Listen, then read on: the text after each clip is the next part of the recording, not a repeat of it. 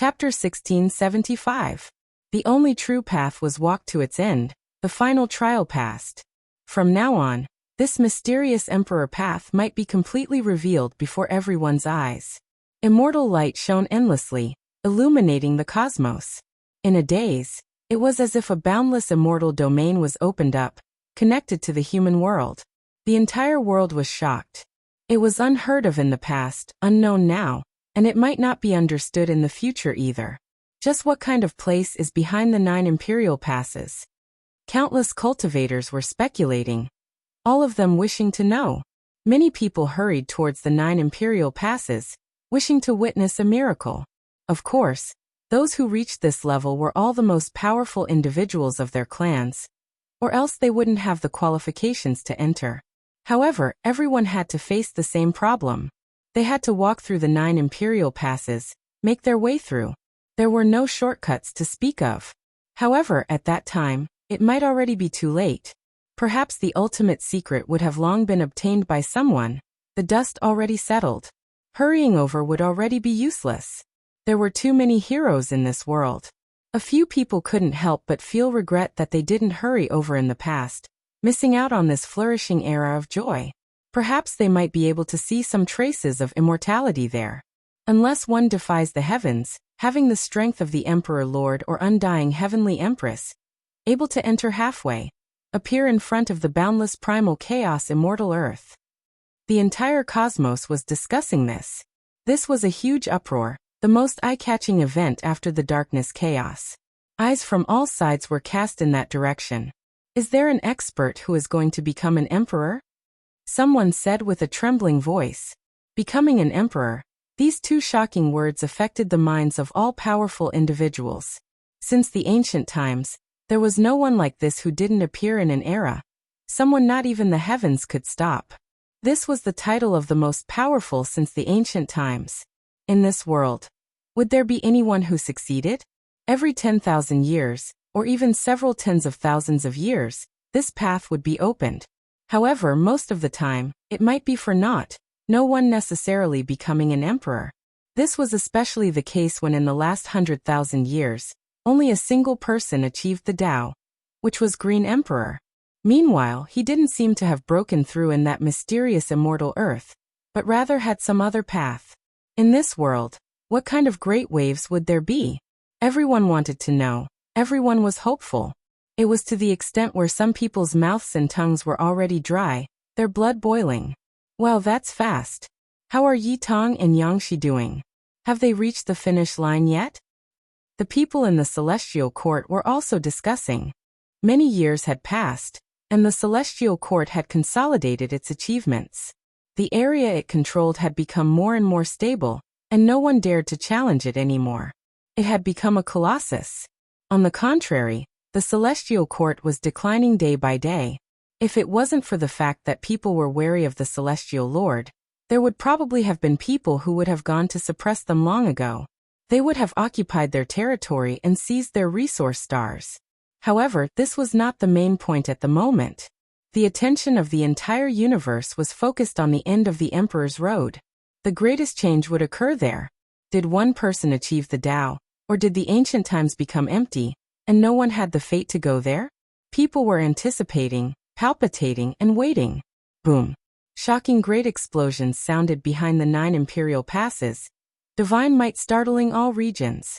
Everyone knew that there were people knocking on the pass, attacking that immortal Earth, wishing to obtain the secrets of becoming an emperor. No one could sit still any longer, all of them horrified.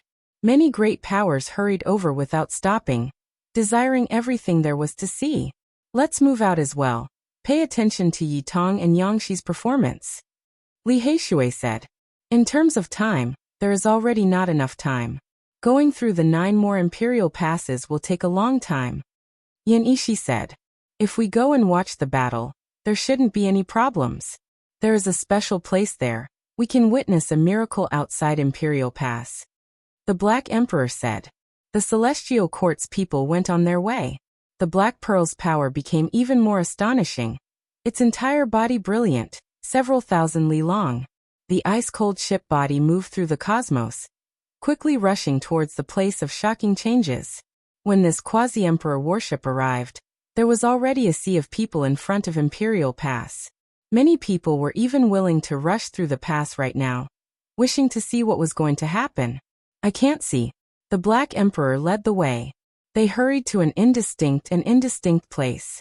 They could only see endless immortal light erupting, as well as ancient mountain void figures one after another, as well as endless electrical radiance curling about. Apart from this, there was also a golden sea that was faintly discernible. As for the truth even further out, there was no way they could see through it, and they couldn't rush over either. There were true Great Emperor restrictions here. Hong! An intense collision sounded, the most powerful energy fluctuations battering against that immortal earth. This type of indistinct feeling, the feeling of not being able to see through the truth, was extremely uncomfortable. Everyone couldn't help but rush over to see what was going on. That might be a battle that involved becoming an emperor. Kill. Charge inside, forge my emperor path. Someone roared out. Everyone was shocked. This type of voice actually passed through. That person was extremely strong. Just what kind of trouble did he encounter? Were there any more twists and turns after the 9th pass? No one expected that this wait would continue for 3 years. Shouts of war sounded continuously, but no one truly entered the primal chaos immortal earth. It left everyone shocked. The people on the Black Pearl were still paying close attention at first, but then they became stupefied, and then they became petrified. In the end, they became used to it. In front of the first Imperial Pass, a great army continuously surged over, people entering from time to time, wishing to reach the final place. It was because too much news had spread during these 3 years. That is an immortal cave, the Supreme Emperor's methods and Tao recorded there. The Supreme Emperor immortal scripture isn't recorded in the first pass, but rather in the final primal chaos cave. When this type of news spread out, how could anyone remain calm? It was because there were people who personally saw the primal chaos cave shine, erupting with large amounts of scriptures, engraved in the void. It was to the extent where there were people who obtained a portion of the scriptures. It was broad and profound, powerful and wondrous. There were others who said that not only did it record the Supreme Emperor's Tao, there were other great emperors and ancient emperors, even celestial beings' Tao comprehension diagrams, that it was a place close to immortality. This naturally triggered a huge uproar. Countless great clans and experts couldn't sit still anymore, all of them hurrying over, wishing to obtain great benefits. Honglong. That day, the first Imperial Pass opened. That crystal monument disappeared, no longer blocking the path of cultivators. Anyone could enter. This triggered a huge commotion. What is going on? Why is it like this? Who moved it away? Could it be that someone entered the primal chaos immortal land, controlling everything here, undoing all of the restrictions? Many people were shocked, but even more people believed that this was a divine blessing bestowed by the heavens. Quite a few great powers led their battalions, actually slaughtering their way into Imperial Pass, wishing to obtain a share of the great emperor's inheritance. Now, becoming an emperor wasn't the goal of most people, only limited to some. Most cultivators came for the immortal tomb, joining hands to attack, enter for the great emperor's inheritance. This time, it was chaotic for 4 years. The 9 Imperial Passes became a land of chaos, great powers all intervening. When they suddenly turned around, everyone discovered with shock that 7 years passed in total. There was still no one who broke through the final primal chaos land. Blazing lightning interweaved there.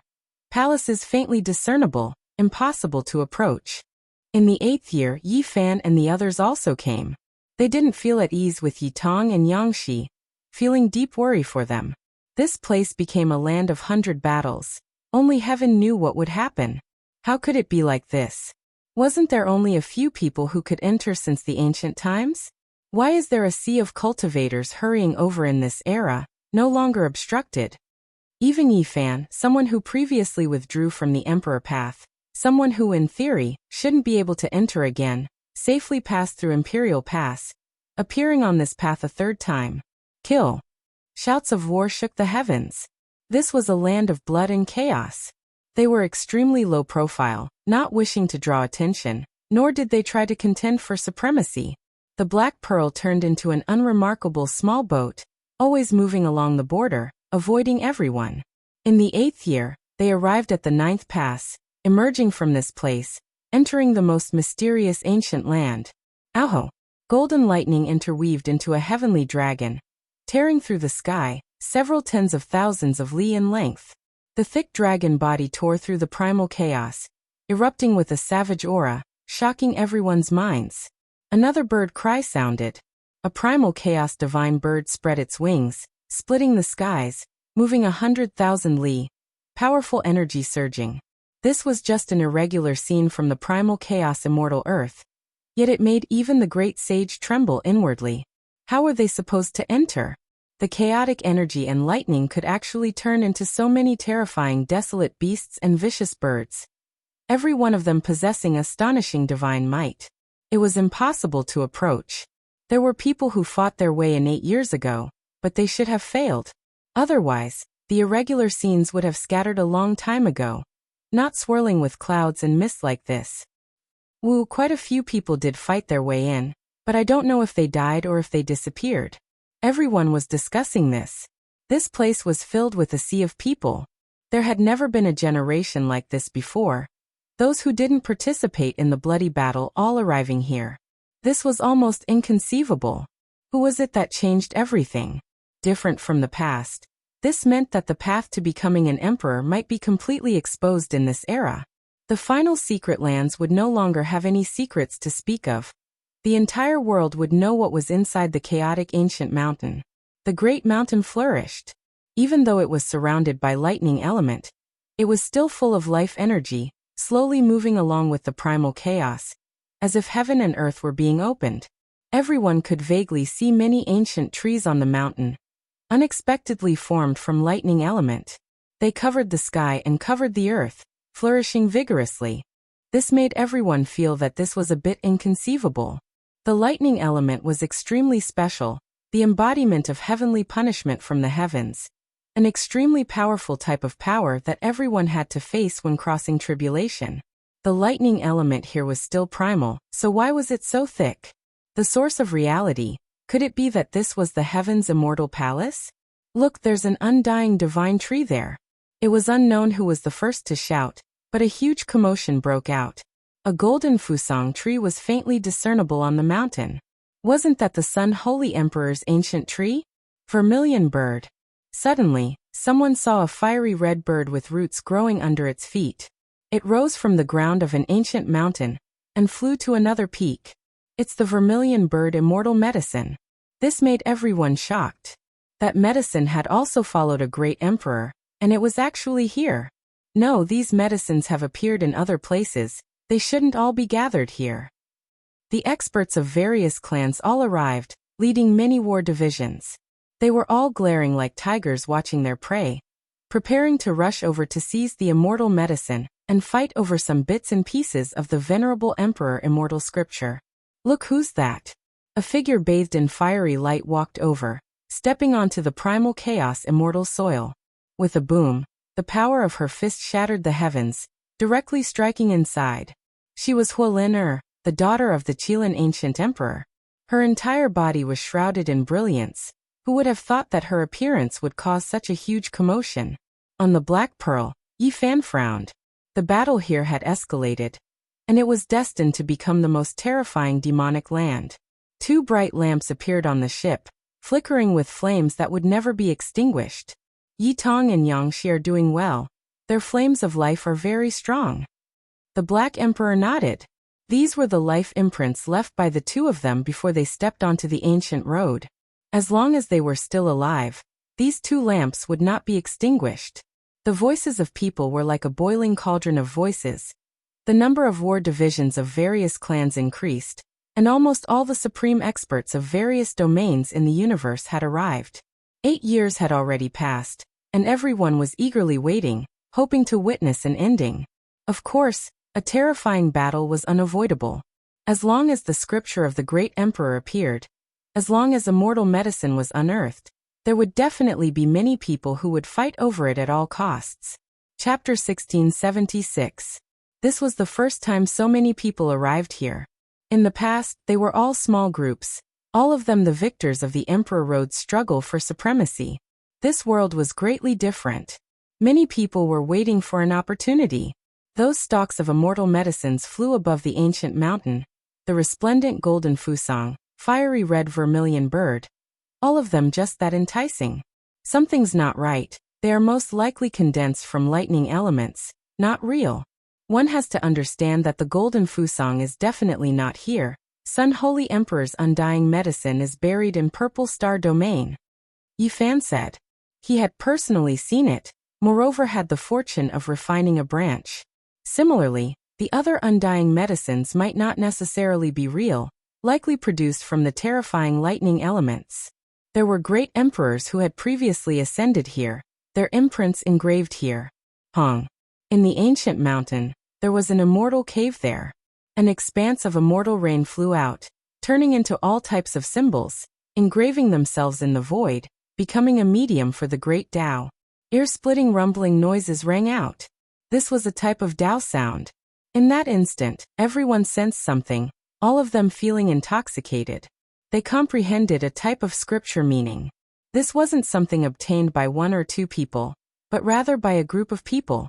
Depending on how deep one's cultivation was, depending on one's comprehension ability, the results would be different as well. Emperor Sovereign Scripture. There were some who obtained these words, feeling as if they were enlightened, directly sitting down. There were others who comprehended some cultivation problems that had troubled them for many years, their hands and feet dancing in joy, as if they were going crazy. This was a type of extensive and profound scripture meaning, flowing through everyone's minds like water. Quite a few people obtained some benefits, immersing themselves in a type of wondrous state. However, few people could obtain these characters. What they comprehended were only a segment or a few pieces of order symbols. That was why everyone's feelings were different. This wasn't an illusion, but rather a type of true scripture meaning. It was engraved in the great mountain up ahead, erupting from the ancient cave, scattering across the skies. Symbols flickered with blazing radiance one after another, leaving all of the experts shaken. Their benefits were great. I never expected the Emperor's sovereign immortal scripture to actually exist in this world. It seems like we can all obtain it. Many people became excited, especially those who didn't have the qualifications to come here, only hurrying over because this world was special, the 9 imperial passes mysteriously opening.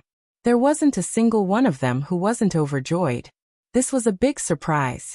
Symbols flickered about, the great Tao resonating. Segment after segment of scripture meanings turned into true dragons, becoming dancing phoenixes, all of them less than the length of an arm. As they moved about, heavenly winds stirred about, shocking the world. Was this the power of a venerable sovereign? Countless years had passed, but the scriptures he left behind seemed to have a life of their own, ringing here, making everyone feel the urge to worship him. This is just a test for venerable sovereign. On the quasi-emperor's worship, Yi Fan spoke softly, revealing the mysteries of the heavens. Li Heishui, Hua Hua, and the others became alert, and then they became pensive. If you don't take advantage of me, then you're a bastard. The Black Emperor said, his mind intoxicated, seriously trying to figure it out. This scripture is suitable for humanoid creatures, Dongfang Yi reminded.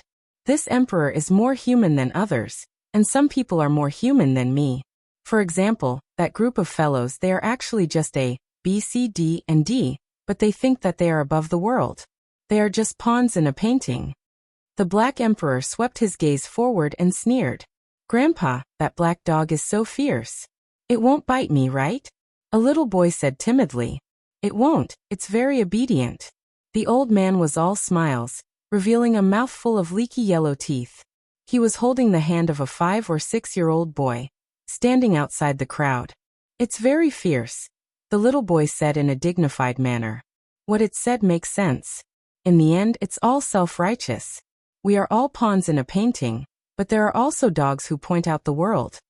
The old man with a mouthful of yellow teeth laughed loudly. Yi Fan, the human demon, and the sacred prince turned around. They didn't hear the discussion, but they instinctively felt a type of aura. It was extremely astonishing and extraordinary. It wasn't a terrifying fluctuation, but rather an astonishing feeling. This was definitely an exceptional expert. Yeah, the person in the painting saw us, the little boy said. We are all pawns in a painting. The old man rubbed his head, and then he led him away without stopping. The venerable sovereign's scripture flickered. Everyone obtained something, but in the end they all understood that they couldn't obtain more. Only a small portion was shaken out from the immortal cave. However, this made everyone even more excited. There were definitely traces of venerable sovereigns here, leaving behind an indelible imprint. The great peaks and primal chaos most likely had complete ancient scriptures, and everyone wanted to obtain them.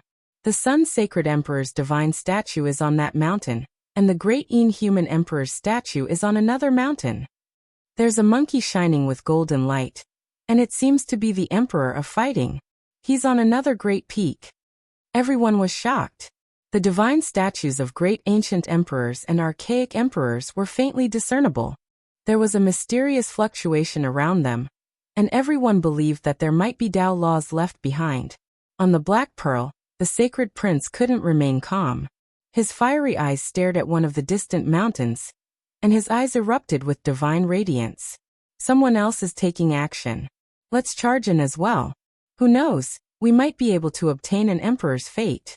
At the very least, we have to obtain more scriptures. Someone wanted to take the risk. In reality, there were already powerful battalions that had begun to move. They led their troops forward, producing countless ripples.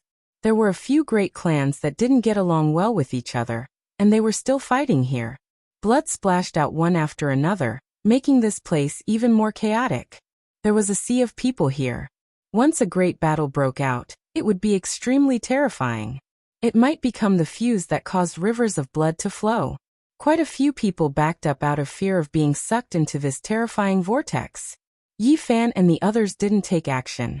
The quasi-emperor ship shrunk, becoming dim and lacking luster. It stopped at the border, and they calmly observed everything that was happening here. Hong. In the mountains, chaotic energy surged. Two figures were fighting intensely. They actually fought out from the primal chaos, immortal earth. It was just that sudden, leaving everyone shocked. What? They charged out from inside? When did they enter? How many years has it been since they fought? Everyone clearly remembered that there were people who entered in these past few years, but never came out again. Now that two people suddenly appeared, it naturally triggered a huge commotion. It's Dao Yi and Fire Qilin. Yi Fan said softly. Dao Yi was aloof and otherworldly. His figure was tall and slender, otherworldly and refined. Just like in the past, every movement he made contained a type of otherworldly charm. However, his offensive power was extremely great. Fire Qilin's water blue hair scattered down, dancing about like a waterfall. His body was tall and sturdy, every strike an immortal Qilin rushing out, shocking the human world, the power shocking the world. These were two half-emperors, and they were extremely powerful. They were unfathomable supreme experts. They had experienced all types of tempering, and now, they were like exceptional immortal swords that were unsheathed. They revealed the most resplendent radiance. So powerful. Those lightning elemental dragons, vermilion birds, and others couldn't do anything to them. It's too terrifying. They can actually freely enter and exit this place. Everyone became stupefied. The ancient emperor's son had now even reached the half-emperor realm. These two were natural enemies. They fought bloody battles, becoming the most terrifying cultivators in this world. In the primal chaos, a great mountain swayed. A graceful figure appeared. Hualin, slaughtered her way out, shattering a quasi-emperor artifact with a single palm. It was clear that she had just gotten rid of a great enemy. Too terrifying. That was a quasi-emperor's sharp blade, yet it was broken barehandedly by her. Everyone sighed in admiration. After Hualin, appeared, she directly hurried towards her older brother, wishing to join hands with him to fight against Dao Yi and kill him. Don't come over. This is the Emperor Path's struggle for supremacy. I've already untied the knot in my heart. Let go of my grudge. I will deal with this opponent myself. Fire Qilin shouted. Hualin who had a wonderful figure and snow-white skin, was as beautiful as a divine diamond falling from a flowering tree. Brilliance shone in all directions, shockingly beautiful. Her head of blue hair fluttered about, her large intelligent eyes sweeping through the surroundings. Then, she turned around and entered the ancient mountain again. This triggered a heated discussion. Did all of the ancient princes come? Who will ascend to the top? Sacred Prince, Dao Yi Fire Qilin, Huang Su Dao, Divine Silkworm Taoist, and others. Too many people appeared in this era. There might even be an emperor from the human race. Even the heavens were fated to be broken. It could be said that this was the cruelest emperor path struggle for supremacy in history. Every single one of them was a hero of their era, coming from different eras. Now that they were gathered together, the most terrifying collision was going to happen. From a certain perspective, this was a battle between ancient emperors and great emperors. Their heirs represented their Tao, completing a confrontation at the peak, fulfilling their final wishes. Sure enough, as everyone expected, there were quite a few ancient princes who came. Huang Su Dao appeared, turning into a blood-colored divine phoenix. He entered the ancient mountain's primal chaos, shaking up this place. With a wonglong sound, a green jade coffin exploded. An individual whose entire body was surrounded by green multicolored light rushed into the mountain. As soon as he moved, all directions trembled. It's someone from the underworld, a supreme quasi-emperor, possibly the next palace lord. When these words were spoken, many people were shaken. The underworld's terror was deeply engraved in their hearts. At the end of reincarnation, everything would come to an end. The underworld was the final destination of all life.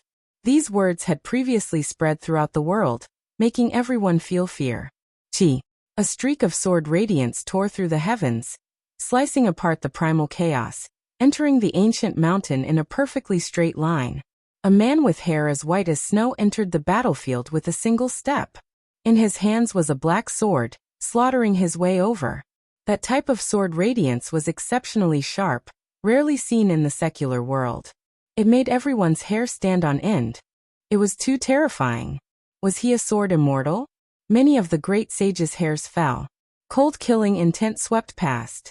Bloody scars appeared on many people's bodies, almost breaking them apart.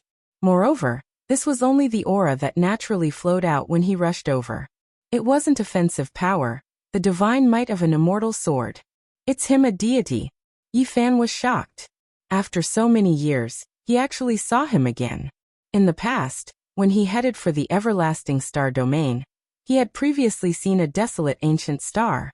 There was a heaven-opening giant there, the sun, moon, and stars all revolving around his body. He was as insignificant as an ant. He was simply like a god of creation, but unfortunately, he failed to verify his Tao and died there. At that time, there was an incomparably terrifying white-haired deity who was offering sacrifices there. It's actually him. Yi Fan naturally recalled. In reality, when the immortalization road opened, this white-haired deity had also appeared, holding a third of the green copper cauldron. He fiercely flung it out, blasting apart the immortalization road, almost making the long-life celestial being die inside. Now this person appeared again. He was definitely a matchless expert. He bore great enmity towards the underworld world. The reason he rushed in today was naturally because of the underworld world's successor. Several figures flickered and appeared at the same time. A few more people entered, all of their magical force like a sea, able to pluck the sun and moon with a raise of their hands. I can sense the aura of the life-restricted region. Their descendants have entered. Sacred Prince said. The immortal iron rod in his hand was trembling.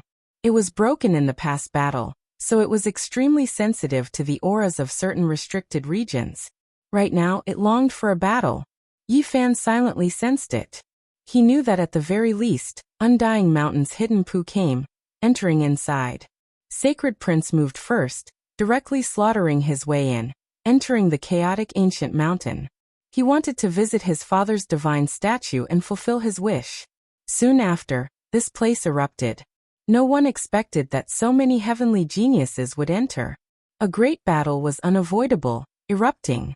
It was even more terrifying than what they had imagined. A great battle between the descendants of emperors. This was a great battle that the ancient supreme beings had desired, but had never fought before. Sigh. Suddenly, an aged sigh sounded, leaving Yi Fan shocked. It came from within the chaotic mountain. It was as if a great emperor was overlooking his descendants, full of great changes and fatigue. Chapter 1677. A battle for supremacy was taking place in the mountains. Groups of stars flickered about, every single one of them a hero who illuminated an era. However, all of them were gathered together, appearing in a single era. Lightning flashed and thunder rumbled. One moment, sword radiance would break through. The next moment, a divine pagoda would suppress. That place was boiling. In the great battle between the princes, who could compete with them? Those who weren't at this level would just be sending themselves to death if they entered. At the very least, they had to start with the quasi-emperor, otherwise how could they be a match for him? A streak of golden light flashed past. The monkey collided intensely with someone in the mountain, erupting with an expanse of dazzling radiance. A wave of berserk energy surged as it soared into the sky. With a wong sound, the sky dome trembled. An expanse of stars exploded, the scene astonishing. No one saw clearly what kind of person that was. He was actually able to fight against the monkey and disappear in a flash. The mountains were terrifying, and danger could happen at any time. With a shio sound, a golden crow streaked across the primal chaos, bringing with it a streak of fiery light that burned everything into ashes. Some people's magical treasures were destroyed. That is a divine artifact that turned into a golden crow. It isn't an expert of this race. It was chaotic inside. Huolin was fighting against an old quasi-emperor, and it was hard to tell who had the upper hand. He would appear from time to time, but it was impossible for him to stay in everyone's line of sight for too long. In the outside world, many people were in despair. The difference between them was too great, not even on the same order of magnitude. There was no way for them to exchange blows with those people. This was a new era. They were both exceptional heavenly geniuses, or perhaps it could be said that they were the most powerful individuals from different eras. There was going to be a great collision that shocked past and present. Yi Tong represented the Holy Sun Emperor. Hu Qilin and Huolin represented the Qilin Emperor. The monkey represented the Emperor of Fighting. Dao Yi represented the Great Emperor Dao Yan. Shen represented the descendants of the Celestial Court. And the man in the coffin represented the underworld. There were quite a few people here, including Huang Shudao, Yin Tianda, Divine Silkworm Taoist, Divine Sovereign, Central Emperor, and others. They all came, fighting endlessly inside. Everyone was shocked. If these people were in another era, just one of them would be enough to reach the top of the world. But now, they were just one of the participants in the struggle for supremacy on the Emperor's Road. With a loud sound, a black light flickered. The dark Bodhi split apart the chaotic mountain, and fought with one of the mysterious people before quickly disappearing. In that place, great battles were difficult to avoid, sometimes involuntary. As long as one entered to search for the sovereign emperor immortal scripture, the great Tao attainment secrets, and other things, they would inevitably run into others. Many people in the outside world were disappointed. This kind of battlefield had nothing to do with them anymore. They would only be killed if they went up. Those combat divisions also stopped moving. Everyone was disheartened. This was a battle between the descendants of the emperors and the great emperors. We can only be spectators. Someone sighed. There should be more people entering. This isn't just a feast for them. Someone replied with a very certain tone. People instantly thought of some names, and their hearts trembled. During the archaic era, there was once a person who single-handedly killed all the competitors who walked on the only true path. His name was the Emperor. Will he come again? During the archaic era, he had previously shocked an immortal. He stood in front of the first imperial pass alone, stopping everyone, killing everyone. However, he himself did not advance. With a soft sigh, he turned his back on the only emperor's path. That type of thing happened, resulting in no one entering the pass in that era. It shocked the world of mortals. Everyone was listing the overlords of the present world. This era definitely didn't lack experts, and there was no lack of genius kings. Yi Fan rose up powerfully. The absolute beginning and Zhang Bairen were mysterious and unfathomable. And there was even more unknown. The quasi-emperor was extremely astonishing, glaring like a tiger watching its prey. In the Golden Age, 100 barges contend with each other, 10,000 Tao coexisting. Heaven and earth will inevitably be broken, and the world will be dyed in blood. The chaotic body has yet to appear. There had always been rumors, and everyone was looking forward to it. Perhaps his figure would appear in the ultimate confrontation, perhaps even today. At that time, he would definitely display the most resplendent brilliance. Apart from this, there was also the stone egg under the undying heavenly blade. More than one powerful cultivator had seen it in the cosmos, but unfortunately, it seemed to drift along the river of time, impossible to trace back. However, it would still appear in the end and fight a decisive battle against others. Dong! A loud sound rang out, as if a world had been pierced through. Endless golden light rushed into the heavens. The monkey slaughtered his way to a great mountain, standing in front of a divine statue. His eyes were filled with tears. This divine statue was too lifelike, as if the real emperor of fighting had revived. Suddenly, a large black hand slapped over from behind. It was extremely powerful and as large as a millstone, covering the monkey underneath. Everyone was shocked. That hand was too terrifying, shattering the primal chaos. An expanse of symbols flickered there, vaguely formed from a small dragon and a vermilion bird, representing a type of extreme Tao power. In a daze, stars flickered one after another, and streams of stars curled around the palm and fingers. This type of unrivaled divine ability was truly astonishing. Who was this? Everyone was shocked. This was simply the creation of heaven and earth. It was incomparable. The palm that looked like it was the size of a millstone actually contained the universe, and refined the stars of the cosmos. How great of a divine ability did one have to be to accomplish this? Who exactly was he? Everyone was incredibly shocked. What exactly was this person's identity? Meanwhile, everyone on the Black Pearl broke out in cold sweat for the monkey, feeling deeply worried. Yeah. The monkey cried out loudly. His divine senses were sharp, so he naturally sensed the killing intent right away, feeling it even more than the others. A broken immortal iron rod appeared in his hand, sweeping backwards. A light tremble sounded, and then an expanse of clouds and mist was scattered. Upon closer inspection, that was the essence of primal chaos. There were many star fragments within, and a part of the universe was pierced through by the monkey. The immortal iron rod shone with auspicious multicolored light, surging with killing intent. The monkey held it, and with fiery eyes, he and that person both retreated. That was an indistinct figure. His entire body was hidden within primal chaos, yet he could actually resist a damaged emperor artifact alone. Just how powerful was he exactly? It wasn't a contest of physical strength. Just now, that was a type of great divine ability, the palm containing the universe, refining all things in stars. This type of method shocked the human world. Someone from the phoenix nest. The monkey shouted. Indeed, the eyes of the one who came were like blades, the radiance astonishing. However, his entire being was rather indistinct and dim, forming a stark contrast. One of the 8 great divine generals that followed the undying heavenly emperor, Kuan-Tian divine general. The monkey's gaze was intimidating. As someone from the archaic era, he naturally heard many legends, deducing this person's identity. He wasn't a descendant of the 8 great generals, but rather a true unmatched divine general. There were previously 8 who were unmatched throughout the cosmos, supreme experts who suppressed the heavens and 10,000 realms. This person was one of them, and he was still alive. This news was too shocking.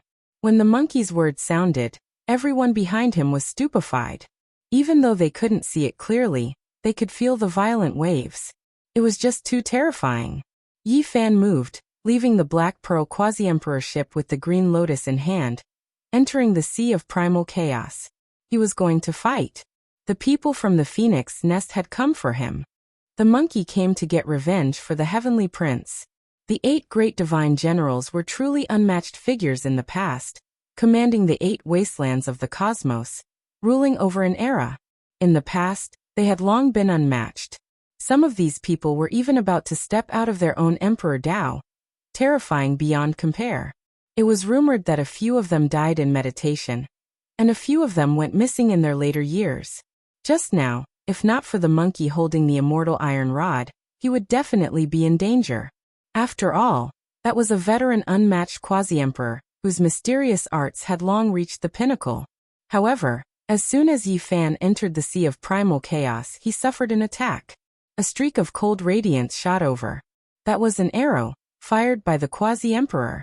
Golden light shone brilliantly, the arrow covering the skies, able to kill heavenly generals, able to kill deities.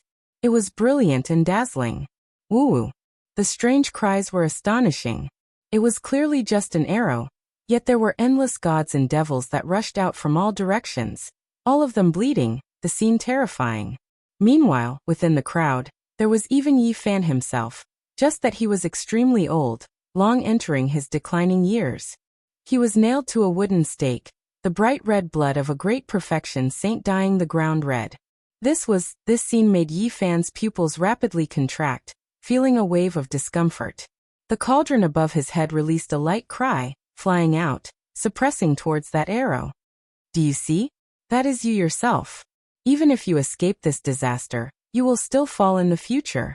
A cold voice sounded from the darkness. When the all-life source energy cauldron tried to collect that golden arrow, it actually missed. The originally powerful and domineering arrow turned into nothingness, turning into golden fragments, disappearing there. Reincarnation arrow. Illuminating the reincarnation of all living things. That is the miserable scene of your doomsday. Who would have thought that you could still live for so long?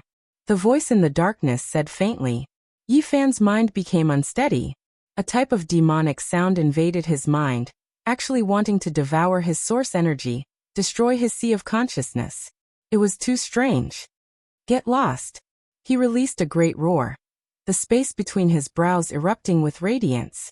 A small golden figure walked out with a step, a fist smashing out murderously. A blast of white smoke appeared in the void, as well as a miserable groan. The people from the Sea of Reincarnation have some ability, but you want to capture me with illusory techniques and bewitching methods? You are still far from it. Back then, I fought with your father's generation, Yi Fan said. He knew the identity of the person who came.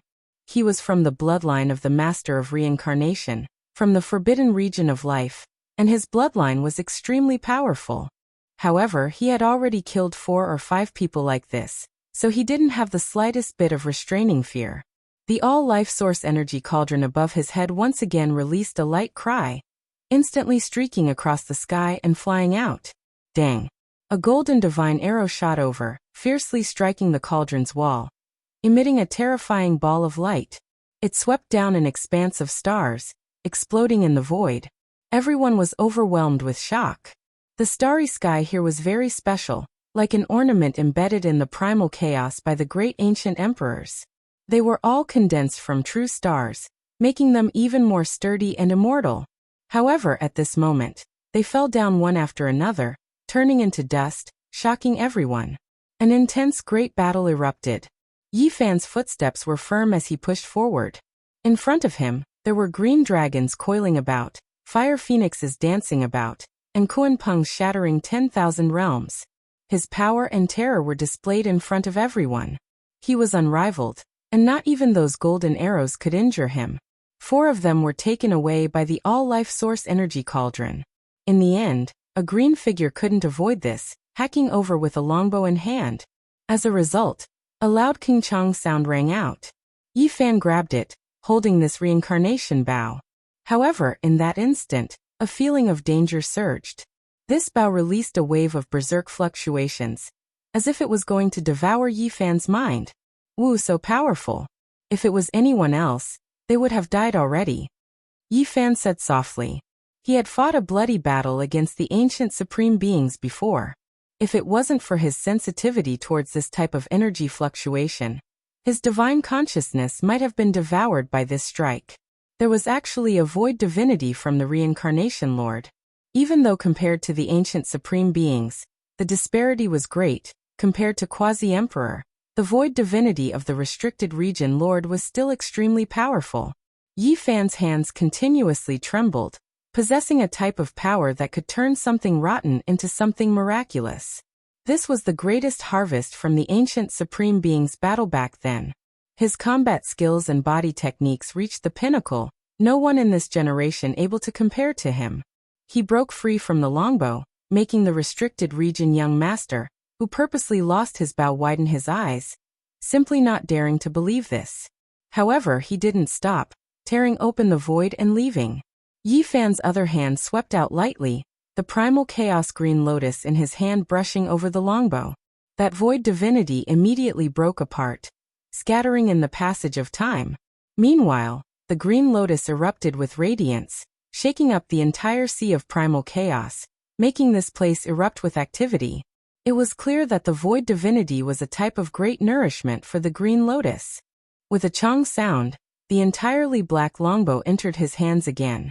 Yi Fan picked up a golden arrow from the source energy cauldron, adding it to the bowstring, using it to draw back. With a hong sound, an arrow shocked immortals. Golden radiance covered heaven and earth, drowning out this place, scattering a portion of the sea of primal chaos ahead. This was an extremely powerful set of quasi-emperor artifacts. Pooh! A rain of blood scattered outwards. The expert from the sea of reincarnation released a miserable cry, pierced through by the golden arrow, and then exploded in the sky, blood dyeing this place red. Everyone trembled. This battle was terrifying. As expected, the imperial path was dyed in blood, terrifying casualties about to appear. Yi Fan was worthy of being the ancient prince's assassin. Chapter 1678. Killing a restricted region young master with a single arrow. This battle result was too savage. Apart from being horrified, what else could everyone do? This wasn't the first time Yi Fan killed someone with a supreme being bloodline. Was this the sixth, or how many? Terrifying battle accomplishments, blood-soaked paths, and glorious pasts led to a frightening path beneath Yi Fan's feet. Many people had to look up to him. Yi Fan held a longbow in his hands. It was entirely pitch black, but it flowed with a metallic luster and texture. This was refined from a divine root that grew within the sea of reincarnation, and a supreme being's Tao had once been engraved upon it. Now it was directly refined by Yi Fan in front of everyone. This was because the master of Samsara's void spirit had been devoured by the green lotus. He refined this bow anew, and it became a great killing weapon in his hands. He picked up a few golden arrows. Together with the few that the cauldron had previously collected, there were a total of 12 arrows. Every single one of them was dazzling and extremely sharp. Everyone's expression changed. Just now he had killed the master of Samsara's heir with a single arrow, leaving everyone with a deep impression. This was definitely a type of tyrannical attack power. No matter who the arrow was pointed at, their expressions would change. Chi! Yi Fan suddenly drew his bow, shooting towards the depths of a chaotic mountain. There were two figures soaring into the sky, trampling through quite a few condensed stars. One of them was extremely indistinct, and the other was Empu. With a dang sound, the black halberd in Empu's hands hacked down on the golden arrow. A string of sparks burst forth, and his entire body trembled. A streak of bloody light burst forth. The arrow's tip was peerless, and after flying past the great halberd, it scraped his arm, dripping with blood. In reality, it shouldn't be considered a graze. It was a wave of killing intent that tore apart his body, causing blood to flow out. Yi Fan didn't move at all. He stood on top of a mountain like a demon lord, overlooking everything under the sky. He drew his bow again, and there were still 11 golden arrows left for him to shoot. Shwa! That indistinct figure disappeared, disappearing into the silence. Meanwhile, Empu's figure flashed into the mountain region, and he tore open the void to hide. Boom! However, in the next moment, Yi Fan's arrow was even more terrifying and terrifying. When the arrow shot out, it was like a huge golden mountain smashing down, not like an arrow at all. It shattered the sky, broke open the chaotic mountain, and forcefully forced Empu out. Brother Yi, I originally didn't want to fight with you. I didn't expect you to insist on starting now. Empu no longer evaded. After dodging that arrow, he stood in the air. He had a type of sickly beauty. His complexion was still as pale as before, as if he hadn't been exposed to sunlight all year round. This was a unique style that was different from the other ancient prince's power. Yi Fan looked at him, his mind a bit stirred. This was a character. Back then he stopped Shunming at his wedding, so this could be considered giving him a bit of a favor. However, there was bound to be a battle between them. Undying Mountain wanted to destroy Ji family, and they also wanted to kill him. They were destined to be mortal enemies in this life. We have no choice but to fight. Yifan only had these 4 words. I don't seem to be your opponent right now. Empu released a sigh, speaking the truth. When these words came from the mouth of the restricted region Lord Sun, the power was extremely great, the effects especially different. The outside world was in an uproar. This was the frankness of a supreme bloodline. This type of acknowledgement made the battle chi on Yifan's body immediately seem many times more terrifying. He was an ancient prince killer in reality. This was publicly acknowledged. The cauldron above Yifan's head rose and fell, his eyes not the slightest ripple. He recalled Empu's words in the past, saying that the opening of the path of immortality would be the beginning of history's greatest chaos. In that era, not many people could understand the meaning of these words. Later on, it was verified one after another. He slowly pulled back the bowstring, releasing the 3rd arrow. His expression was indifferent as he looked towards Empu. The pale-skinned Empu who lacked color raised his head and said, "This battle has finally arrived." Empu knew that a life-and-death battle was inevitable between the two. Almost all life-restricted regions were Yifan's enemies. As long as his strength reached a certain level, he would definitely kill them all. This was simply unavoidable. However, he indeed didn't make his preparations yet. How to deal with the human race's divine physique was already no longer a problem for a single person, but rather a problem that troubled many supreme being bloodlines. Yifan fired the 3rd arrow. Golden light exploded like thunder, tearing apart the void. It was useless even if it crossed the star domain. It had long locked onto his opponent. Empu released a long roar. Even though he looked a bit sick, when the great halberd in his hands brandished about, it seemed as if heaven and earth were being split apart. The primal chaos was cut apart, terrifying to the heavens. Kung Chang sounds rang out continuously.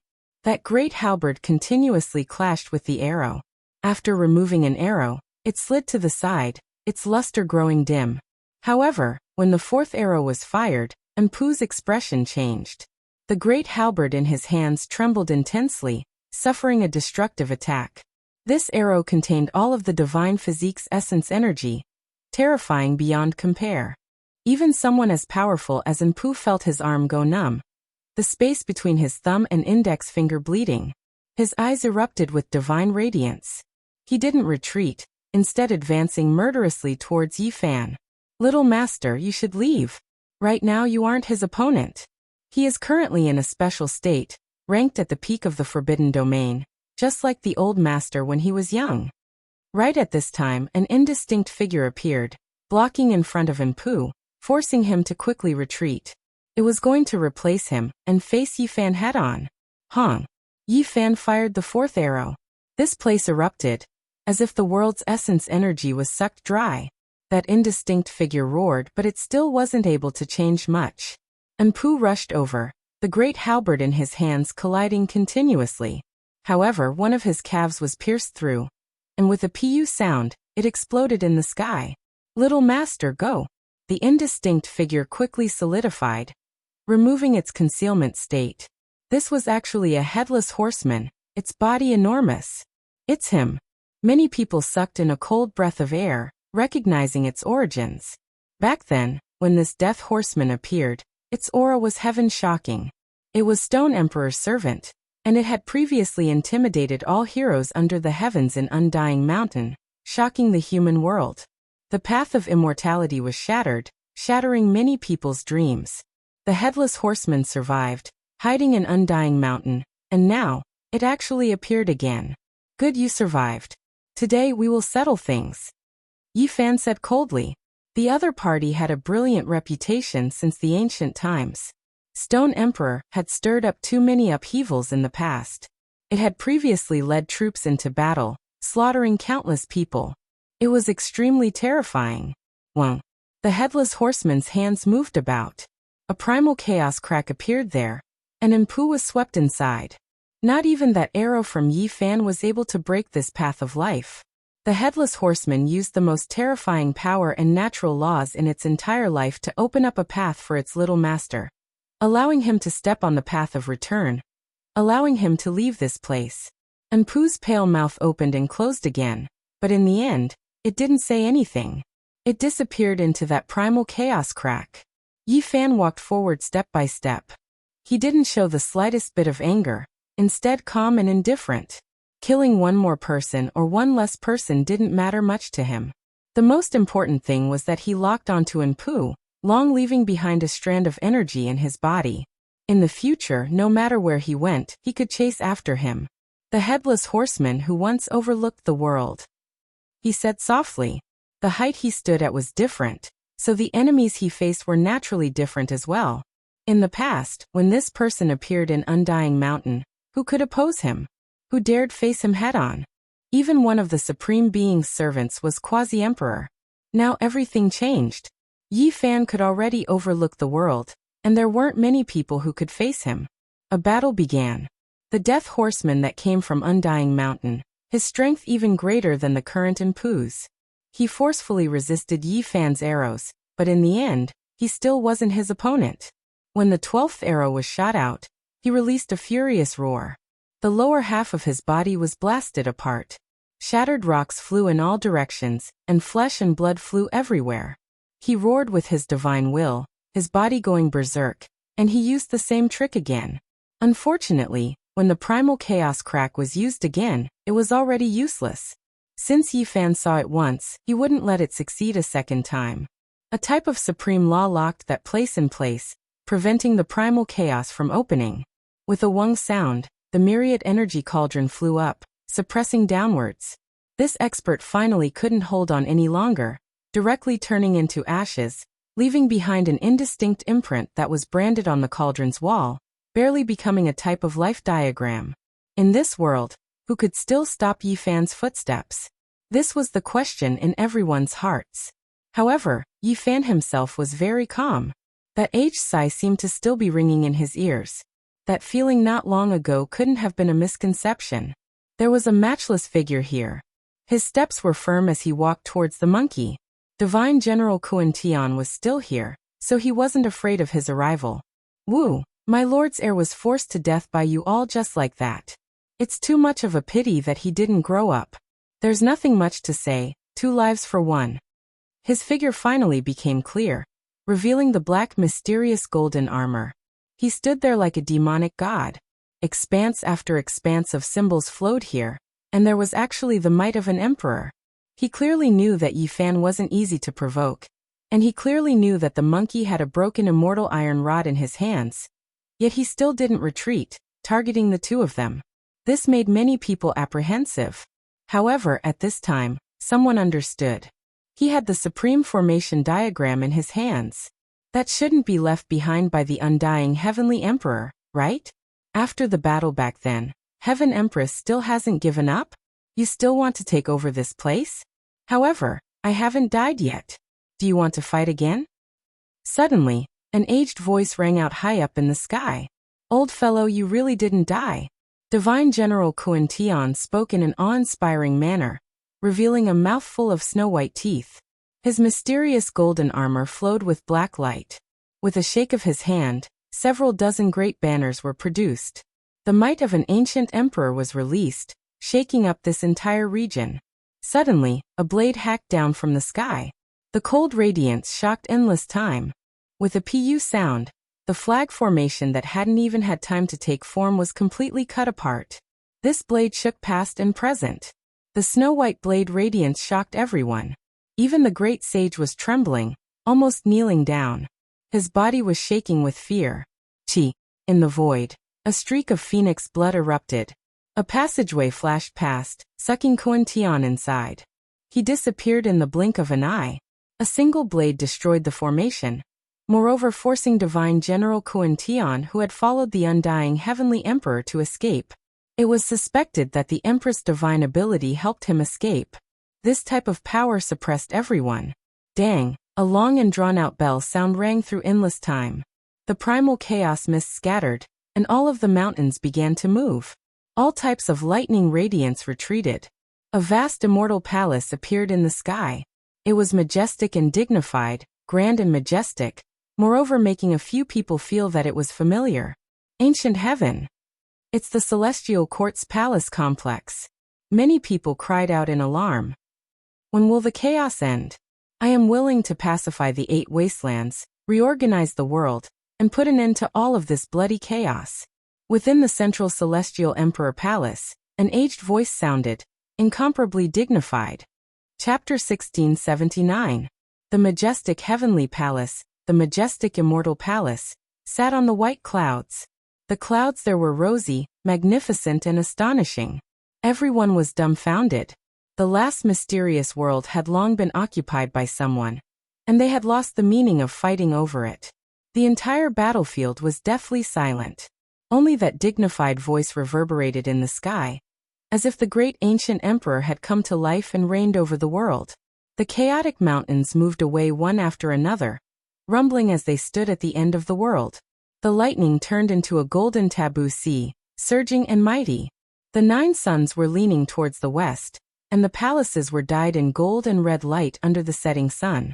They looked extremely holy, and the tiles were flowing with auspicious splendor. The golden taboo sea below surged, occasionally erupting with thunder, as if the heavens were angry. It could evolve into heavenly tribulation, intimidating one's heart. The great bell rang out in a long and drawn-out manner, shaking the world. It's the celestial court. I never thought that it wouldn't be completely destroyed and would be located here. After an unknown period of time, an older generation expert sighed softly. Many people were in a daze, not knowing what to say. However, their hearts were already in turmoil. How could this be? Was this the person who fought against the undying Heaven Empress back then? The Black Emperor stared at the palace, especially at the area that was missing a corner, and said, "It really is the celestial court. Look, the southern heavenly gate is gone. It fell into the ruins of God." In reality, it wasn't the only one who sensed it. Many experts also made major discoveries. Some people pointed out that this style was the same as the ruins of some ancient regions. Do you see that? That's the dragon transformation pool. Half of it has collapsed, and there's another half on our ancient star. The 10,000 demon pagoda is also broken. We have a remnant there that can connect to this place. Everyone exclaimed in admiration. This really was the former location of the celestial court. Although it wasn't that complete, it could be compared to some of the historical sites that they knew about and linked them together. Pangbo stared forward and couldn't help but reveal a strange expression. He sighed and said, "So that's how it is." Half of the pill refining and artifact refining pavilions were destroyed, and half of them fell outside the ancient desolate forbidden land. He thought of the immortal palace in the Big Dipper. It was the same style as this place, and he could find a place where it connected. It belonged to the former ancient heaven, making one sigh with emotion. Yi Fan was also shocked. Some of his classmates had disappeared there, and he had never seen them until now. He didn't know where they were now. An enormous noise sounded. An enormous white jade staircase descended from the palace, extending all the way until it reached everyone's eyes, laying across the golden lightning sea below. Meanwhile, a few palaces even more so rumbled, releasing endless divine sounds, making this place appear even more dignified and solemn. Everyone's breathing couldn't help but become sluggish. The vast heavenly palace was too spacious. There were no celestial soldiers or celestial generals, no palace maids or attendants. It was cold and cheerless. There was only a type of solemnity and might being emitted. Ha ha! A loud and heroic laughter rang out, and a large man appeared on the white jade steps. His face was covered with a full beard, and he looked very boorish with an oppressive aura. On the Black Pearl, Li Tian and Yan Ishi immediately widened their eyes and mouths. It was that bearded man again. Could it be that he had entered this place? That wasn't right, his voice wasn't old. The bearded man was a quasi-emperor. This had long since been confirmed. Clearly, when they had first met in the Ziwei Star region, he had been roaming the mortal world. The bearded man's face was covered with a curly beard, and he looked very dignified. However, when his eyes turned and looked at Li Tian and the others, that fleeting vulgarity didn't escape their eyes. This caused a layer of goosebumps to appear on the two brothers' bodies. This person was roaming the mortal world, and he was definitely not some old-fashioned and virtuous famous senior. In the next moment, In front of the broken southern heavenly gate, another old man appeared. He had a mouthful of yellow teeth, but they weren't all complete. There were some holes in them, and he let a dignified child out. "It's him."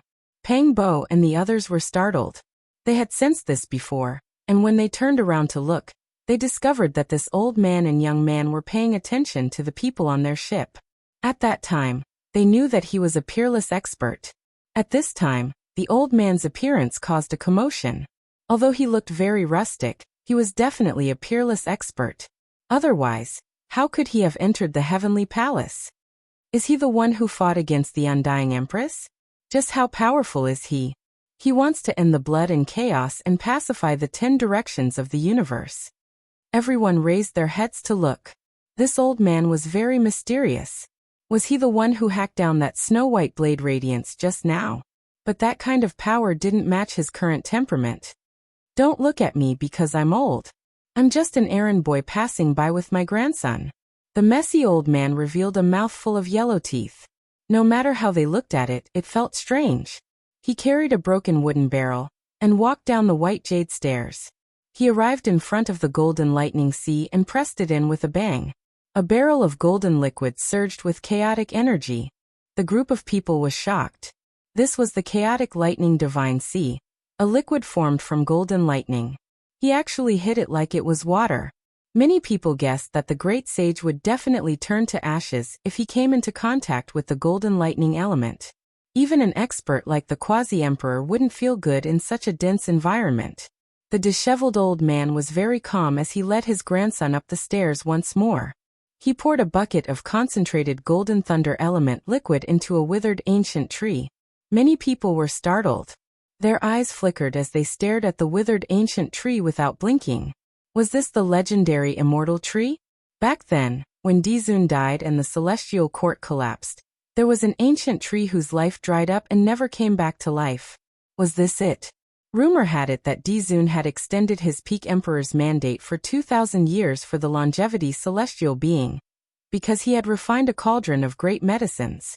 One of the main ingredients came from the fruit of this ancient tree, and was supplemented by Dizun's supreme heaven art. One had to know that it wasn't an ordinary 2,000 years, but a true emperor's mandate.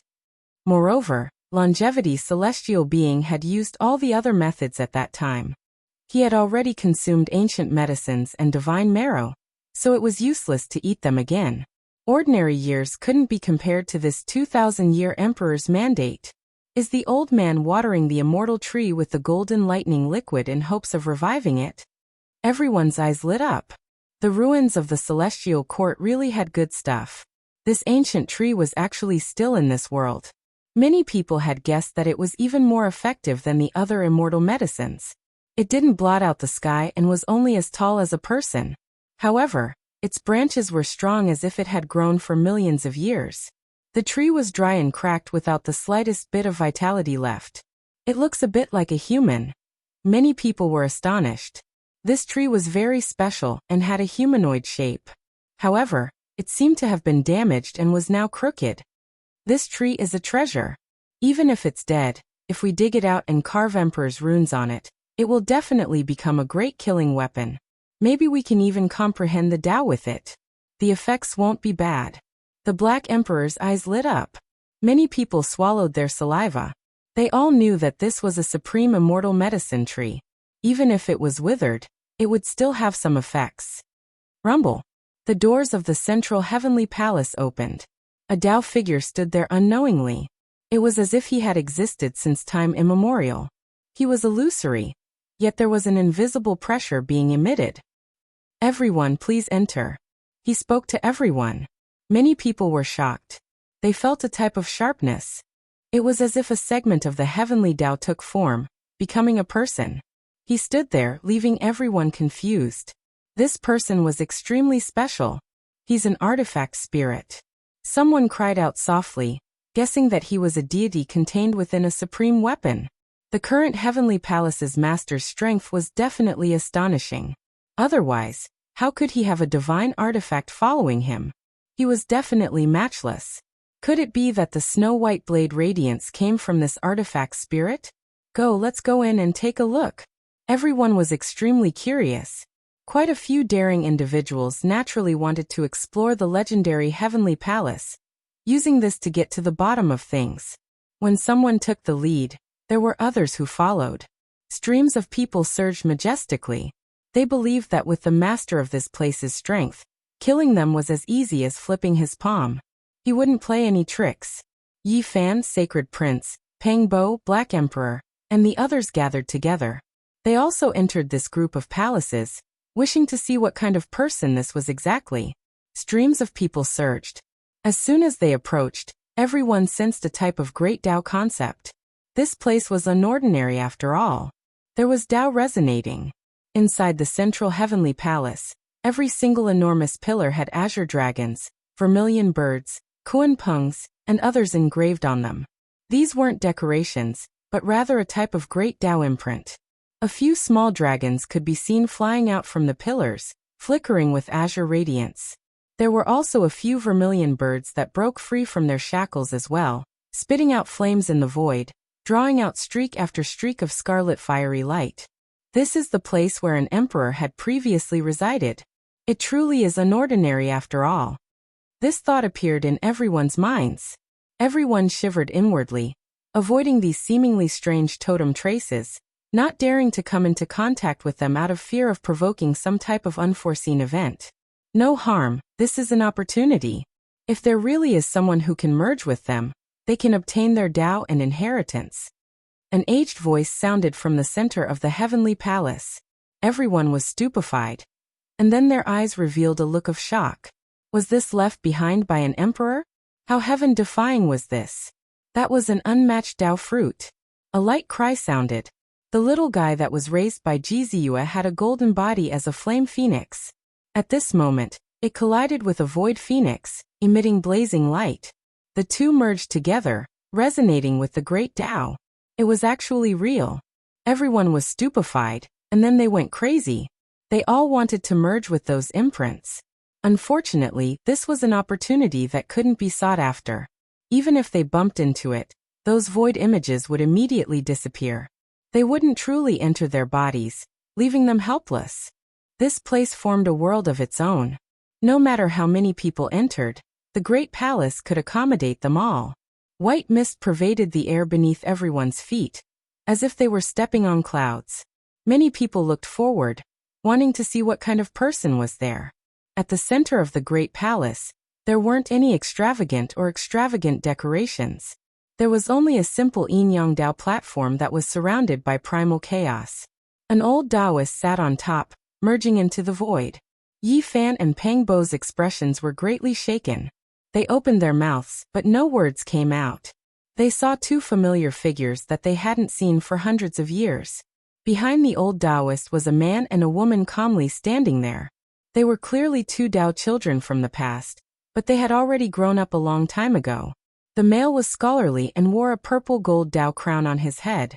He wore a white Tao robe, and there was an indescribable otherworldly temperament about him. The woman was quick-witted, elegant, and bright. She was like an exiled immortal as she quietly stood there. Zhou Linjia. Yi Fan and Pang Bo never thought that they would see their former classmates in ancient heaven. This result left them shocked. After not seeing each other for hundreds of years, they actually appeared here. The primal chaos scattered. On the damaged yin-yang Tao platform, the old Taoist's true body appeared. His appearance was thin, and his robe was ancient. His appearance and temperament weren't outstanding, and he seemed rather ordinary. It's him. It's actually him. Yi Fan and Pang Bo were even more shocked this time. They were both moved. Chapter 1680. Not only Yi Fan, but Longma and the others also looked as if they had seen a ghost. They had never thought that the person in the painting would actually appear in the real world. On the broken Tao platform, the old Taoist was very calm. His skin was lustrous and he did not look old. Was this the person who had fought against the undying Heaven Empress? Many cultivators looked at him. What era is he from? How did he appear here, and become the master of the heavenly palace? Longma and the others were all more shocked than the last. The yin-yang fish rotated, and the broken Tao platform was simple and unadorned. The old Taoist did not move at all. Behind him, Zhou Yi and Lin Jia clearly saw Yi Fan and Pang Bo. Their eyes flashed and they nodded slightly. So many years had passed and they had not changed much. Cultivation passed by quickly, and a few hundred years was not a long time for experts. It was clear that each of them had extraordinary strength. The two of them had refined their Dao bones and their bodies emitted a halo of light. They were especially outstanding in the chaotic energy, and were like a pair of jade lovers. Yi Fan nodded to them, and then stared at the old Taoist. He looked carefully and confirmed that he was not wrong. This was really the person in the painting. He had never thought that he would appear in reality. In the past he had fought a bloody battle with the Overlord Empress, and had gone to the Golden Ancient Road with Pang Bo, Longma and the other saints. There he had seen an old man chopping firewood on a small star. At first, they had mistakenly thought that he was a real existence. Later on, they found out that he was a person from the stone carvings. He chopped firewood tirelessly, and possessed a mysterious charm that attracted everyone. Later on, they had seen 9 stone carvings left behind by this old man. Not only were there divine coffins in the stone carvings, but they also touched upon the undying heaven blade, and were suspected to have seen through the secrets of the heavenly sovereign. Although he was now dressed as a Taoist, he was undoubtedly that person. He had actually walked out of the stone carvings, and was living in reality. They had speculated that the stone carvings were from a long time ago, and that this old man was most likely not from the current generation. Now that he had appeared in the world, they were naturally shocked. The woodcutter old man had come from the ancient era and appeared in this era. However, his clothes had changed and he was now wearing a Taoist robe. Perhaps this was his true identity. In the past, he had been comprehending the Tao and tempering himself in the mortal world. The old Taoist faced the crowd inside. There have been too many battles in this world and many people have died.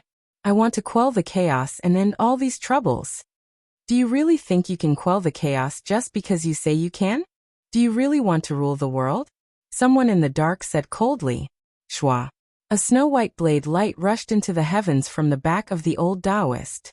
He was carrying a hatchet on his back and the light illuminated the heaven and earth, making people unable to open their eyes.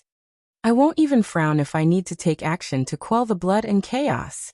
If I can exchange it for a lifetime of peace, I'm willing to be a conqueror who only targets a small number of people. The old Taoist sighed. His voice was not loud, but it had a powerful deterrent force.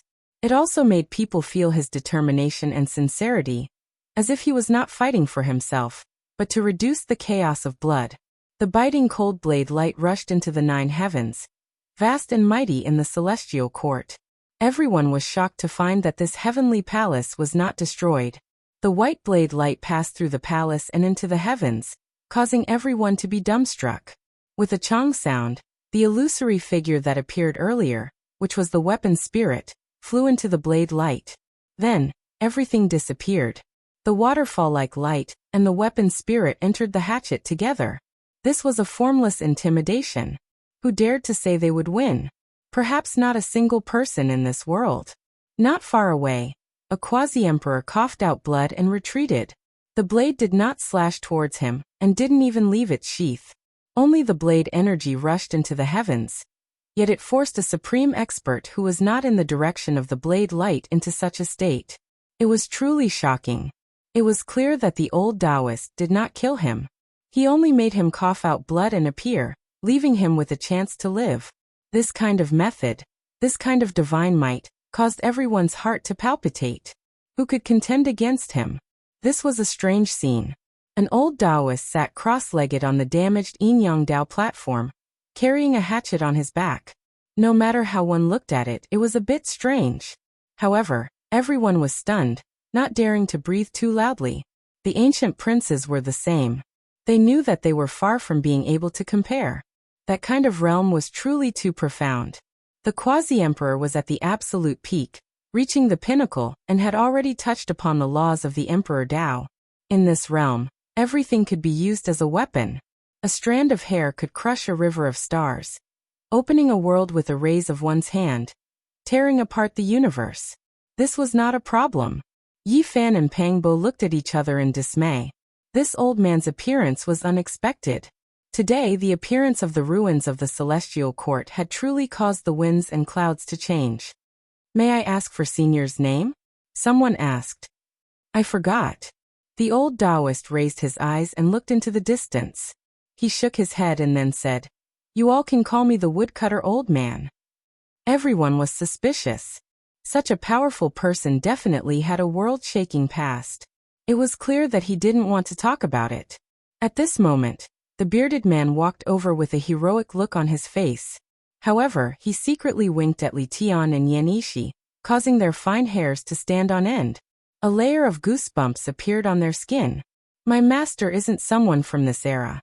He came from the ancient times, and because of some reason, he was sealed in a rock and lived until now. The bearded man revealed such shocking news. After that, he told everyone to call the old Taoist the woodcutter old man. The master of the quasi-emperor? The bearded man was clearly the quasi-emperor. How terrifying was his master? Everyone felt their hair stand on end. It couldn't be a great emperor, right? Could it be that this unremarkable old man had already achieved the Tao? It was earth-shattering. "Sai, I'll tell you the truth. I am only an in-name disciple, and am not someone from the same era as my master." The bearded man mumbled. Everyone felt relieved. If the two emperors were too terrifying, then this bearded man wasn't the old Taoist's true disciple, and was only a disciple in name. Behind the platform formed by the yin-yang fish, Zhou Yi and Lin Jia's eyes shone brilliantly. They continuously swept past Yifan and Pangbo's bodies. Some people noticed them but were puzzled. "Grandpa, this immortal tree trembled. Is it going to come back to life?"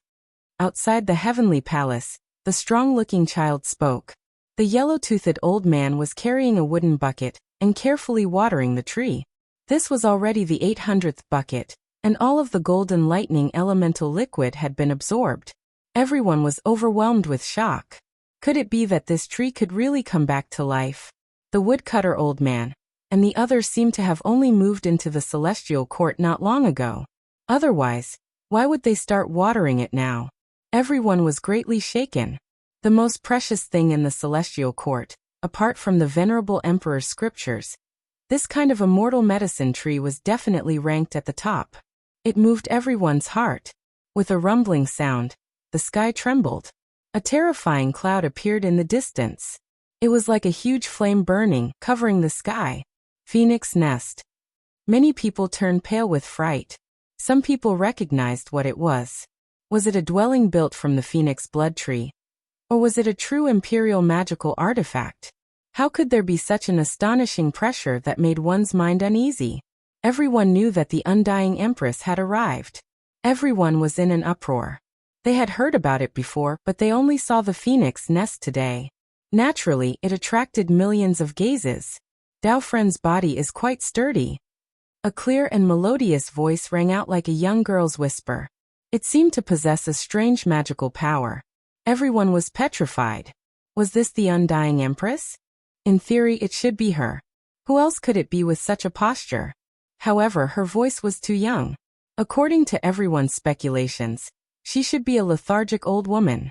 They never expected her to be so young. Of course, no one saw her true appearance, so they didn't know if she was really that young. They could only see the huge phoenix nest pressing down, about to enter this heavenly palace.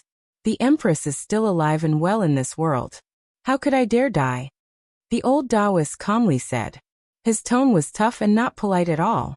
Are you looking forward to my death? But I can still live for several thousand years. I'm afraid I'll have to disappoint you. Also, I want to take back this heavenly palace. Please leave. A clear and melodious voice rang out from the phoenix nest, like the singing of an oriole. Why do you say return? How did it become the empress territory? The old Taoist said. Back then the emperor and I lived here for a long time, so it is naturally my home. Now that I've returned, it is the right thing to do. Is there anything wrong with that? The undying empress voice was a bit cold. If the emperor's descendant is here, perhaps I can say this. Empress, you are twisting words and forcing logic. Now this place belongs to the people of this world. It is not mine nor is it yours, the woodcutter said. Like a string of silver bells colliding. The undying empress laughter had a type of demonic nature. It made everyone here want to bow down and worship her. With a chong sound, the woodcutter on the old Taoist's back left its sheath on its own. The sound of the blade shattered the laughter, instantly calming this world down. Do you still want to fight? The old man spoke. His tone was calm, but it was resolute. He was going to face this with the edge of his blade. Wang. An expanse of fiery light flew out from the phoenix nest. It was as if scarlet blood was layered over each other. Dazzling radiance erupted, as if an immortal phoenix was about to undergo nirvana. Empress, are you going to walk the path of the emperor? Do you want to obtain the blood of the emperors, and then bathe in your own body, realizing the phoenix's nirvana? The woodcutter's words shook the world. At the same time, the phoenix nest trembled. It was clear that it received an attack. The scarlet blood immortal multicolored light retreated. What? What did the undying empress do? Why do you say that? Many people were shocked. Yi Fan and Pang Bo glanced at each other, both of them quivering. They thought of the 9 stone inscriptions left behind by the woodcutter. They were related to the ancient divine coffin and the bloodline of the emperor. There were even some stone inscriptions related to defying the heavens that were erased after he finished carving them. It was clear that the woodcutter understood many astonishing secrets in the past. They were related to the eternal heavens, and he was only tossing out one of them. The undying empress was greatly shaken. Even she didn't think that the other party would know so much. In that instant, Yi Fan shivered. The undying empress was bathed in emperor blood and underwent nirvana. Just how astonishing of a matter was this? No wonder, during the darkness upheaval, some people said that he was the greatest conspirator. It is clear that this emperor still has other terrifying methods. Yi Fan thought of many things. The great emperors and ancient sovereigns of the later generations all knew how terrifying the undying empress was. They were all on guard against him. So there was actually such a secret. To be reborn while bathing in emperor blood, this was a terrifying legend. It was the same reasoning as a phoenix undergoing nirvana and being reborn through flames, but it was even more terrifying. How could the blood of an emperor be flowed so easily? Just what kind of struggle would it be accompanied by? Everyone felt their scalps go numb just thinking about it.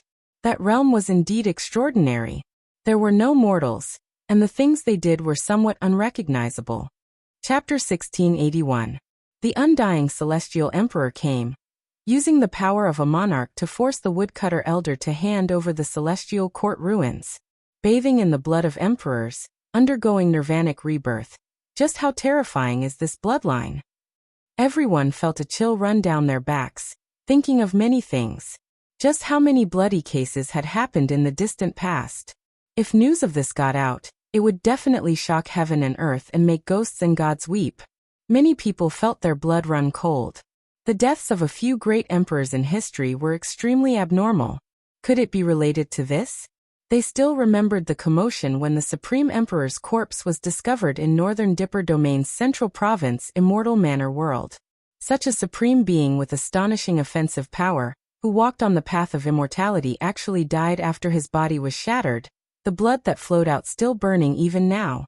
Moreover, there were people who heard the terrifying roar of an ancient emperor-level existence, loudly berating the undying celestial emperor. When they thought of these things, everyone's entire body went ice-cold. Just how ancient of a person was that? Could it be that he existed throughout the endless history of cultivation? He was still here this entire time. This was simply unimaginable and horrifying. A long roar sounded, shaking the heavens. The phoenix nest was still hazy, surrounded by bloody mist.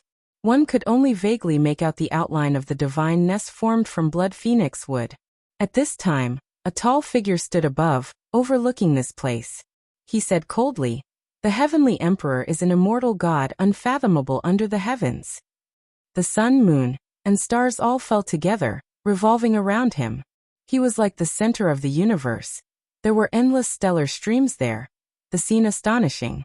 This was an exceptionally beautiful male, like a deity. His head of long silver hair hung down to the back of his waist, flickering with sparkling luster, not showing the slightest sign of aging. He looked extremely young, full of heroic spirit, like a young deity who walked over from the ancient times, living until now, respected by the entire world. This was precisely the Sun-Moon Divine General. This wasn't the void body he used to deal with Yifan and the human devil, but rather his true body. He walked out from the grave, his blood energy exuberant. Wu, the legendary 8 great divine generals, every single one of them glorious throughout the ages, their strength heaven-defying. Who would have thought that more than one of them survived? It's a pity that it's no longer as grand as before. In the past, there were some among you who almost attained Tao, but now, you've all become phoenixes who have shed their feathers. The old man with a mouthful of yellow teeth grumbled. Then he led his grandson to water the immortal tree again. Without raising his head, he said, "The wind is strong up there. Be careful not to get blown down. This is no longer the past.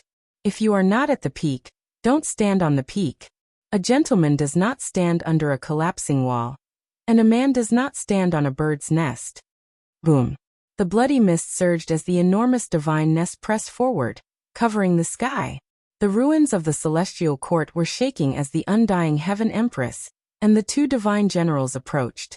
"Since the Heaven Empress wishes to fight to the death, I will gladly oblige." On the Yin Yang Dao platform, the old Taoist stood up and faced the sky, his eyes bright. Behind them, Zhou Yi and Lin Jiao were both shocked. It had been a long time since they had seen the woodcutter act like this. At this moment he was no longer old and frail. Like an unsheathed divine blade, he slashed towards the sky. Crack! The sharpness shooting out of the old woodcutter's eyes cut 2 large cracks in the void, like the cry of a blade, like the clanging of a sword. "Can you still fight? None of us had it easy in the battle of the past. Continuing to fight now won't do anyone any good." The phoenix nest approached, and the clear voice of the Heaven Empress came from within. Without a sound, Divine General Kuan-Tian also appeared. He stood side by side with the Sun and Moon Divine Generals on the Crimson Blood Phoenix nest, both prepared for the great battle. At this time, the bearded man took a step forward and arrived in front of his master. At the same time, the old man with a mouthful of yellow teeth threw down the wooden bucket in his hand and let go of his grandson. He also came forward and confronted the 2 divine generals in the sky. "Let us see how powerful the divine generals of the past were, and how much power they have left." The bearded man laughed heroically. The yellow-toothed old man shook his head and said, "I hate fighting the most. Fighting and killing is too boring. I like to study all kinds of flowers and plants, and all kinds of bloodlines. The Heaven Empress bloodline must be very special. I'm really looking forward to it." "You're courting death." Divine General Kuan-Tian's expression was cold. He took a step forward and flew down to attack the old man. Even though the 8 ancient divine generals had transcendent statuses and were arrogant to the point where they wouldn't particularly respect the undying Heaven Empress, they wouldn't tolerate outsiders disrespecting the Heaven Empress. The old man didn't back down at all. He raised a yellow whirlwind and rushed into the sky. His withered palm collided with the divine general's weapon. A shocking explosion rang out as the sun, moon, and stars shattered. Everyone was overwhelmed with shock. This wretched old man was actually so powerful. He dared to clash with the divine general of the past with just a raise of his hand. He was so crazy. Runes filled the sky, and a river of stars was shattered. Divine General Kuan-Tian's divine ability allowed him to control the world and seize the origin of the universe for his own use. The part of the universe he grabbed was destroyed by the old man. The black heavenly dagger axe in Divine General Kuan-Tian's hand buzzed and trembled, as if it had suffered a heavy blow. His entire body swayed, and was almost heavily injured. Everyone was shocked by this result. The 8 ancient divine generals had left behind far too many legends. There was actually someone who could rival them. Sure enough, a phoenix without its feathers is not even as good as a chicken. How much strength do you have left? Can you still recover to your peak condition? If I had the strength of the past, I'd flee immediately. The yellow-toothed old man sniggered, which made him seem even more wretched. Kuan-Tian fell silent. It was already a miracle that he could survive. If it were not for the dregs of the immortal pill, he probably would not have awakened. What a surprise! A woodcutter like you actually found another supreme master to help you. He can't rival the divine general of the past, but he's not far off. The undying Heaven Empress voice was clear and enchanting in the phoenix nest, like a young girl's anger. Empress, give me 100 liters of phoenix blood. I'll sell myself to you and pledge my loyalty to you. The horrible old man said shamelessly. Grandpa. Under the celestial tree, the child pouted unhappily. He found his grandfather to be far too embarrassing. Who am I doing this for? It's all for you. I'm asking for some phoenix blood so that I can use it on you, so that you can deal with that stone egg in the future. The old man murmured before gazing at the sky fervently. He said to the phoenix nest secretly, What do you think, Empress? Why don't I give you a 50% discount? 50 liters of phoenix blood will do. Everyone was surprised. They looked at the child and then at the horrible old man. Just what was his background? He wanted to deal with that stone? Was he referring to the one under the undying heaven blade? That was far too shocking. The divine General Kuan Tian swooped down and attacked the horrible old man, while the divine General Sun Moon's silver-white hair danced in the wind as he charged towards the bearded old man. An intense battle erupted. A while later, a voice rang out from the phoenix nest, making Kuan Tian and the divine General Sun Moon retreat. They were afraid that something would happen to them, as the two of them no longer possessed the great divine abilities of the past. Are you afraid? Are you admitting you're no match for me now? The horrible old man was excited. He was like a victorious rooster, bolting away with his head held high. However, after retreating, his face became bitter. He swung his hand forcefully as he cried out, It hurts like hell. Motherfucker, didn't the phoenix shed its feathers? Why is it still so powerful? Everyone was speechless. Earlier, the horrible old man had taken on the opponent's weapon with his bare hands, shattering the sun, moon, and stars with a single finger. Why was he crying out in pain now? Were his senses severely lagging? The child under the celestial tree covered his face, feeling embarrassed. He felt embarrassed for his grandfather's lack of moral integrity. If we fight again, both of us will definitely be in danger of losing our lives, so let's decide this in 3 strikes. The Empress' voice rang out from the phoenix nest. All right. For the sake of living a few more years, I'll fight a little less. The old Taoist priest raised his head before rushing towards the sky. In that instant, it was as if a raging sea had burst its dam. That place was covered in a vast expanse of whiteness. The tremendous divine sound and fluctuations shook many people, until they fainted. Fortunately, there were unmatched restrictions in the ruins of Celestial Court, or else not only would everyone's blood splatter, it would also be more or less the same. The woodcutter old man and the phoenix nest were submerged. They couldn't see their battle, but everyone could feel the tremendous fluctuations. They directly slaughtered their way into the cosmos, breaking apart the rivers of stars. It was as if there were imperial laws bursting forth. How was this a promise of 3 strikes? Soon, 30 great clashes had already passed. That kind of collision made people tremble in fear. The strength of each clash was greater than the last, making people feel like they were suffocating. In the cosmos, that star system was shattered and completely destroyed. Everyone carefully counted, and discovered to their horror that the battle had escalated. As time passed, 300 moves had already passed. This is a decisive battle to the death. Pengbo sighed. Yi Fan, the monkey, the human devil, the Black Emperor, and the others all revealed serious expressions. A battle of this level had a great impact on them. Everyone was watching from afar, hoping to see everything clearly. In reality, the other ancient princes were like this as well. They opened their heavenly eyes and watched the battle in the starry sky. The stars shifted. This battle actually ended after 300 moves. The undying Heaven Empress Phoenix nest slowly moved, and then left the star system.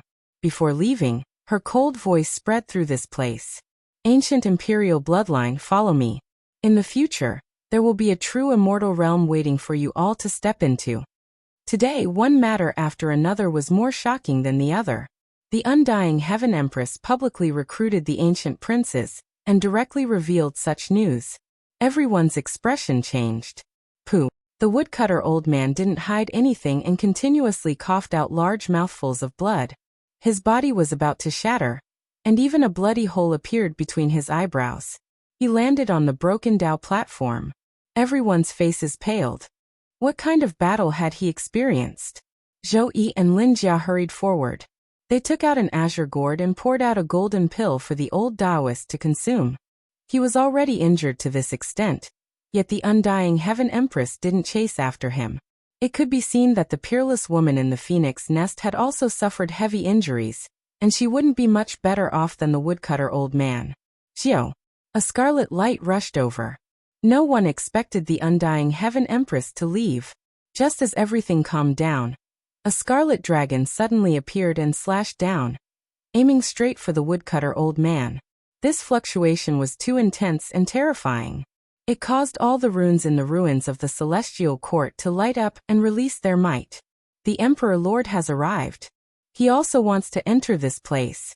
Yi Fan, Pangbo, and the others' expressions changed. The woodcutter old man lightly shouted. He spat out an immortal light from his mouth and slashed at the scarlet dragon. How dare you? On the other side, the messy old man with a mouthful of yellow teeth also shouted. Another scarlet light rushed over, wanting to seize that withered immortal tree. In reality, this light was the real thing. Even though the scarlet dragon that attacked the woodcutter old man was powerful, it was only an incarnation. Hong. The messy old man was forced back, unable to block the Emperor Lord. It's him, the master of the divine court, someone who will achieve the Tao. He is definitely not weaker than the undying Heaven Empress and the woodcutter old man. He is a peerless expert at the same level. Many people cried out in alarm. Rumble. That immortal tree uprooted from the ground, about to leave the ground. The Emperor Lord had arrived, and his powerful attack made everyone tremble. It seemed like no one could stop him. Even Yi Fan and Pangbo felt that this was inconceivable. You came for this immortal root, but even if I gave it to you, you wouldn't be able to achieve the Tao, the woodcutter old man said. He forced back that incarnation, and with a single step, he arrived in front of the immortal tree, locking it in place. He faced the supreme expert in scarlet dragon armor, whose entire body flickered with scarlet light. Everyone thought of a legend. The immortal tree in the celestial court contained the Emperor Lord's laws and Tao. He normally chanted sutras in front of the tree, and he even used his own life spring divine liquid to water it. This tree was definitely a priceless treasure. The Emperor Lord clearly came for the Tao within the withered tree. He wanted to seize the Emperor Lord's great Tao fragment, and search for the great secret of the final step of achieving the Tao. He had waited for too long. Chapter 1682. The Emperor Lord appeared, slaughtering his way over at this crucial moment. There was no need to doubt his strength, definitely comparable to the undying Empress and the wood-chopping elder. The wood-chopping elder's entire body was covered in blood, the space between his brows dripping with blood. His body's condition wasn't great, but right now, he was the only one who could stop the Emperor Lord. This place immediately became quiet. Everyone held their breaths, nervously watching. The 9 suns set in the west. Under the setting sun, the entire celestial court was dyed in a layer of pure and holy radiance, making this place appear even more dignified and solemn. Hand it over. The Emperor Lord spoke, reaching out a hand. His entire body was covered in scarlet dragon armor, his physique tall and sturdy, his palms and fingers powerful. With a casual wave of his hand, large amounts of Emperor Tao symbols appeared in the void. It's useless even if you want it. The wood-chopping elder shook his head. His eyes were deep, carrying a type of wise and far-sighted radiance. You've passed your days in regret, already losing your Tao heart. Even if you were given a true immortal scripture, you still wouldn't be able to achieve the Tao. Give it to me. The Emperor Lord's voice was cold, his aura immediately becoming several times stronger. The wood-chopping elder's words touched his reverse scale. That hand burned fiercely, releasing scarlet blood radiance. That immortal tree had already been uprooted, fixed in the void in front of the heavenly palace, sandwiched between the two. Its entire body was dim, its old bark cracked, lacking the slightest bit of luster. Was this the undying tree that the Emperor Lord had chanted and watered with divine spring liquid? Many people widened their eyes, feeling even more grief than before. For someone who was about to achieve the Tao to fight like this in itself was enough to explain the problem. The wood-chopping elder shook his head, not taking half a step back. In reality, a domain had long formed between the two. The immortal tree swayed between the two. It was difficult to say just how terrifying that level of divine might was. Once it lost balance, this undying medicine might turn into ashes. That was why neither of them dared to use force, treating this with caution. Then let's fight and make a decision, the Emperor Lord said. His head of hair danced about. His body was like a dragon as he soared into the sky. Aho! A great roar sounded. A giant scarlet dragon appeared in the cosmos, its entire body blood red, its scales dense, as if cast from phoenix blood. Apart from this, there was a vermilion bird standing on the dragon's head, overlooking everything below. A scarlet dragon coiled about, its supreme physique flickering with radiance. As it smashed down, the stellar river shattered. The old Taoist descended into the sky and calmly pushed out his palm. There didn't seem to be any smoke or fire, and not even divine light appeared. However, something terrifying happened.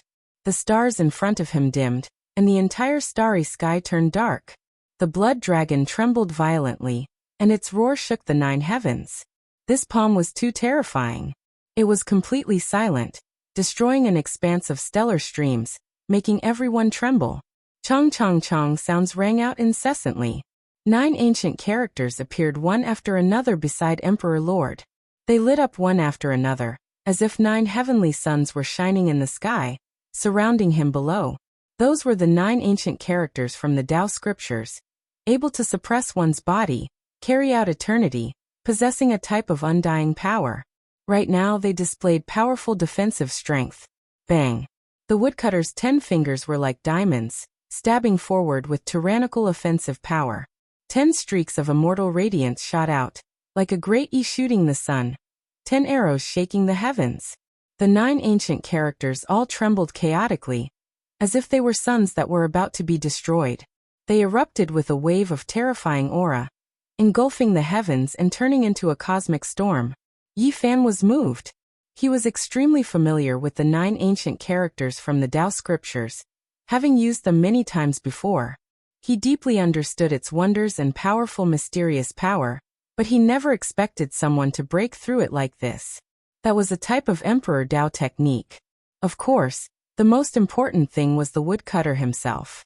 He had a type of miraculous power, 10 streaks of immortal radiance splitting the heavens, the kung chong noises deafening. Ho! The scarlet dragon soared into the sky, releasing a great roar. It opened its mouth and spat out an expanse of flames. The heaven and earth covering heat waves burned a few stars until they turned into liquid, and then into dust. Passively wasn't an option for Emperor Lord. He began to take action. The 9 ancient characters that had dimmed reappeared, flickering with even more resplendent radiance. Meanwhile, he himself also rushed forward murderously. The woodcutter moved his hand. A Een fish appeared, carrying great Een force as it suppressed forward, colliding with the scorching heat waves, making this place erupt with destruction. Chi! Suddenly, on that scarlet dragon's head, the seemingly small vermilion bird flapped its wings, dancing about in the 9 heavens, turning into a streak of blood-colored lightning as it hacked down. Emperor Lord had the vermilion bird's bloodline, and the reason why he revealed his scarlet dragon body was all because of the armor. Moreover, the bloodline's most fundamental power was the vermilion bird. This strike shocked past and present, far exceeding the understanding of the people of this world. Even though that fiery red little bird wasn't large, its divine force was matchless. One of its wings almost immediately hacked down on the woodcutter elder's body. With a chong sound, a streak of snow-white blade radiance rushed into the heavens. The woodcutter on the old Taoist's back was unsheathed, blade energy sweeping out in tens of thousands of waves, rushing forward like a sea. The vermilion bird released a long cry, tearing through the cosmos. Meanwhile, the radiance even more so submerged this place. No one in the celestial court's ruins could see clearly. When everything ended, the woodcutter elder's body swayed, the bloodstains on his entire body increasing. This was especially the case with a terrifying crack on the left side of his body almost splitting in half. That was the might of the vermilion bird's heaven-splitting wing just now. On the other side, specks of blood also appeared on Emperor Lord's body after being swept by the blade radiance. That was a terrifying aura, and a bloody hole was pierced through his shoulder. Suddenly, Emperor Lord's figure flickered. using the Vermilion Bird's 3000 realm crossing technique to make time stop. He traveled downwards in reverse to seize that immortal tree. The old Taoist obstructed and chased after him. The two of them continuously collided in the void. This time, they fought with true flames, and there were tens of thousands of great Tao flowers blooming. Large amounts of symbols appeared. That was a type of supreme natural law fluctuation. Bo. Suddenly, the immortal tree in the celestial court's ruins released a light sound. Its roots shattered, turning into ashes, and its entire body fell to the ground. Emperor Lord released a roar and swooped down. The woodcutter obstructed him, and the two of them collided several times before finally landing in front of the celestial court's ruins. The roots are fake and can be passed off as the real thing. The true venerable emperor immortal tree has long since disappeared. The roots have been moved away. The old man with a mouthful of yellow teeth was so angry that he threw the wooden barrel onto the ground. Golden lightning elements flowed within the barrel, startling all the experts into fleeing. Those things could definitely injure the great sage. It's all for nothing. The immortal stock has been moved away. Emperor Lord was disappointed and frustrated. Then his eyes suddenly became cold as he looked towards the distant Yi Fan, Black Emperor, and the others, revealing killing intent.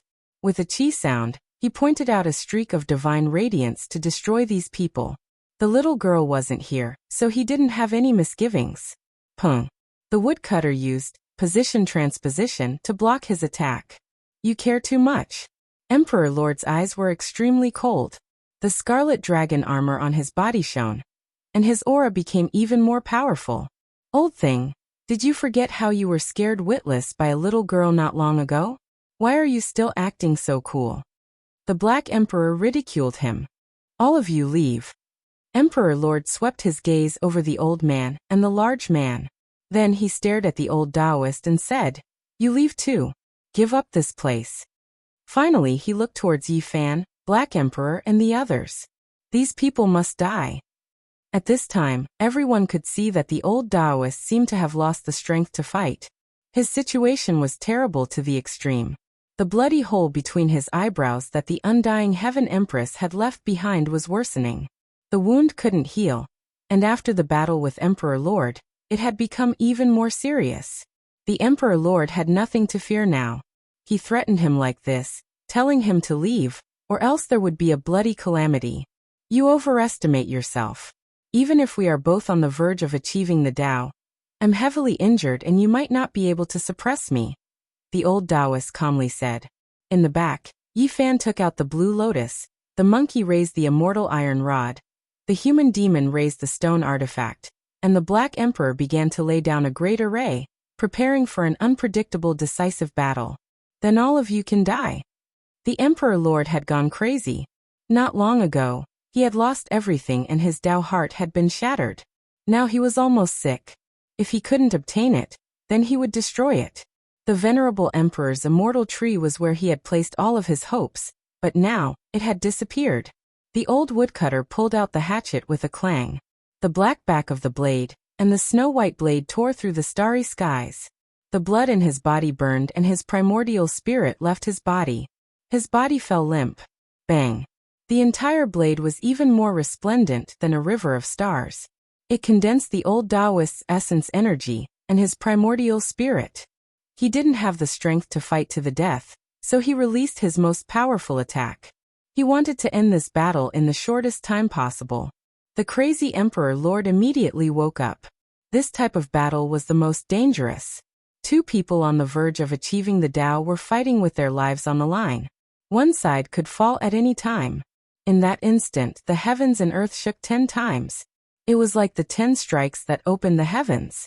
Everyone was horrified to discover that this aura was too terrifying. It was comparable to the darkness turmoil from 300 years ago. Many people shivered inwardly. That hatchet clashed with the Emperor Lord 10 times, producing the scene of the beginning of heaven and earth. All types of primal chaos deities roared. In the end, the scarlet dragon armor shattered, and a large dragon was broken apart. Even though the vermilion bird that rushed out from within was crying out miserably, it couldn't escape the killing calamity, and was struck by the hatchet. Pooh! A bloody head flew up and landed in front of the celestial court. Then, it exploded into a bloody paste and its primordial spirit was destroyed. Dang. The hatchet fell to the ground. The old Taoist's primordial spirit became incomparably dim. It entered the body that fell limply on the ground and flew up the Tao platform with difficulty. His eyes were dim and without light. This was a Pyrrhic victory. He paid a great price. The Emperor Lord had died, killed by someone. This peerless expert of the present universe was killed just like that. It felt extremely unreal. Blood scattered everywhere, indicating the defeat of a colossus. Everyone knew that the divine court was finished, and that there was no longer a trace of hope. The Emperor Lord has been killed. This was a violent wave. The news swept out in all directions like a tide. There were even people who directly crossed the starry skies and left. The destruction of the divine court was unavoidable. Many people had already made their plans. That headless corpse broke apart inch by inch and turned into a pool of blood. In the end, it burned and nothing was left. The Emperor Lord had died. The world is about to be thrown into chaos. The undying Heaven Empress wishes to walk a bloody path and bathe in the divine blood of all living beings. I wish to build a Tao palace, reform the universe, and quell the bloody chaos. The old Taoist stood up with difficulty with Zhou Yi's support and slowly said. His tone was very calm, but it spread throughout the world like an ancient deity had returned. The stars in the universe stopped rotating for a short moment, and only this kind of voice reverberated. On this day, the Tao palace that the old Taoist had founded was officially established. It shook the universe, and there were as many experts as there were clouds in the sky. On this day, the divine court was destroyed and the Emperor Lord's bloodline's inheritance was broken. It was swept away by several great powers and wiped clean. On this day, the undying Heaven Empress announced to the world that she wanted to build an eternal dynasty. Among all living beings, countless experts rushed over. They were all races that had once regarded the undying Heaven Empress as the supreme deity. On this day, there were strange movements in the underworld. Many people saw many ghost soldiers from various star fields passing through the starry skies as if they were about to set off for the battlefield. On this day, God's organization also made a big move. Ancient divine statues in some regions suddenly lit up. Chapter 1683. After 20 years of conflict, the Taoist palace was established and stabilized the universe. There were battles and bloody battles during this period, but the Taoist palace didn't suffer much. In the past 20 years, the gods and the underworld had been at war. This war showed the world how terrifying the two great inheritances were. They could overturn the universe. If it wasn't for the hatred between the two sides, either side could rule the universe. The underworld sent out several armies, numbering in the millions. They appeared everywhere and destroyed many statues, starting a war with the gods. What was terrifying was that many of the masters sent by the underworld were famous figures from ancient times. Some of them had been recorded in history, and were still remembered to this day. Those were their corpses. After hundreds of thousands of years, their corpses had gained sentience and vitality, becoming new life forms. And all of this was the work of the underworld. This was a terrifying inheritance. They had an important position in the entire history of cultivators. They paid attention to the heroes of each generation and transported their bodies away. This kind of huge action and project made people feel terrified. In this war, a statue from the gods also shocked the human world. Some people heard an important ancient corpse commander of the underworld call it a general from the era of the celestial court. A stone man that had been carved into a statue and had gained sentience after millions of years of worship was really shocking. In fact, it wasn't a general from the era of the emperors, but a man-made Holy Spirit. Its body was carved with all kinds of runes of the Great Path. It was originally made to commemorate a general from the celestial court, but after a long period of evolution, it had gained sentience and psychic power. After 20 years of war, the two behemoths fought until the galaxy collapsed. Both suffered heavy losses, and the power and backup they used were also scary. It was chaotic and blood flowed like rivers.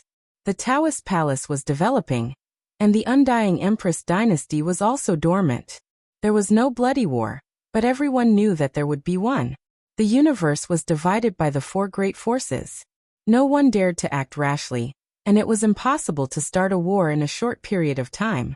During this period, many five-colored altars and ancient royal platforms were repaired.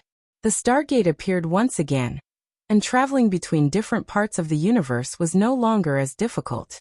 Although the Celestial Court was very powerful and had annexed many territories of the Divine Court, it was still lacking compared to the four behemoths. Whether it was in terms of the number one expert of the Church, or in terms of overall strength, they couldn't be mentioned in the same breath. It was possible for them to become the fifth major force, but not yet. There were many experts with great potential in the sect, and their prospects were bright. However, they still couldn't truly rule over the world. There were many variables, and as a result, they weren't listed as a colossus among their peers. Of course, there definitely wouldn't be anyone who dared look down on them. How powerful was the Emperor back then? However, he had previously fled from the Celestial Court, this place making even those who achieved the Tao feel restraining fear. Big Dipper was previously ruined, destroyed beyond recognition, corpses everywhere, blood flowing like rivers. Later on, someone smelted the shattered stars into one and moved the sun, moon, and stars over to fill up the starry sky that had been smashed into nothingness. It was equivalent to recreating the Milky Way and reopening the world. Several hundred years had passed. Regardless of whether it was the cracks in the mountains, rivers, or the wounds in people's hearts, everything had almost been healed. The mortals had already changed generation after generation. Even though the blood and chaos of the past were still circulating in this world, the beautiful and auspicious things still existed in the end, never erasing the longing in people's hearts. The eastern wasteland was extremely vast. There were 7 great life-restricted regions here, the source of the darkness chaos. The mountains of corpses had long since disappeared, melted into the yellow earth. Now this place was still beautiful, just like in the past. There were magnificent mountains and rivers, the miracles of the world, and the legends of the immortal medicine that attracted people of the world. And now the Stargate had revived. The 5-colored altar, the ancient imperial platform, and all kinds of the most complicated transport formations saw the light of day one after another. They were dug out from the ruins, and there were also some masterpieces from the later generations of the Desolate Era that were used. This starry domain was no longer just the world of the Northern Dipper people. There were also cultivators from all over the cosmos. People came here with complicated emotions, wanting to see the so-called Emperor Burial Star. There were some who came on a pilgrimage, kowtowing every 3 steps as they walked towards the seclusion places of those ancient great emperors, Tao rites, and other places. There were some who came because of hatred. They gazed into the great life-restricted regions, not daring to approach.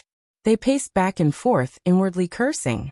It was precisely these places that produced supreme beings, killing their seniors, causing so many people to fall. This is the G family's ruins. What a grand mountain range. What majestic mountains and rivers. Someone sighed in admiration. These mountains used to be divine islands, all of them floating in the sky. Later on, they were blasted down by the shockwaves of the Supreme Being's battle, or else they would be many times more magnificent than this. There were quite a few people in front of the southern region's ancient ruins. Many of them were deeply moved. Back then, the Void Emperor fought with his life on the line. Yet in the end, half of his immortal mirror dyed the void in blood, making people shed tears. Many people headed south, gazing at the Desolate Era's restricted regions. This was perhaps the only restricted region that wasn't viewed as an enemy by others. It was rumored that the darkness chaos was quelled precisely by the existence of this place. The 9 sacred mountains had long been destroyed, the whereabouts of the divine medicines unknown, only leaving behind remains in the abyss. Only no one knew if the Empress was still there, so no one dared to enter. It was because the aura of seizing time was still there, as if it was foretelling something. I heard that back then, the human race's Yifan prospered precisely here. I wonder if this is true or false. An expert from the heavenly horse race said. Of course it's true. He went in and out several times, plucking the undying fruit, and only then did the sea of bitterness disappear, allowing him to walk on the path of cultivation. Someone sighed softly. Time and fate, if not for the great natural luck here back then, perhaps there wouldn't be today's quasi-emperor, the assassin of the ancient emperor's children. Many people hated the fact that they were born at the wrong time.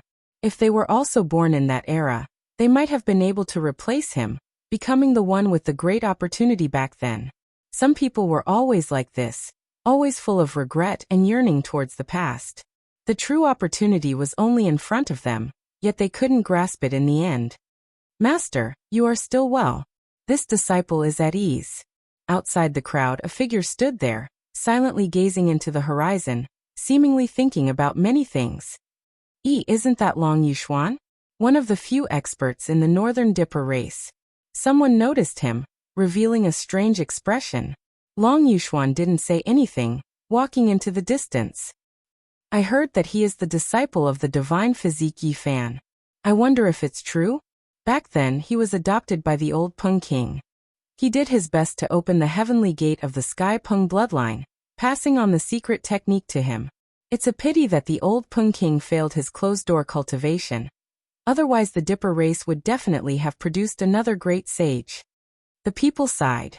Hearing this, Long Yuxuan revealed a sad expression, and left without looking back. It's time to meet up with my junior.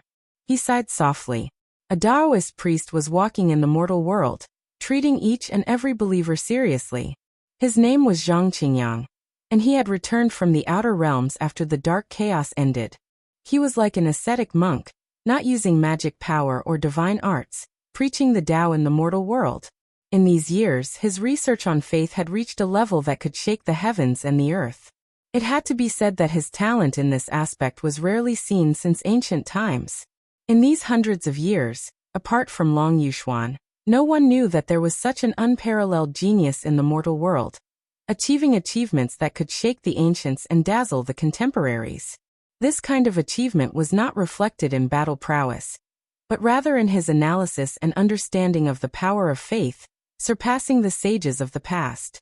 Junior, have you discovered anything new? Long Yuxuan asked. There is an astonishing discovery. We have to tell Master immediately. I discovered that the power of faith can allow one to live in the hearts of all living beings. It really is a kind of direction for longevity. Zhang Qingyang bade farewell to the mortal world. After freeing himself from his research, he was extremely excited, and his temperament did not match his usual divine preacher temperament. Is it feasible? Long Yuxuan was doubtful. It's feasible. There were some supreme beings in the ancient times who researched the power of faith, and it's not without reason. It's really too useful. The so-called afterlife is related to this. The more Zhang Qingyang spoke, the more excited he became. In the end, he even brought up an earth-shattering guess saying, I suspect that Amitabha is still alive today, waiting to reincarnate. The undying heavenly emperor might not be dead, and will appear sooner or later. Since ancient times, the two of them have walked the furthest on this path. Long Yuxuan was shocked. What kind of freak was his own junior brother exactly? What exactly did he research? My guess might be true. Amitabha has always been sitting cross-legged in the hearts of Buddhist disciples, and has never been erased. The so-called reincarnation, the so-called afterlife is possible. Zhang Qingyang forcefully waved his fist, extremely excited. When they passed by a place in the southern region, the two of them stopped and gazed into the distance. Auspicious multicolored light surged in tens of thousands of streaks. This was the Wavering Light Holy Land. The current sect master was a woman named Wei Wei. Not only was she unparalleled in the Wavering Light realm, but she also had the power of the #1 expert of the Big Dipper. Her strength was unfathomable. This woman is too special. She didn't say anything, but I heard that she is already the quasi-emperor. Oh, that's right, the people from the humble peak have returned a long time ago. Let's bring that martial uncle to see Master. When Long Yuxuan mentioned that martial uncle, a strange expression appeared on his face. The humble peak had long been destroyed and no longer existed. Now it was merely a new peak. Zhang Wenchang was very peaceful now, no longer feeling sad about the past. He had completely embarked on the path of cultivation. However, his cultivation base really made people speechless. Several hundred years had passed, and he had finally stepped into the second level of immortal foundation. In this environment where cultivation was easy, He could be considered a strange flower in the camp of demon-level geniuses like Yi Fan. Martial uncle. How long is it until the third severance of immortals becomes king? Zhang Qingyang asked. Roughly another 500 years. Zhang Wenchang seriously pondered for a moment before replying. Zhang Qingyang and Long Yuxuan staggered at the same time. This martial uncle of theirs was hopeless. Yet he was still so serious in his cultivation. This caused these two demon-level geniuses in different domains to be truly speechless, unable to say anything. Let's go take another look at the divine embryo of the Jade Lake. Back then when Yi Fan left, he was very worried about it. Tens of years ago, the Jade Lake returned again, and that divine embryo should have been brought back as well, Zhang Wenchang said. Right, we originally wanted to take a look around. Long Yuxuan nodded. The Jade Lake had been reconstructed, and the scenery now was still beautiful and auspicious. They saw the 9-orifice divine stone under the immortality peach tree, and the divine embryo inside had yet to be born. You guys came at the right time. I have something here to give to Yi Fan. You can pass it to the Ji clan. The holy maiden of the Jade Lake had long since become the holy lord of a sect. Her beauty was unmatched throughout the generations, and she was one of the few most beautiful women in the world. Her slender figure was graceful and elegant, and her jade-white face was filled with solemnity. She solemnly passed over a stone box, handing it to Zhang Wenchang and the others. When they opened the stone box, they saw half a broken copper plate, mottled with rust, almost rotting away. Upon closer inspection, they discovered that this was half a copper mirror, riddled with thousands of holes. Rather than saying those were rust stains, it would be better to say that they were dried bloodstains. They were all shocked. The three of them left the Jade Lake with complicated emotions, their minds unsettled. They hurried to their next destination, the Western Desert. Back then, Mount Meru smashed into the path of immortality and broke into pieces. Now it towered here in ruins.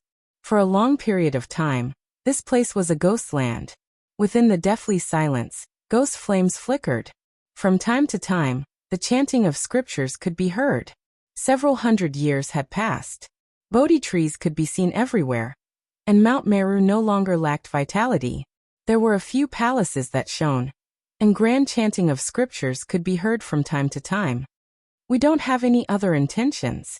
We just want to know if Bodhisattva and Miaoi is still alive. This is already the 17th time we have come to inquire.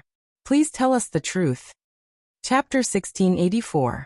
Bodhi trees covered the ground. The broken Mount Meru no longer had the boundless power of faith. It was no longer shining like a golden waterfall. Instead, there was only greenery and vitality. Bodhi trees covered the entire mountain range. It was less flashy and more plain. In an ancient temple deep in the mountains, the sound of chanting rang out. It was distant and profound, as if a vow from 500 years ago was being transmitted. The wind blew and the Bodhi leaves danced in the wind.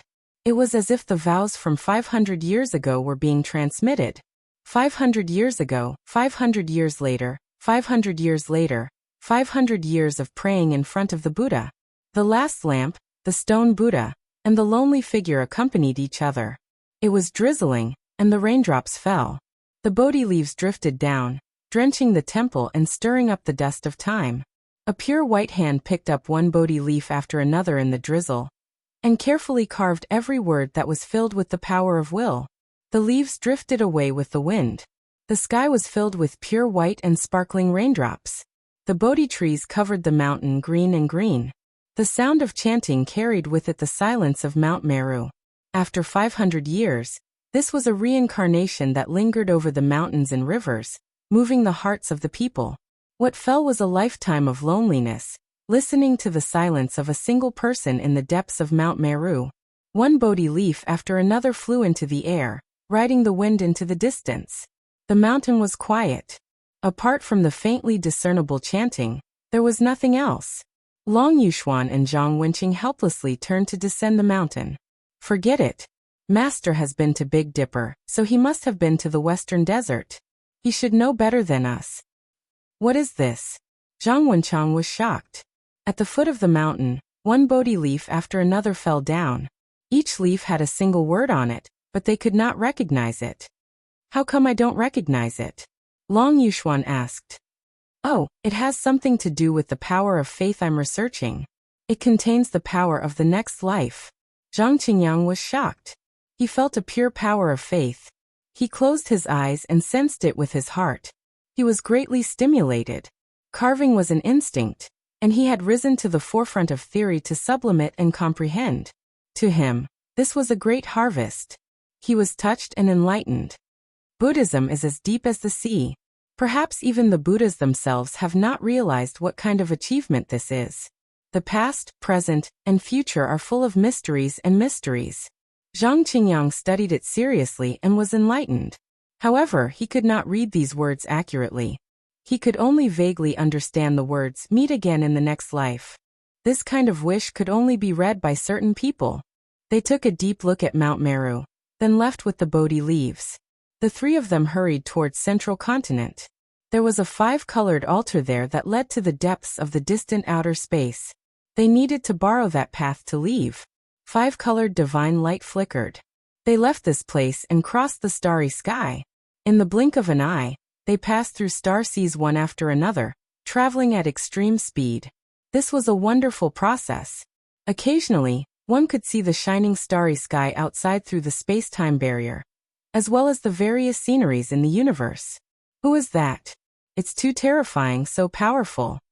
When they passed by a sea of stars, they saw a white-robed man covered in blood. However, it was definitely not his own blood. Instead, it was the result of him killing all sorts of primeval divine beasts. How could there be so many divine beasts? It really was inconceivable. Those were white tigers, every single one of them larger than a giant peak, their roars shattering the cosmos. Their entire bodies erupted with silvery white holy radiance as they fled. Those azure dragons were all tens of thousands of li in length, but now, they were fleeing in a panic. From snakes to vermilion birds, everything that should be there was there, every single one of them divine birds and ancient beasts from the archaic savage era. They were being driven away by this person, their blood splashing everywhere. This didn't seem real, leaving them in disbelief. Something's not right, he is facing tribulation, just that it is too terrifying. That type of tribulation imitates immortal domain's great realms, producing immortal auspicious creatures that seem to truly exist. This is at least a great tribulation of quasi-emperor's third great heaven or higher. Master has a great enemy. The three of them were moved, feeling incomparably shocked. Someone who could make the heavens send down this type of great tribulation was definitely someone extraordinary. When Yi Fan faced the quasi-emperor tribulation, there was also an immortal domain that descended, all types of divine beasts and auspicious birds appearing. However, others had never heard of them before. Remember his appearance. Unfortunately, they were too far away, and they couldn't see clearly. Moreover, that person's back was facing them. Suddenly, that person turned around, as if he had sensed something. A pair of eyes pierced through the space-time passageway, turning into 2 streaks of divine radiance as they rushed over. How terrifying! The three of their expressions changed. What kind of person was this exactly? His spiritual senses were too sharp, and they had never heard of anyone with such terrifying instincts, able to see through heaven and earth, even able to detect those who were traversing the void. The white-clothed person rushed over, his steps making heaven and earth collapse. The sun, moon, and stars in the surroundings fell with rustling sounds, as if a deity from the barbaric era had descended into the lower realm. The most shocking thing was that his face was shrouded in chaotic energy, and then it spread towards his body, making it hard for others to see clearly. It shouldn't be a chaotic body, right? Long Yuxuan said in shock. There had always been rumors in the world that this type of physique was unrivaled under the heavens. In the legendary era, even the celestial being feared it, and those who had achieved the Tao had shed blood because of it. The only thing that made people rejoice was that Zhang Wenchang and the others were traversing the starry sky. They only stopped for a moment, and then they immediately left. The person who came was very fast, but it was impossible to intercept them. If he goes up another level, he will most likely be able to intercept the teleportation power of the 5-colored altar. What kind of person is this? The three of them all revealed worried expressions. Behind them, the chaotic energy surged. and then it began to transform into a divine object of the great Tao. In the end, it collapsed and reforged into a chaotic cauldron, suspending above the person's head. His eyes were incomparably deep. However, it was impossible for the three of them to see all of this. Traveling through the starry sky, one could sometimes see many dazzling things, and other times, they could only see darkness and loneliness. Each person's experience was different. The three of them had not yet recovered from the shock just now, and their expressions changed greatly again because they saw a strange scene. The space-time passageway passed through a star. There was a blue sea in this ancient land of life, and the shadows of the sun, moon, and stars were sinking in it. The most shocking thing was that there were endless green lotuses growing in the sea, flickering and blotting out the sky. Each one was like a giant ancient tree. Yin Ruyu. Zhang Qingyang cried out in surprise. They had been in the Big Dipper for many years, so they naturally knew and had seen the statue of this woman.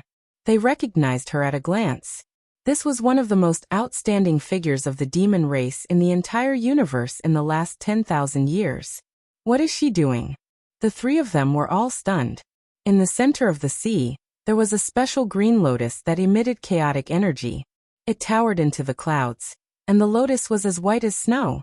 Within the petals, there was a heart that was beating loudly, and Yenryu was sitting cross-legged on a green leaf opposite it, as if she was guarding this green lotus of chaos, and also as if she was using this ruby-like heart to cultivate and comprehend the way. That lotus of chaos is the Qing Emperor's weapon, right? Rumor has it that it was forged from his body. It is very special. It can't be. They stared at the blue sea and were deeply shocked. They suddenly thought of many things. Yenryu, who had disappeared for many years, was actually on such an ancient star, guarding a green lotus and cultivating. It was really strange. Obviously, Yenryu had fallen into a deep state of enlightenment. She would not wake up for a few years, and she would not be able to sense anything. And they also could not stay for too long. They turned into flowing light and disappeared, rushing into the depths of the universe and into the starry sky. Mother Star was a small planet with life, but it was an important town in the universe. Because of its special geographical location, whether it was going to the underworld, the Tao Palace, or the Imperial Court, they had to pass through here. On this star, there was an ancient divine platform that was used as a transit point. So many cultivators would come here to borrow the way. The five-colored altar did not cross the void endlessly. After Zhang Qingyang and the others came out, they had to change their route and continue to go to the Celestial Court, but it was not far. Line up, come in order. First, report the coordinates, and then pay the fee. This was no longer the five-colored altar, but the divine platform left by the Archean Emperor. It could also be used for directional teleportation. It was simple, fast, and very convenient. However, there were powerful soldiers in front of the divine platform. All of them were holding heavenly dagger axes, wearing armor, and full of murderous intent. You want to go to the Tao Palace? You need to pay 1,000 sets of Vulcan bronze armor, a soldier said to the people who stepped onto the divine platform. So expensive? The few of them jumped. They had already filled the divine platform with divine power and could activate it. They never thought they would have to pay such a high toll. Is it expensive? If you go to the sector where God's organization is, 10,000 sets of Vulcan bronze armor wouldn't even be considered a lot. A soldier laughed coldly, stabbing the metal dagger axes in his hands into the ground. The few of them were angry, but did not dare to say anything. Now that this place had fallen into the hands of the underworld, the toll was shockingly high. However, not many dared to go against such a colossus. The people in front all swallowed their anger, and paid the corresponding amount of Vulcan bronze essence to buy the way, and then they left. When it was Zhang Qingyang, Long Yuxuan, and the others' turn, they reported the territory where the Celestial Court was. The soldier immediately looked them up and down for a long time, then said, 5 kilograms of Daluo silver essence. What? Are you robbing us? We're just borrowing the way and you want this kind of divine material? Long Yuxuan was enraged. Pauper, if you don't have anything, then stand to the side. Going to the Celestial Court is worth this price. The soldier walked over and said coldly, staring at them carefully, isn't your attitude a little too vile? Zhang Wenchang said. What did I see? A second-level immortal foundation, bro. What a weirdo. With this kind of cultivation, he wants to travel the universe? Ha ha ha. The soldier from the underworld laughed wantonly, stabbing the metal dagger axes in his hands into the ground, full of mockery. Zhang Wenchang did not care. Zhang Qingyang had long been tempered in the world of mortals, so he was no longer shocked by honor or disgrace. Long Yuxuan shook his head and said, We don't have Daluo silver essence. Why don't we put it on credit first? If you don't have it, then scram.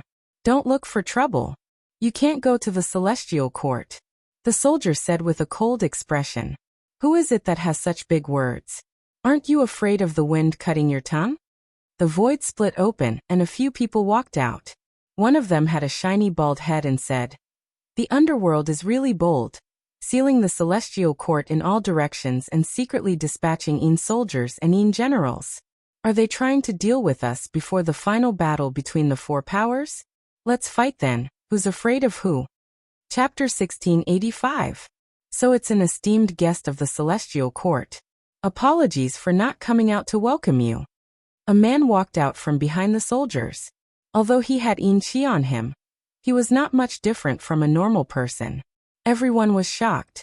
This was the reincarnation of a corpse, and his body had given birth to a new spiritual consciousness. Such a person was definitely an expert. He must have had a great background when he was alive, and his status in the underworld would not be low. Sealing off the celestial court. Is this how you treat an esteemed guest? The few people who came looked unhappy. They had been in this important town for a few days, and had already investigated clearly. You know that this kind of teleportation formation costs a lot, and we are only operating it to break even. Although the ghost general's face was pale and bloodless, he looked very elegant. He wiped his mouth with a silk handkerchief, like a vampire aristocrat from an ancient castle who had not seen the sun all year round. This must be Uncle Master Zhang Yang. We have received a report that you are returning to the celestial court. The bald man came forward and greeted Zhang Qingyang, and the others politely. He stated his identity as one of the 8 disciples of Huahua, known as Vajrabuddha. He did not pay attention to the man from the underworld. Instead, he introduced the current situation to Zhang Qingyang and the others. The celestial court was sealed off by the underworld, and there was some trouble. After learning of Zhang Wenchang's identity, Vajrabuddha and the others hurriedly bowed and said, Greetings, Uncle Master. Zhang Wenchang was speechless. This was the disciple of Yi Fan's disciple. In the blink of an eye, hundreds of years had passed, and the new generation had replaced the old. It made one sigh at the ruthlessness of time. Until now, people of the generation of Yi Fan and Zhang Wenchang were already more than 500 years old. Sigh, you guys have ignored me. How embarrassing. No matter what, I am a ghost general of the underworld. The man threw the silk handkerchief in his hand, his face a little cold. Who dares to look down on the underworld? We are returning to the celestial court, and we would like to borrow your path. Can you open the teleportation formation? Vajrabuddha asked. Oh, 100 kilograms of Daluo silver essence will do. The pale ghost general said with a gentle smile on his lips. You've gone too far. A monk at the back shook his shovel and frowned. Let's talk things out. We're all people of status, and we need to be reasonable. Without divine materials, this path really won't work. Why don't you stay for a few days and help the underworld do some things to repay your debt? The ghost general's smile became even brighter.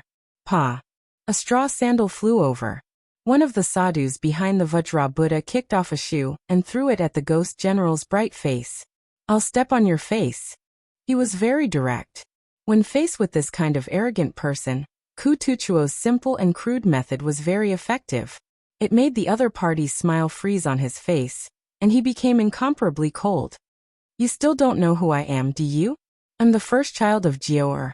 If anyone from the celestial court wants to go over, leave an arm behind. He completely shed all pretense of cordiality. Everyone in the area retreated. Everyone knew that Yi Fan had a grudge against the underworld. Back then, he had killed Longevity Celestial Being's disciple and the Chaotic Sky 7 heroes in the First Imperial Pass.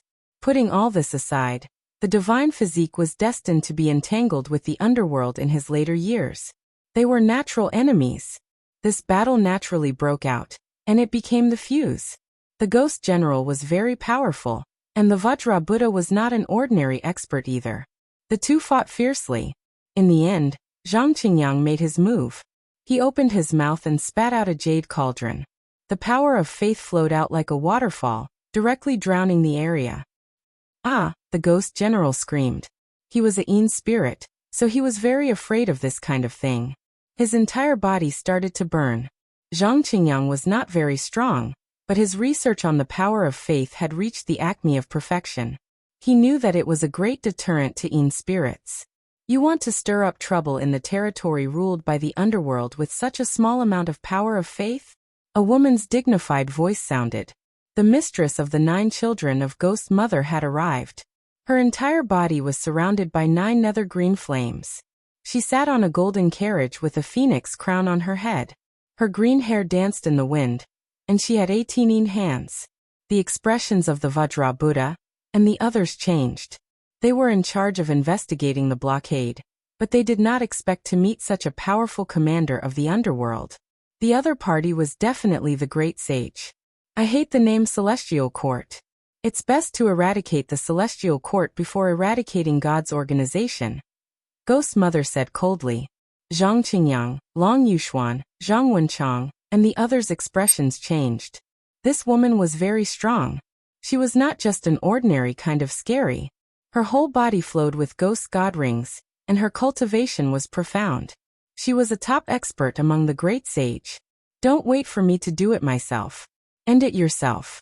Of course, don't damage your bodies. I still need them to refine ghost soldiers and ghost generals, Ghost Mother said coldly. However, when she saw Zhang Wenchang, she was very dissatisfied. Too weak. You can die now. She pointed a finger at him, wanting to turn him into ashes. You think you're infallible? Do you really think you're a supreme being? Do you think you can rule over the world? That's my uncle master. How dare you offend him? A loud shout came from the sky. Following that, golden light surged over like an ocean, cutting through the sky and sending Ghost Mother flying. She coughed out large mouthfuls of blood, and the bones in her body crackled. In the sky, a figure like a golden god of war descended. He stood tall and straight, and his whole body was covered in divine rings. He looked incomparably divine. Yang Shi pays his respects to Uncle Master.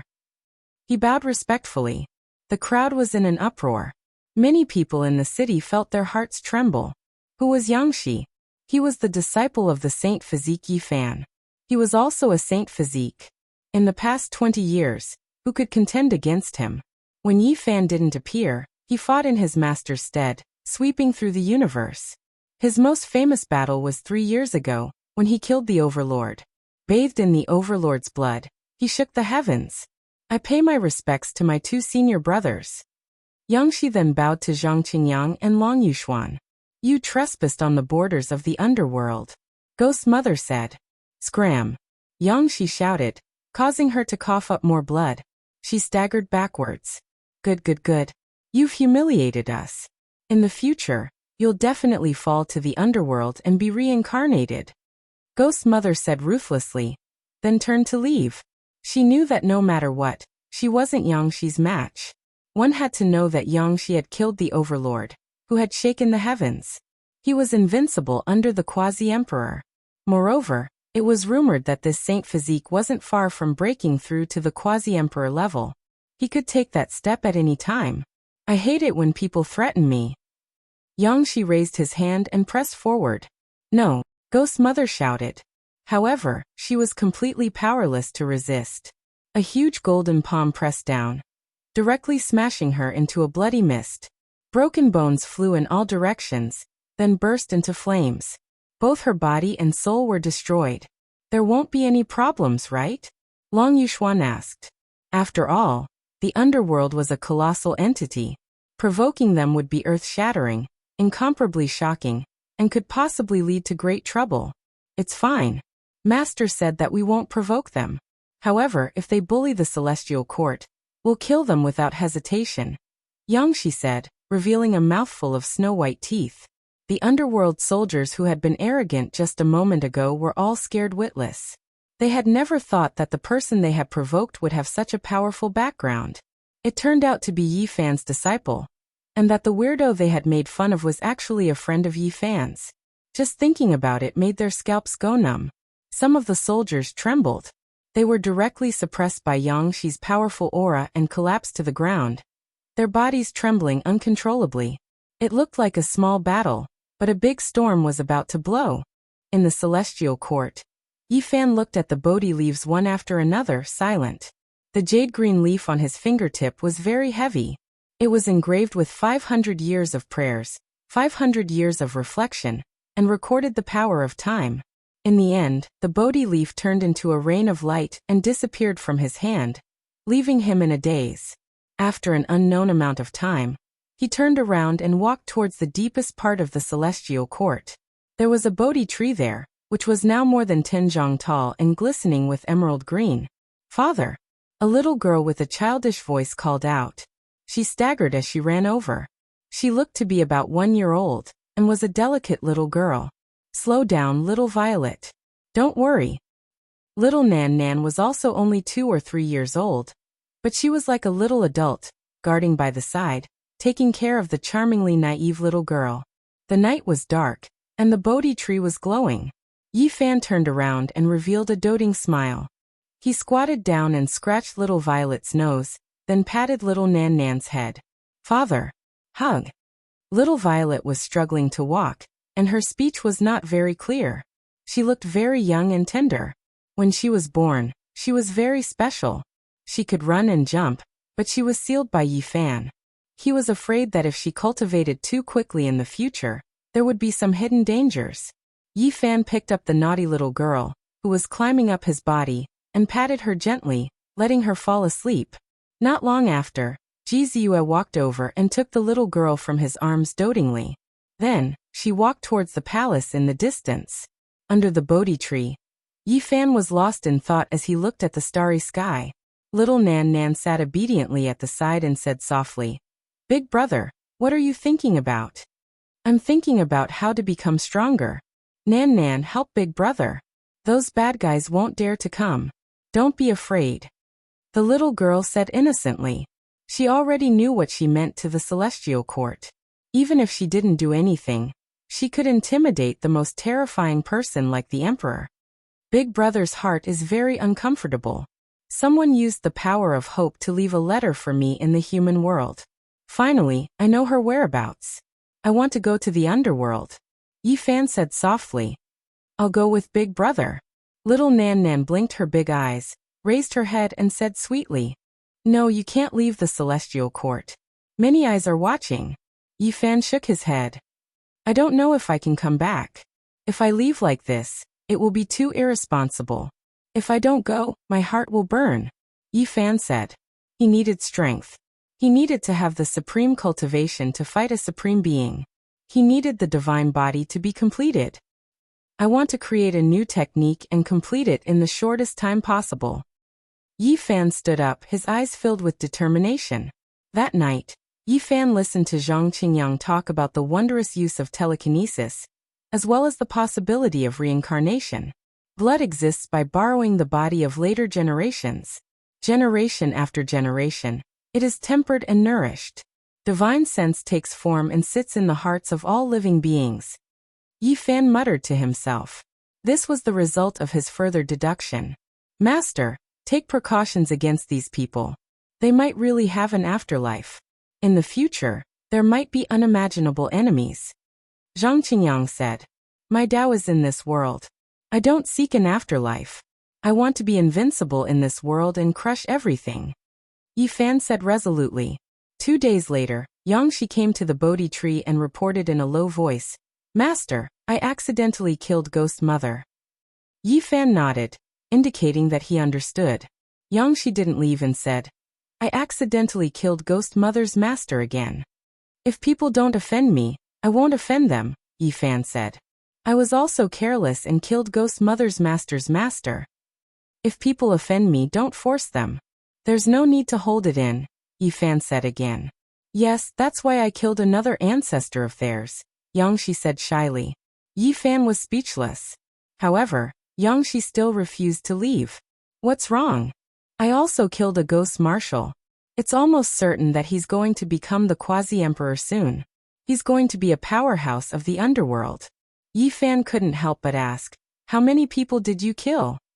After I left, they ambushed me. When I killed a young one, they provoked an old one. I killed a total of 108 generals of the underworld. Yangshi said nervously. When Yi Fan heard this news, he was shocked. He believed that the outside world must be in an uproar. Those were 108 ghost generals of the underworld. That was equivalent to 108 planets being wiped out, because they had lost their guardians. In reality, it was just as Yi Fan had predicted. The elites of the underworld had ganged up on Yangshi, injuring him severely. In a fit of rage, Yangshi had slaughtered all of them and destroyed the flags of the 108 stars of the underworld. What else are you hiding? Yi Fan asked. The underworld prince, Yama's son, and Hell's son have all come out to kill me. These three were the next successors of the underworld. In the future, one of them would be the underworld palace lord, and his status would be frighteningly high. What's the result? Yi Fan asked. The Yama's son was killed by my senior brother, Yi Tong, Yangshi said honestly. Yi Tong had become the quasi-emperor 10 years ago. His strength was unfathomable, and he was on the same level as the ancient prince. Now, his name shook the universe, and he was known as the reincarnation of the sacred Sun Emperor. Chapter 1686. Miaowie fell into the underworld, using the power of will as a memento for me, saying that we will meet again in the next life. Yi Fan wandered through the cosmos alone, gazing at the boundless starry skies. His heart was filled with grief. He needed power, an unmatched divine might that could fight against supreme beings. How could he charge into the underworld if he didn't? Several levels of the pagoda were broken. 500 years had long since been covered in dust, as well as old memories. Western Desert could no longer see the past Lake of Au, nor could they see that beautiful figure. Yi Fan descended onto the great earth, walking step by step, diligently searching. Back then, the two of them circled the lake, listening to the ancient temple's long drawn-out bell sounds. It seemed as if it was still before their eyes. There was only rubble ahead.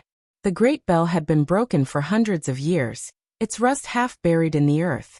Lake of Au had already dried up, becoming a desert. There was only gravel left. That past unmatched magnificence, that pure lotus-like figure, had long ceased to exist in this world. Everything had become the past. Only the wind was still there, blowing the damaged scriptures, making walala sounds.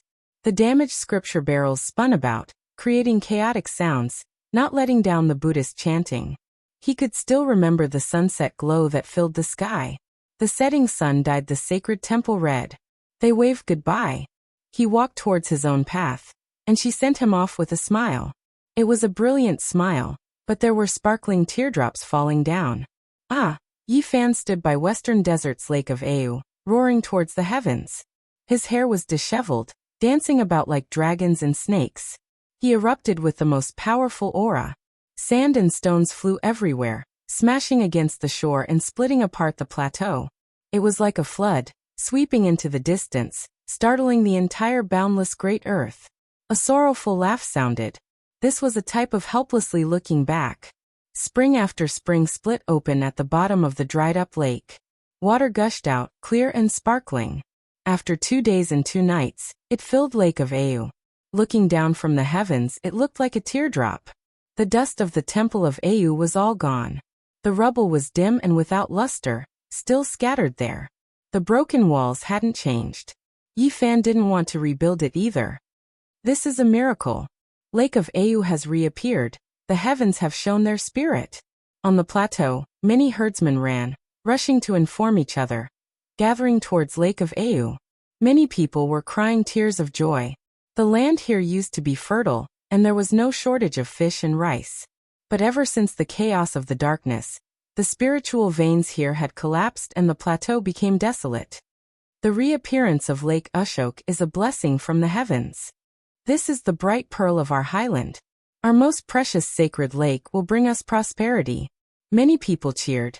and many elders were so moved that their eyes were brimming with tears. With every step they took, they kowtowed as if they were on a pilgrimage. Many people followed suit and prayed by the lakeside. That person is too similar. He is exactly the same as the person in the painting. He is the immortal from back then. Suddenly, an old man with one foot in the grave had a look of shock in his muddy eyes. He trembled as he walked forward and saw Yifan. Next to the lake, Yifan stood quietly in his own world, looking at Lake Ashoka and thinking about the past. May I ask if you were a deity from back then? The old man's voice trembled. Yifan turned around and looked at them. He sighed softly and didn't say anything. It's him, the man in the painting. Back then our ancestors saw him. He was strolling here with a female bodhisattva. He used to sprinkle divine light and help many people.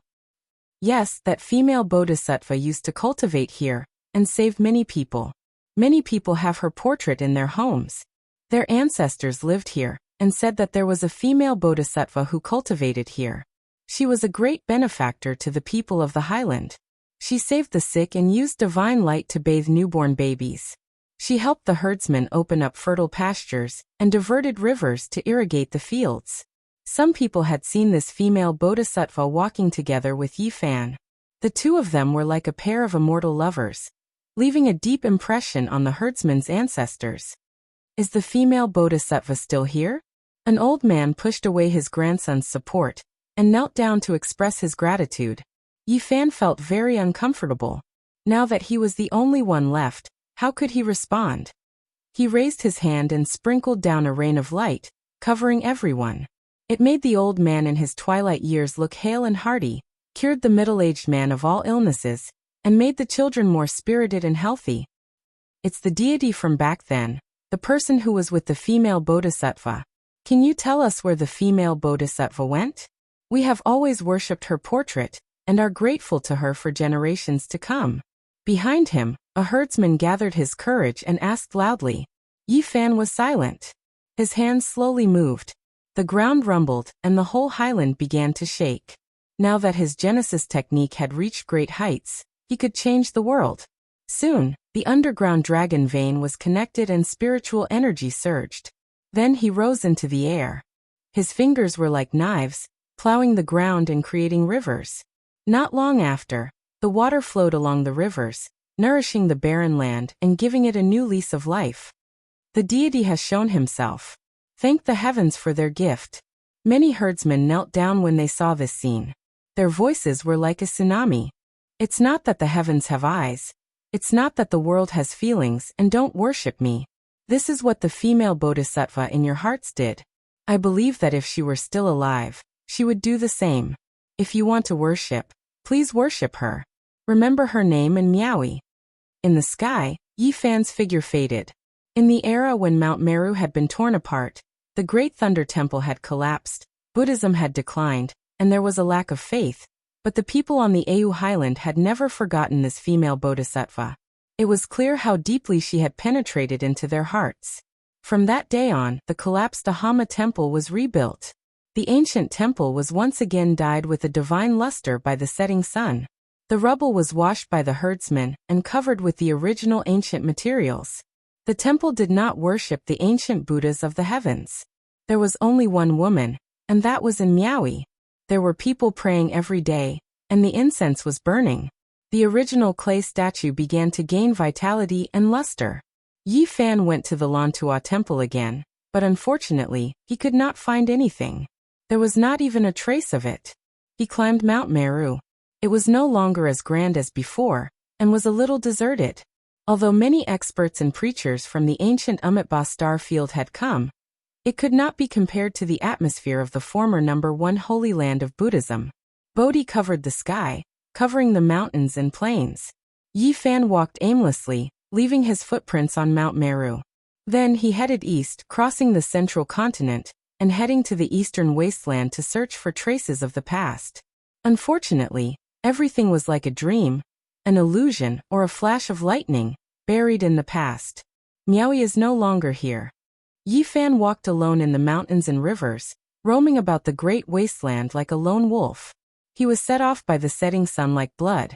He wanted to become stronger, to reach the level where he could fight supreme beings. Looking back on the past 500 years, every bit of the past moved his emotions and made his blood boil. I will fight my way into the underworld. With a long roar, the mountains and valleys all rumbled. He was like a comet streaking across the sky. That day he appeared in many places. When he found the ruins of the northern divine city and held a memorial service, it caused a commotion. Some people recognized him, and the news swept through the eastern wasteland like a hurricane. The divine physique Yifan who had disappeared for many years has returned. Heavens, it's him. The current peerless expert has killed 6 or 7 ancient princes. Who can contend against him? The eastern wasteland was shaken. Countless experts rushed over.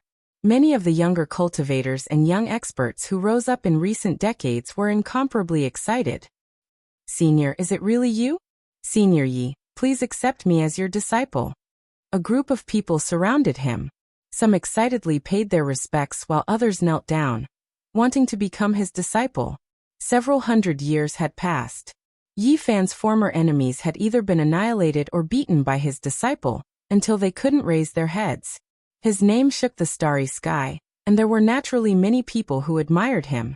The achievements of the battle 300 years ago couldn't be erased. He sacrificed himself for the Tao, his blood splashing across the starry sky.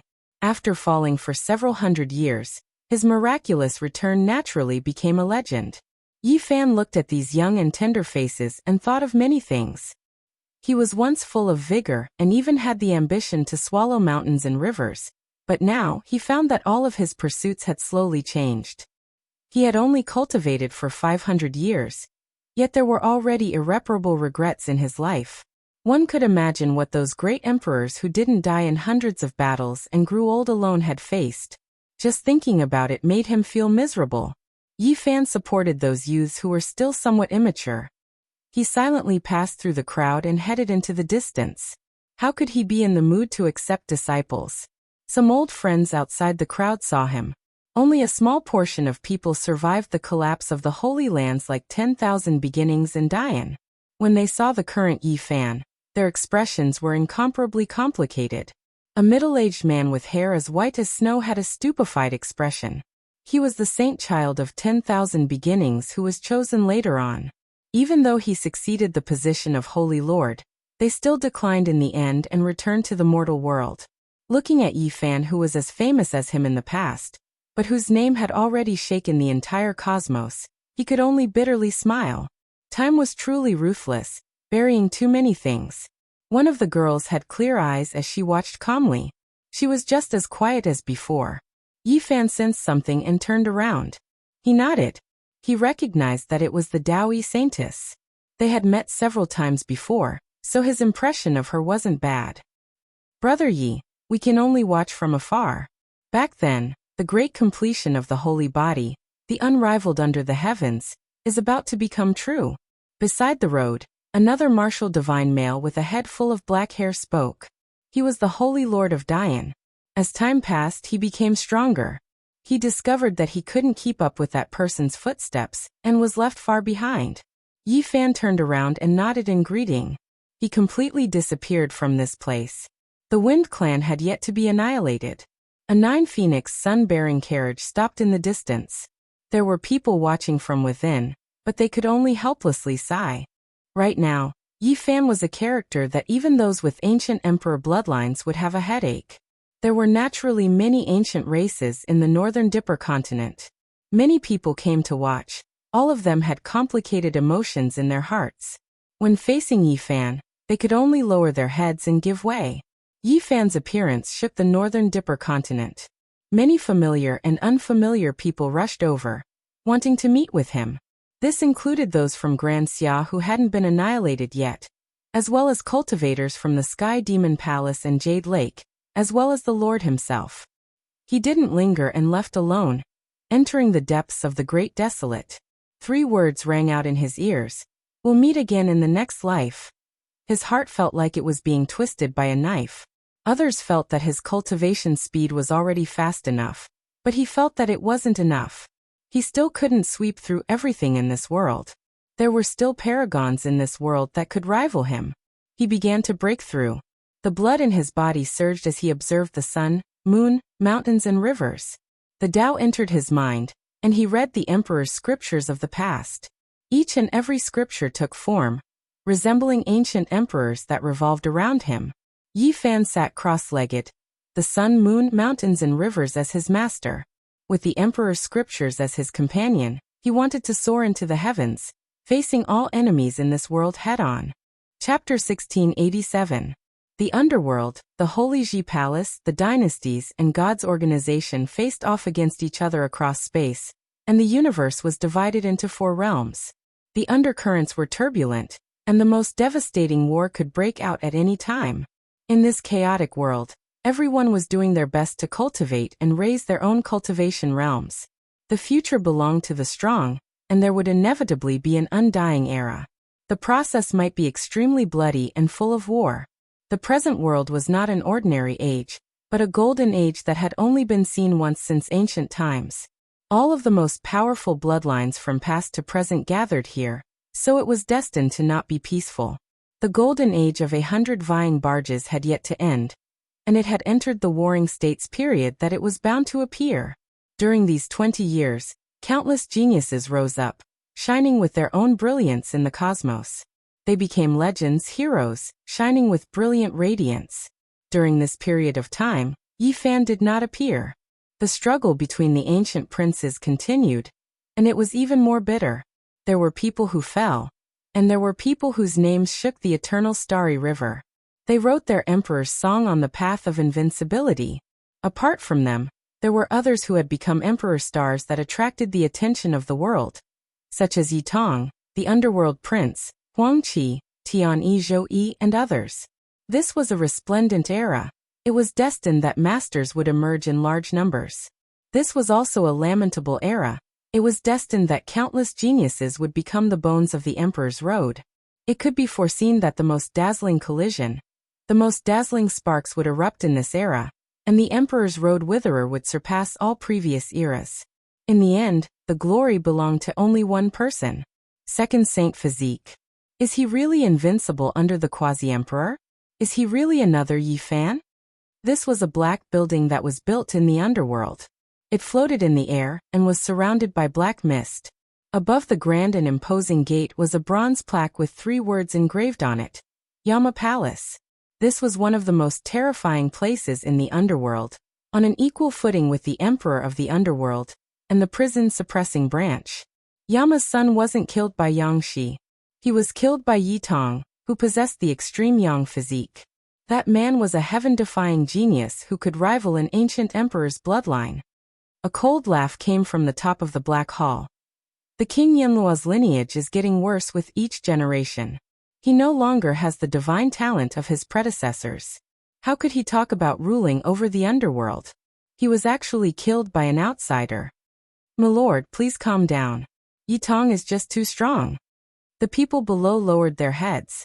This place was filled with densing energy. There wasn't the slightest bit of yang energy to speak of. It was cold and dark, truly a netherworld. Wu, in that battle back then we paid quite the price, causing the Sun clan that was at its peak to decline. That battle allowed us to obtain enough Sun essence blood. Now even though a pure Sun body was produced, there is no need for it. There will be people who will deal with him. When the person above Yanluo Dian revealed such a terrifying truth, the few experts standing below were all shocked. They did not expect there to be such a secret. The decline of the great Yang bloodline in the Big Dipper started a long time ago. Otherwise, even 10 golden crows wouldn't be able to exterminate this clan. However, very few people knew that in the distant past, it was the Yama bloodline of the underworld that slaughtered the Sun quasi-emperor, who was at the height of his power. He slaughtered countless people of this race, and refined the Sun blood that he needed. The descendants of King Yanluo are really unworthy. The person sitting at the top of the hall sighed and said, "What we lack the most is the saint's blood. Yi Tong can kill Qing Chun, but Yang Shi's blood must be brought back." Report. Someone rushed into the hall, and knelt on one knee. His entire body was shrouded in yin energy, and his face was extremely pale. It was obvious that he was a powerful corpse that had gained sentience. What happened? The Prince of Hell was killed by the sun body Yi Tong in the starry sky. Not even his bones were left.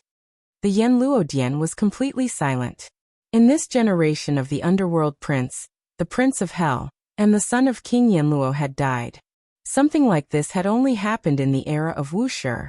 Back then, the underworld was killed with the help of a heavenly treasure, and hid in a secret realm for tens of thousands of years.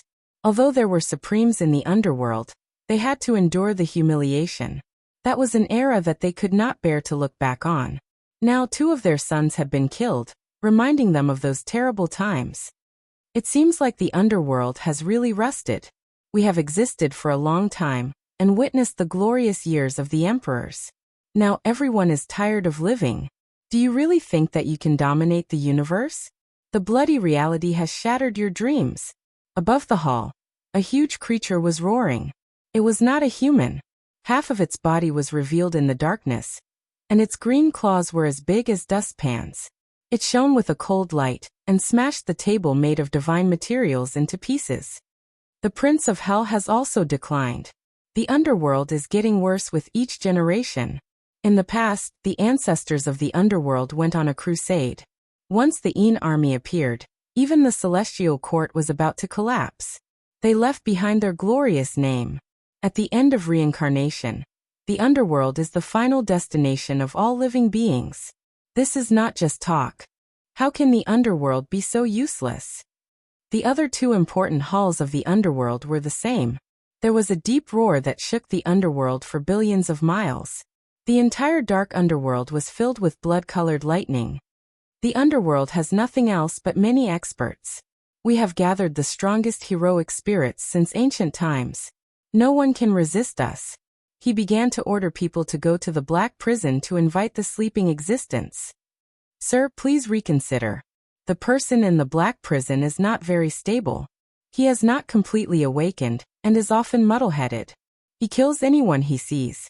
Although he was invincible when he was alive, now is not the time for him to come out. There was a great earthquake in the universe. Yi Tong and Yang Shi, the 2 brothers, shone brightly. Yang Shi was invincible under the quasi-emperor, and killed many Yin generals of the underworld. Yi Tong was even more amazing. He had the pure bloodline of the sun, and was known as the second holy emperor of the sun.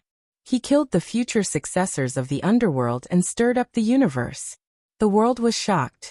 The dynasty, the Tao Palace, and the underworld had not yet shed all pretense of cordiality, but the celestial court had already started a conflict with the underworld. Everyone sighed. Yi Fan had accepted a few good disciples. They could already stir up the heavenly wind and cause chaos in the universe. 2 of the successors of the underworld had been killed. How could such a thing not be shocking? This is only the beginning. The underworld prince is going to fight Yi Tong to restore the dignity of the underworld. Someone sighed. If the underworld was defeated, that would be the most terrifying thing, because it meant that countless Yin soldiers would be born. The strongest ancient experts would return one by one, and their corpses would return to fight fiercely. Since ancient times, countless supreme experts had been born. Even if the underworld could only obtain a small part of their bodies, it would be enough to be invincible. In the universe, Yi Tong's body was emitting divine light. With him around, there was no sun in the sky and no light in the starry sky, because he was the most brilliant sun. He stood there. Even his golden hair was dyed golden by the light. His expression was solemn and dignified. In front of him was a completely different scene. Boundless darkness, the underworld fog rolled, and the power of death was vast. A man in black armor was like the god of death. This battle had erupted. Although it was not a public battle, the people who passed by this star field and the sages who heard the news were lucky enough to see it. Samsara of life and death. The underworld prince used a great divine ability right from the start. It was a forbidden technique of the ancient supreme experts. The realms of Yin and Yang rotated, and the aura of life and death surged. It turned into a reincarnation gate, covering the heaven and earth and swallowing Yi Tong inside. Is it a battle of life and death, a battle of victory and defeat? Everyone was scared. This kind of battle was the most dangerous. Thousands of moves were combined into one move. Once the strongest attack was used, there would be no return. The winner would live, and the loser would die. The underworld prince dared to attack like this not only because he was confident, but also because he had a kind of courage. He wanted to suppress Yi Tong with his aura. And Yi Tong's reaction was also very strong. He stood in the pitch-black reincarnation gate. His golden figure strode in the boundless reincarnation, trekking forward bravely. The end of reincarnation is your final destination. The underworld prince murmured. His expression was solemn. He didn't underestimate his opponent and fought seriously. The fact that he could use this move also showed his courage. Senior brother. Yang Shi was worried. He saw blood dripping from Yi Tong's body. Every step he took dyed the void red. He was under great pressure in the reincarnation. Open. In the next moment, not only did the divine light of the sun rush into the heavens from Yi Tong's body, there was also extreme yin energy bursting forth. There were a total of 18 ancient characters facing each other. They intertwined and rotated, becoming one. Vaguely, there was chaotic energy bursting forth. His body contains the true meaning of extreme yin. This generation's extreme yang physique is not simple. Many people exclaimed in admiration. They were completely subdued. Kacha. The reincarnation gate shattered. The underworld prince's body shook violently as blood flowed out from his body. Yi Tong rushed out like a heavenly flame. Multicolored light shone for tens of thousands of zhang. At this moment, he was a true sun god, looking down on the mortal world. The wounds on his body healed. With a slash of his palm, the half-destroyed underworld prince was cut into pieces and turned into a bloody mist. The universe was deathly silent. None of the three great successors of the underworld were left alive. They were all killed by Yi Tong alone. This was a world-shocking thunderclap, and the effects were too great. Senior brother, are you all right? Yang Shi frowned. It's fine. I'll recover after a few days of rest. Yi Tong wiped away the bloodstain at the corner of his mouth and revealed a sunny smile. The two of them left, but the starry sky was in an uproar. Soon the entire universe was shaken. Everyone knew that the terrifying aspect of the underworld was about to be revealed to the world. Just what kind of monsters did Yi Fan teach? His disciples are already so divine. Just how strong is he himself? He hasn't made a move in 20 years. Right now, the entire universe was discussing the celestial court. This lineage was a miracle. People couldn't help but sigh in admiration. Although the celestial court was inferior to the four great realms, its potential was limitless. In the future, it might even surpass them and be respected by the entire world. I'm really disappointed. The successors of this generation of the underworld are each weaker than the last. The 3-yin physique, which was known as the strongest in 100,000 years, was nurtured in the underworld for 100,000 years. Yet they couldn't even withstand a single blow. They were all killed by a single person. The underworld royal palace, Yama Hall, and prison suppression hall trembled at the same time. A cold voice transmitted over, causing the entire underworld to shake. It's not that the 3 children of the underworld aren't strong. It's just that this generation's extreme yang physique is too terrifying. Go to the black prison and release that person's shackles. Let him go on a killing spree. A dignified voice roared with great anger. On this day, the gates of the underworld opened. Hundreds of thousands of yin soldiers came out and escorted a prison carriage. It rumbled as it moved towards the depths of the starry sky. Everyone was horrified. Those who were well-informed knew that the underworld was furious. They were going to sweep through the celestial court and wash the starry sky with blood. A somewhat frail youth stepped into the starry sky. He was full of hope and his eyes were filled with longing. He observed the sun, moon, and stars as he moved. He was very curious about everything. It had to be said that this was a very cute child. He looked to be only 15 or 16 years old. His eyes were clear and flawless, even purer than a baby's. He looked gentle, quiet and beautiful. He was more spirited than all the girls of his age. In front of him, all things with spirituality paled in comparison. Uncle, do you know where the celestial court is? After a long journey, he finally met an old saint on a small planet. His face that was as white as porcelain revealed a bashful smile. His eyes were like black gemstones, letting people know that he was an inexperienced youth. Child, You are really powerful. You look so young, but you are actually traveling alone in the starry sky. It is too dangerous. The old saint advised him out of goodwill. After that, his expression changed, and he said, "Don't ask about the heavenly court, especially in this star region. I advise you to quickly turn around and return, because there are hundreds of thousands of nether soldiers passing through in front of us, and they are going to wipe out the heroes of the heavenly court.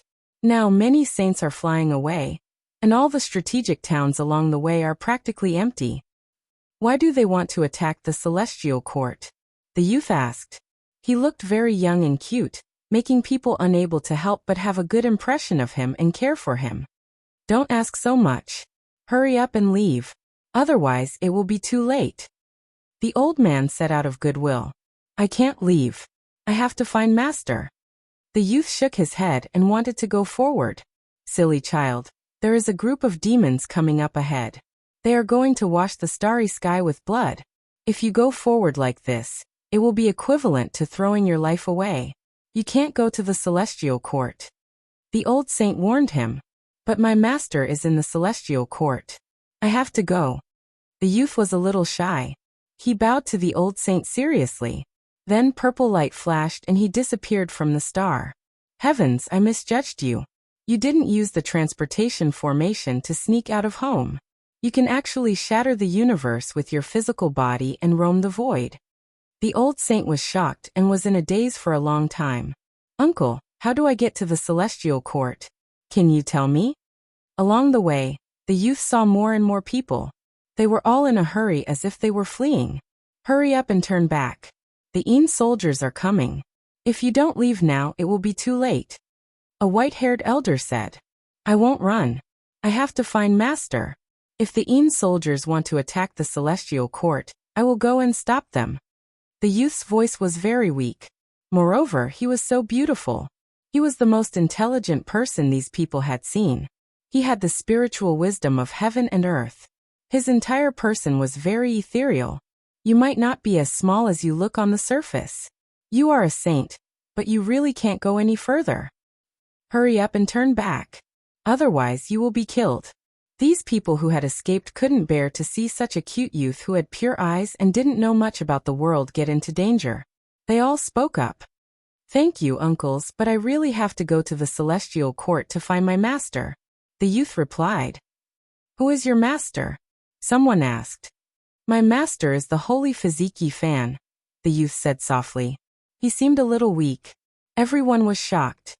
Fan had such a disciple? They had never heard of him before. "Hurry up and leave.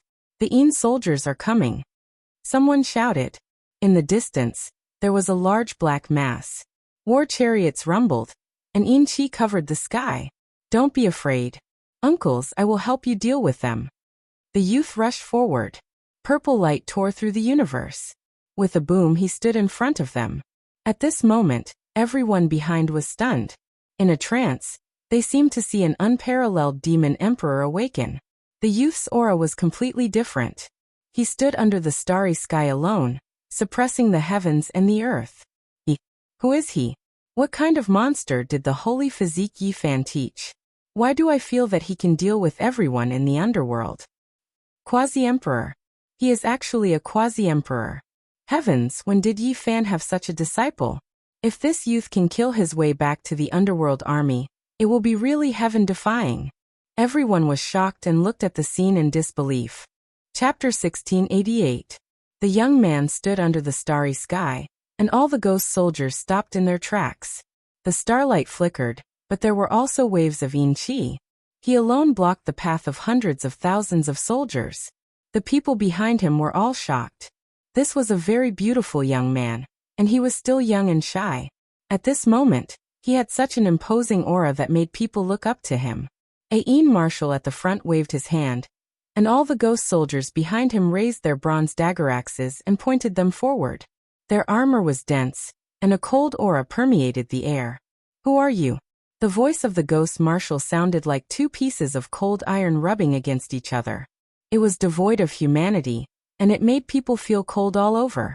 "I am Komatsu," the young man said shyly. He had sparkling eyes, long eyelashes, light hair, and a frail body. He looked very delicate. He gave off a contradictory feeling. The young man looked very cute, but he exuded a powerful aura that made the Een soldiers and generals feel pressured. Komatsu? Never heard of it. The Een marshal said softly. The other experts around him also shook their heads coldly, indicating that they had no idea. Do you know where we come from? One of them asked coldly. I don't know. The young man was a little embarrassed, and his face turned red. He felt that he was too inexperienced. The expressions of all the Een generals were cold.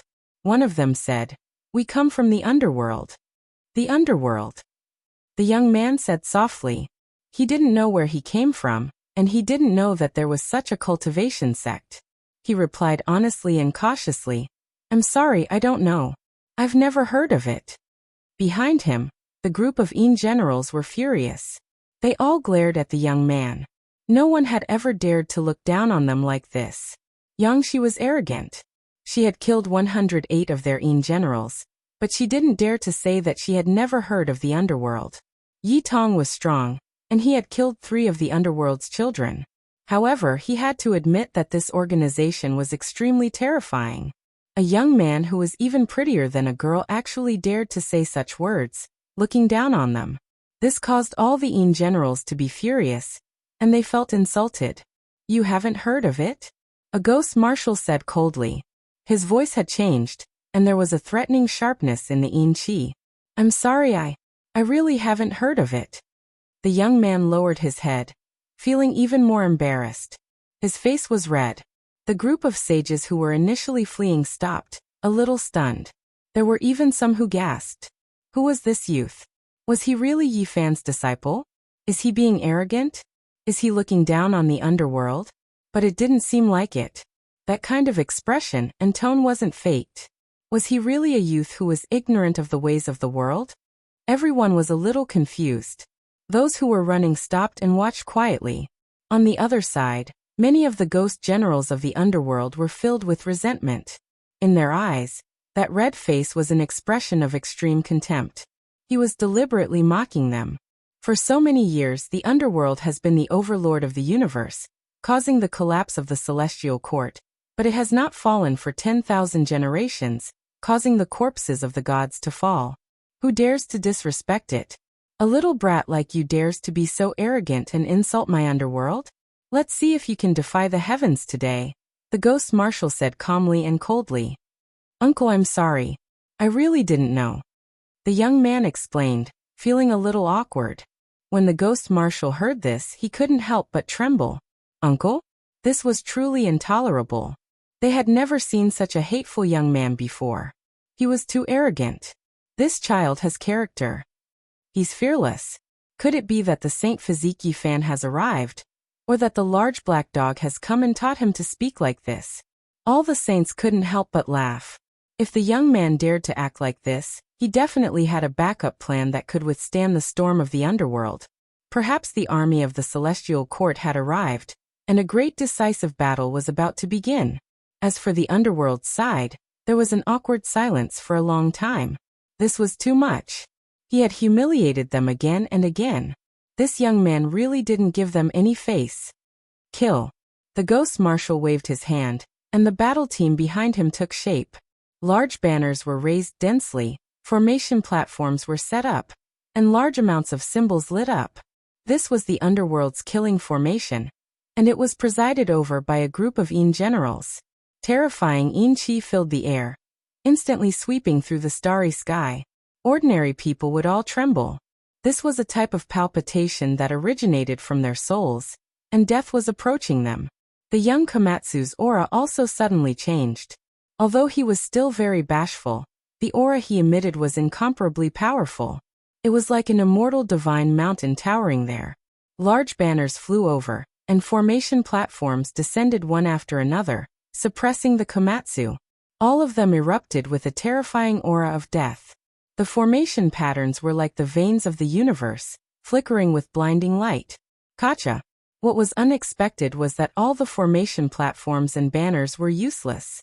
As soon as they neared the Komatsu, they were all shattered, and the group of ghost generals that rushed over were even more so sent flying, coughing out blood continuously.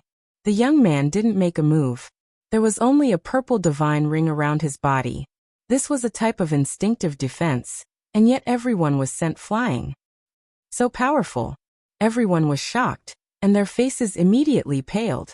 The ghost marshal's expression was gloomy. He personally entered the battle, wielding the quasi-emperor weapon as he charged over. It was a black metal spear, and it was like a black flood dragon tearing apart the universe. It was sinister and terrifying. Dang. Unfortunately, the attack was still ineffective. The quasi-emperor weapon was sent flying by the divine ring, and the ghost marshal was sent flying. All of the bones in his body crackled, and he was seriously injured. He almost turned into a meat paste. Everyone's eyelids were twitching. The stronger the attack, the greater the backlash. This was just too terrifying. He was just a harmless young man, yet he was actually so heaven-defying. Even the quasi-emperor weapon was unable to harm him in the slightest, and it was automatically reflected back. Just how shocking was this? You guys, are you alright? The young man seemed to be at a loss, as if he had never killed anyone before. He felt extremely uneasy when he saw people coughing out blood, and others lying motionless on the ground. Quasi-emperor. The ghost marshal stood up with great difficulty. He reconnected his broken bones, and with a pale face, he spat out these two words, shocking everyone. This seemingly tender young man was actually a quasi-emperor. Who exactly are you? The people of the underworld shouted. I'm Komatsu. I'm the disciple of the holy Fiziki fan. The young man's voice was not loud, and he seemed a bit uneasy and reserved as he looked at everyone. The people of the underworld immediately exploded. He was actually Yi Fan's disciple, and as expected, he came for them. When they thought about the humiliation just now, the ghost generals felt even more indignant. This young man was Yi Fan's disciple, and the two of them were definitely mortal enemies. Everything that happened just now was definitely done on purpose, and everyone was filled with hostility. You've gone too far, you've gone too far. The ghost marshal roared. Uncle, I didn't. I'm sorry, I didn't want to hurt anyone. But you guys went to find trouble with the celestial court, and you even attacked me. I could only defend passively. The young Komatsu explained. The hatred between the underworld and the celestial court is hard to resolve. Yi Tong must die, and Yi Fan's blood must be shed. Even if you are his disciple, you must be executed. The ghost generals at the back were already furious. The other party was clearly mocking them. The celestial court must be wiped out. The group of ghost generals hollered. Why are you doing this? What you are doing is wrong. The young man said. He retorted seriously and uneasily. He was a little agitated, and his face was a little flushed. I can't take it anymore. You've gone too far. I've never seen such an arrogant person. He's arrogant to the extreme. It's fine if he humiliated us once, but he still wants to continue. Let's fight it out with him. Someone used the quasi-emperor formation to attack the young man in front of him.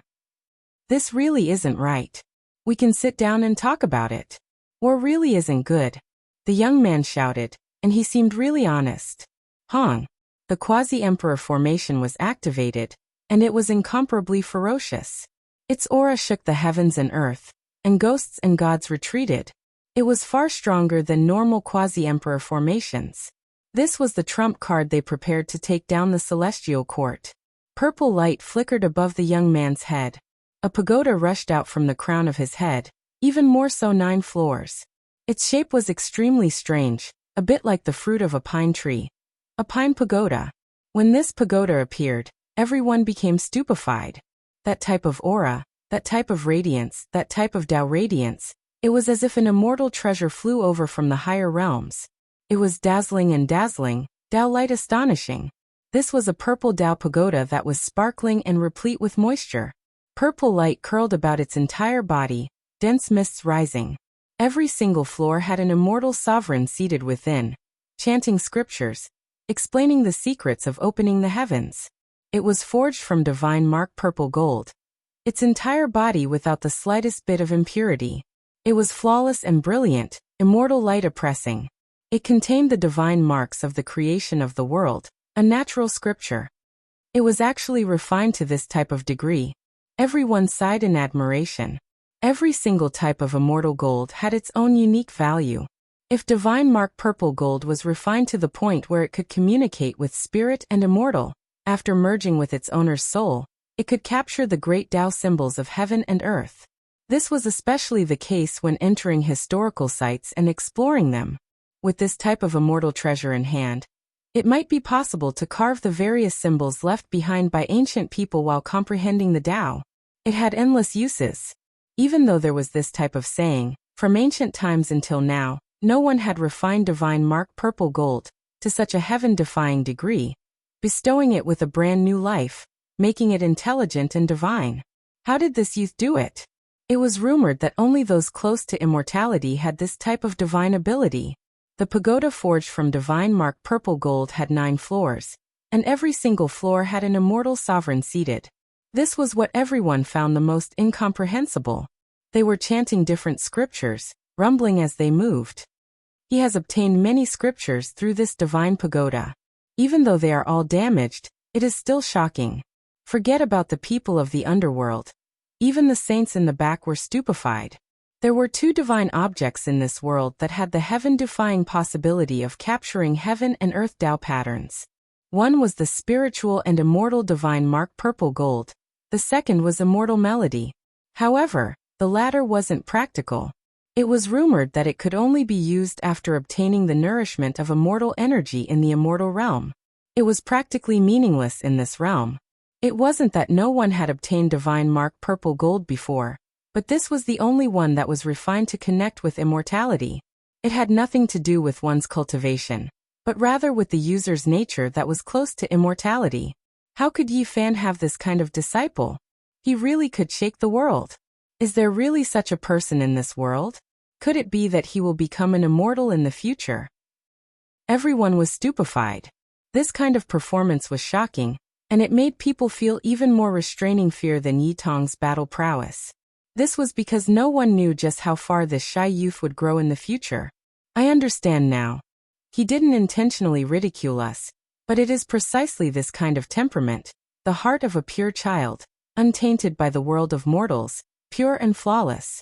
Only then can he approach immortality. The ghost marshal completely understood.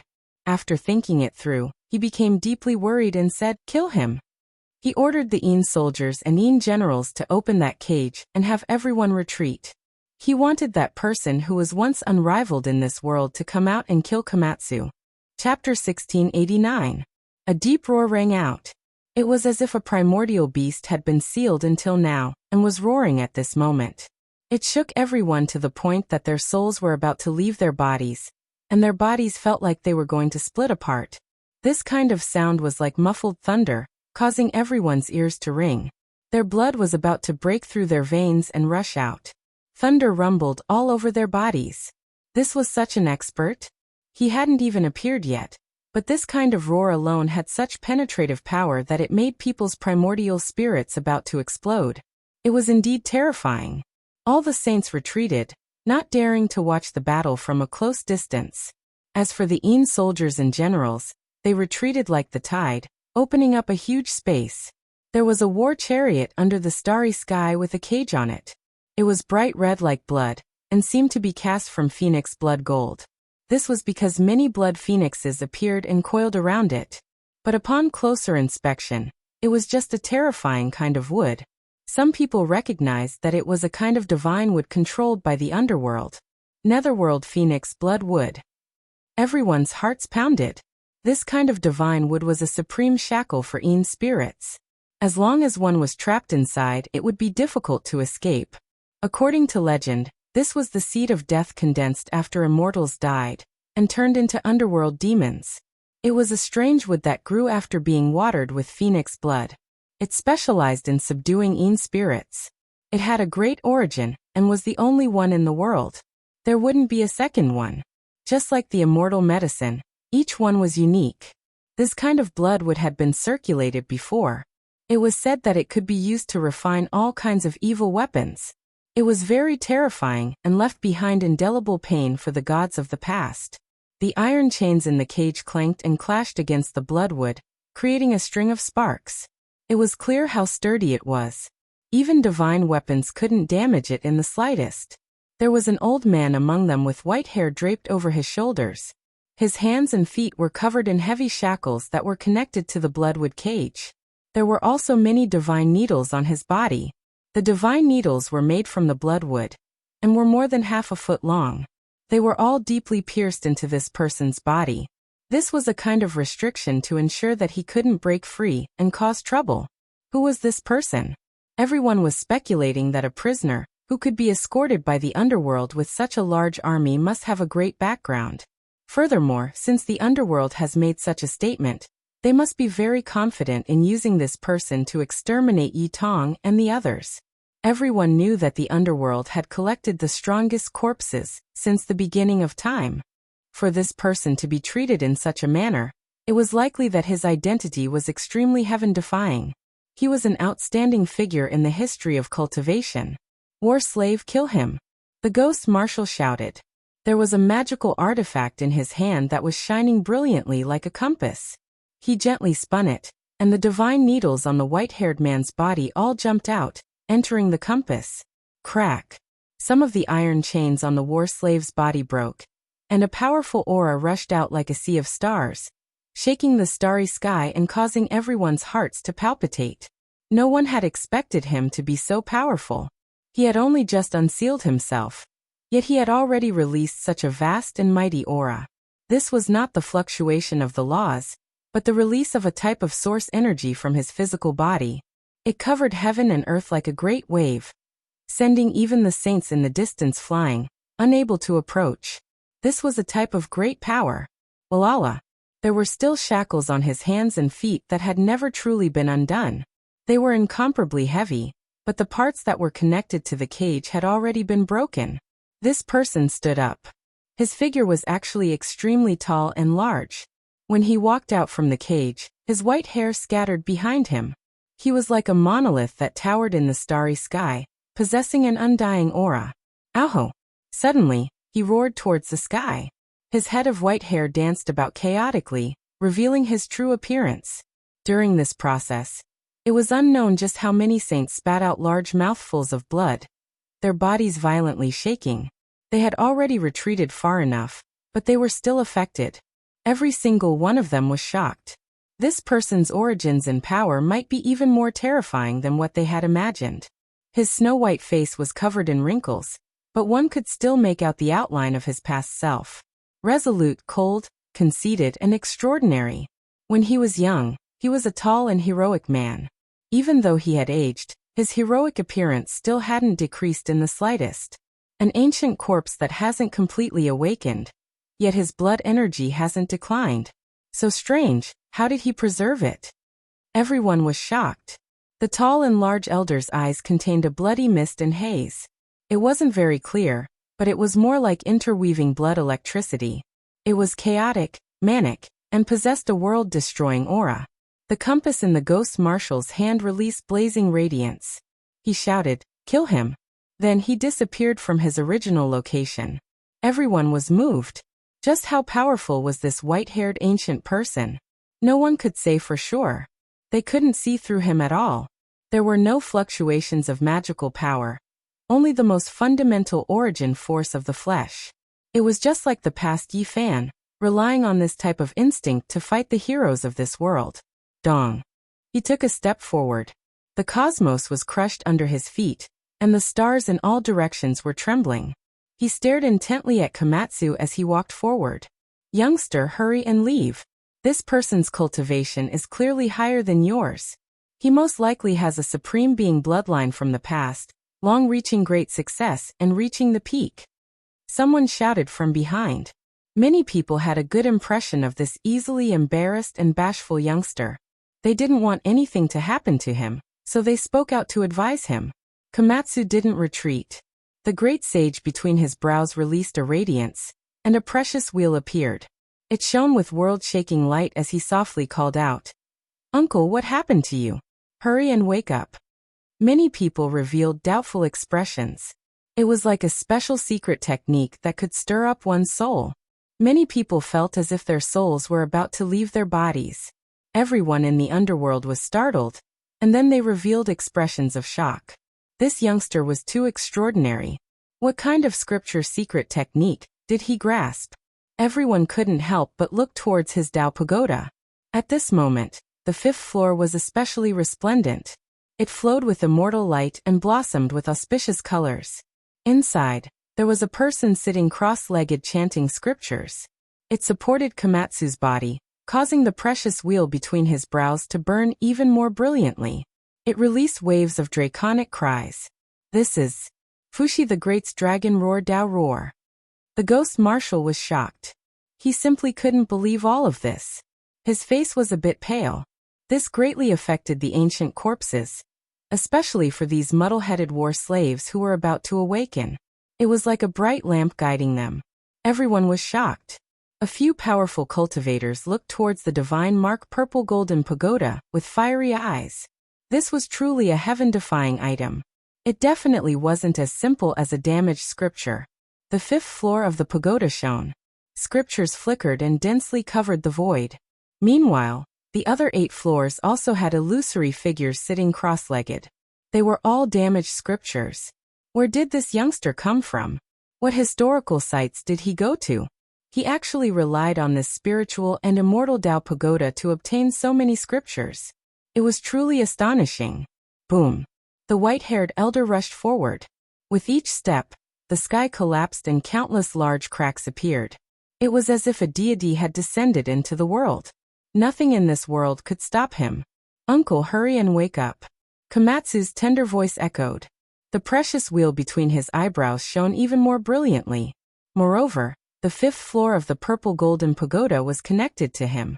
The light that descended turned into a flowing multicolored light, making the space between his eyebrows even more resplendent. The blood lightning in the elder's eyes receded a bit. His steps slowed down and his face was a bit vacant. He revealed a trace of doubt, and then couldn't help but roar towards the sky. The pagoda sensed something. The 9 floors simultaneously ignited and purple energy rose. It trembled, wailed, and called out. It seemed to have an indescribable connection with the elder in front of it. My pagoda. Suddenly, the elder spat out these 3 words. Even though his words were unclear, they were still heard by others. Everyone couldn't help but be horrified. Even the Een soldiers and generals felt that the situation was far from reassuring. They retreated like the tide.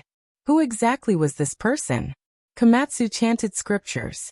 A dragon roar came from his mouth, and it was even mixed with Buddhist chanting. The ancient pagoda's floors all shone. He used all kinds of world-shocking divine abilities to awaken the elder. There was not a bit of killing intent, not a bit of fierceness. There was only a pure heart that was filled with sincerity. A pure and flawless state of mind spread out like the silent spring rain. Specks of light scattered down and entered the elder's head. His irritation and viciousness all dissipated, and he gradually regained his calmness. Fighting alone at the edge of the world, a hero's life. I've lost. There was confusion in his eyes, but there was also relief. It was very complicated, and he temporarily calmed down. There wasn't much to say, but it was enough to make people think. One of the old sages let out a strange cry and said, I know who he is. Only he can be so powerful. He's Gushi now. As soon as these words were spoken, this place was in an uproar. Many people knew this name. His name had once shaken the universe and made a name for himself. He had only been defeated once in his life, but it wasn't shameful. This was because he was known as the only person on the Emperor's path who could fight to the death with the Azure Emperor. He had once drawn the most resplendent light in the sky of history 10 or 20,000 years ago. How powerful was the Azure Emperor? He had shocked the ancients and dazzled the contemporaries. He had never been defeated in his life, and whenever he met an opponent, he would sweep through them. The only obstacle in his way was Gu Xinao, who had fought a great battle. If Yi Fan was here, he would definitely not be unfamiliar with this name. Gu Xinao was a legendary character in the Eternal Star Domain, and he had heard of him before. He had been raised as a war slave by the Eternal Star Domain, in order to extract the strongest blood from his body. In the end, he had been beaten out by Gu Xinao, causing the Eternal Star Domain to suffer terrifying losses. In the end, The eternal star domain had to lower its head to him. Some people had said that Yi Fan might become the second Gu Xinao. Now this character from countless years ago had appeared again. He fought against the Azure Emperor before he attained the Tao. He was defeated, but he didn't die. He went to cultivate again, and it was said that he created a great technique to transform his damaged body. However, after he went into seclusion, he never appeared again. Someone sighed. The past floated up in everyone's minds. Everyone sighed. This was the Gu Xinao of the past. He was a resolute, confident, and unrivaled person. He was an opponent that even the Azure Emperor had to take seriously on the Emperor's path. No wonder he was so strong. No wonder he was so terrifying. No wonder he could create such terrifying fluctuations after just releasing the source energy of his physical body. I left this tower for my descendants. Clearly, the Gu Xinao of today was no longer the Gu Xinao of the past. This was because the Azure Emperor had died, and he had passed away many years ago. Only fragments of his divine sense were left in his empty sea of consciousness. It was precisely these fragmented memories that made him look at Komatsu with a very gentle gaze, filled with intimacy. "Uncle, I picked up this tower. It was left behind by a deceased quasi-emperor," Komatsu said softly. He did not lie to this old man whose divine sense was in chaos and only had his instincts. Gu Xinao had now developed some spiritual intelligence. He was not as uncommunicable as others thought. Occasionally he would have a flash of inspiration. The heart of a pure child cannot be locked by worldly affairs.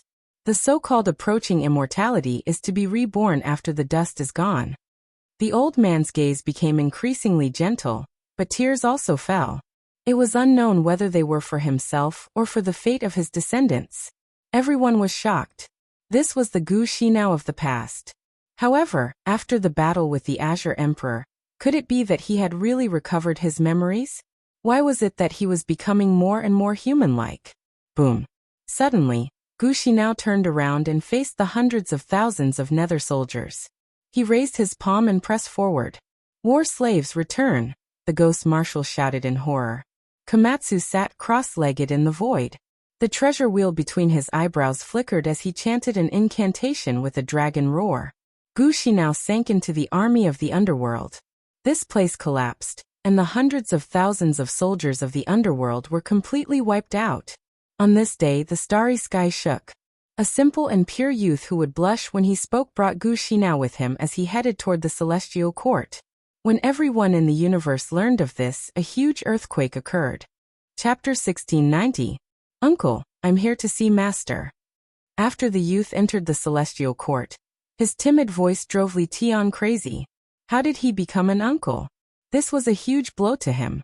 He had always thought of himself as a distinguished and elegant man, someone who had never been touched by a single flower, someone who was handsome and unrestrained. But today he was called old. The group laughed. Inside the headquarters of the celestial court, strange flowers were in full bloom. There were waterfalls and springs on the mountain. There were floating islands in the sky, clouds and mist. Purple mist rose from the bottom of the cliff. Orchids grew together, cheilants appeared, and phoenixes flew high in the sky. Their long feathers were like rainbows. There was even a dragon swooping down, roaring between the clouds. "Uncle, I'm sorry. I didn't mean it." Komatsu bowed his head and apologized weakly. His beautiful face was flushed. Li Tian didn't like it. "Am I that old? Call me Uncle, Master, not Uncle." "Isn't it the same?" Komatsu was confused. "It's obviously different, okay?" Li Tian was going crazy. "You're so cute. You must have been a girl in your previous life." Huahua walked over and laughed at the young Komatsu. "You must have been a boy in your previous life." Komatsu smiled shyly. Huahua's laughter stopped. Why did it sound so awkward? Was he a girl in his previous life? Why did it sound like that? "Is it really senior brother Komatsu?" Zhang Qingyang and Long Yuxuan ran over excitedly. They had been separated for so many years, but they rushed over as soon as they heard the news. "It's me." Komatsu's voice wasn't loud. No matter how you looked at him, he seemed like a child. He didn't seem like a senior brother. "It's really that." Flower, who had suffered a setback, widened his eyes. He stared at the intelligent and unbelievably beautiful youth in front of him. He really wanted to say, "Is this really the cute and adorable little purple squirrel from back then?" He had seen him when he left Earth. That was his second senior brother. Clang! Sparks flew everywhere. Longma pressed his hoof on Huahua's shiny bald head. Huahua screamed in pain, but when he saw that it was Longma, he didn't say anything. This was a hatchet man. If you provoked him, don't expect him to stop for half a month. Although he wasn't a good person, he still couldn't handle a master. At this time, the Black Emperor also came forward, and he was even more unrestrained.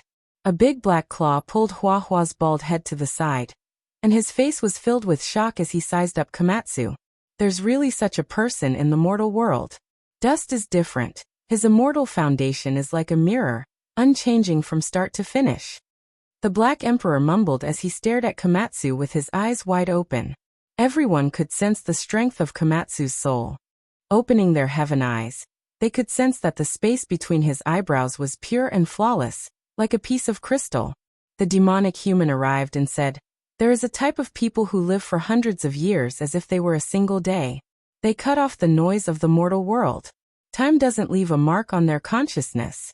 Even when they die in meditation, they are still pure and innocent." The words of the demonic human naturally caused everyone to be shocked. There was a saying in the cultivation world. After living for a very long period of time, cultivators would sever themselves, severing themselves from the mortal world, severing all distractions, allowing their immortal foundation to return to a state of peace. Their Tao heart would be as one, returning to the state of a pure and innocent child.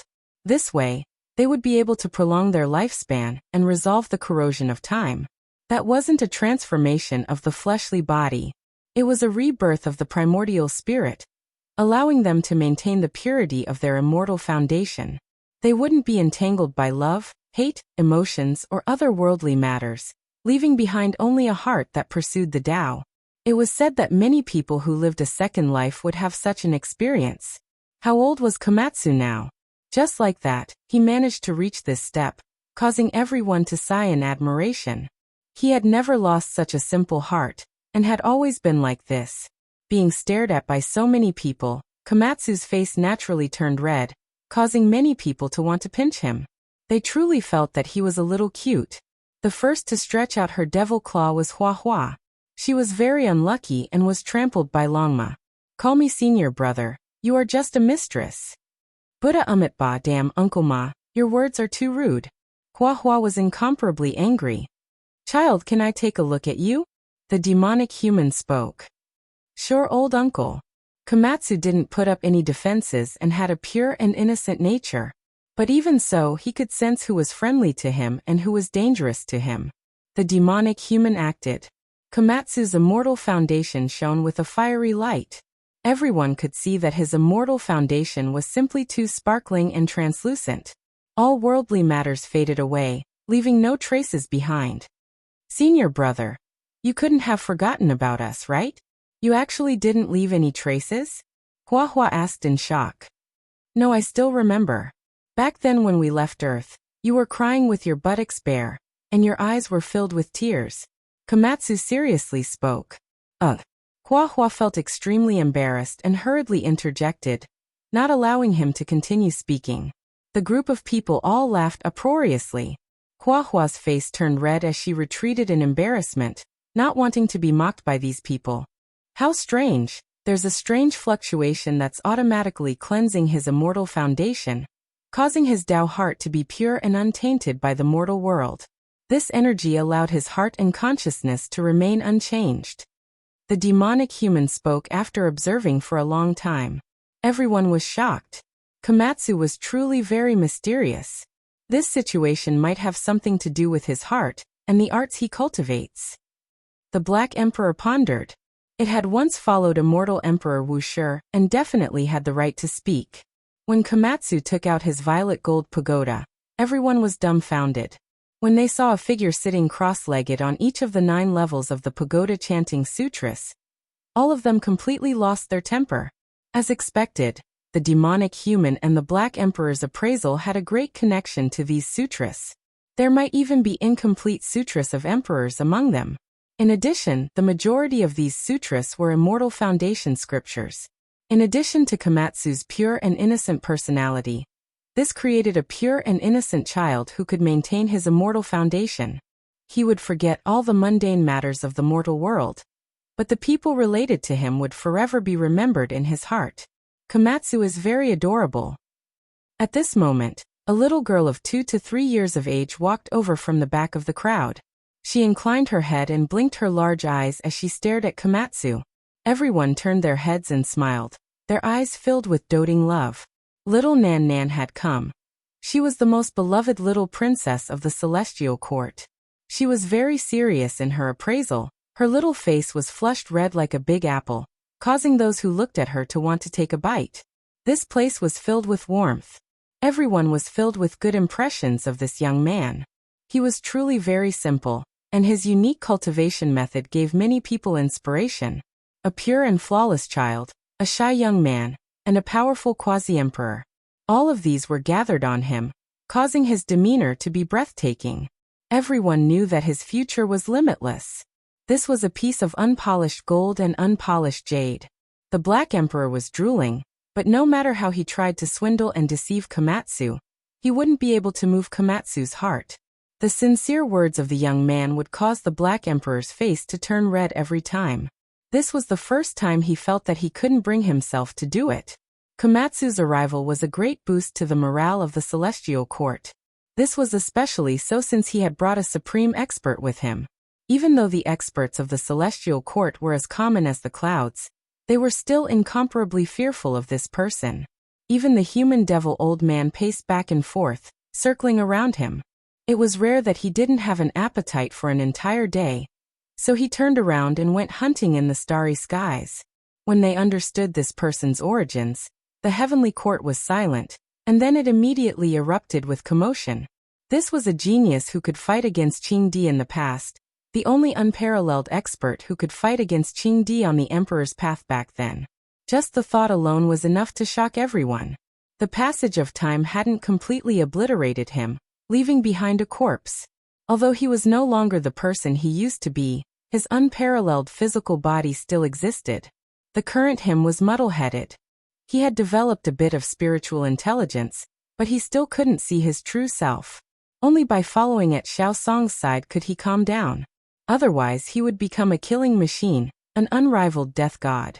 Komatsu is too powerful. He actually managed to attract such a talent. I think the underworld will definitely be in an uproar. They'll go crazy from heartache. Carefree laughter rang out in the celestial court.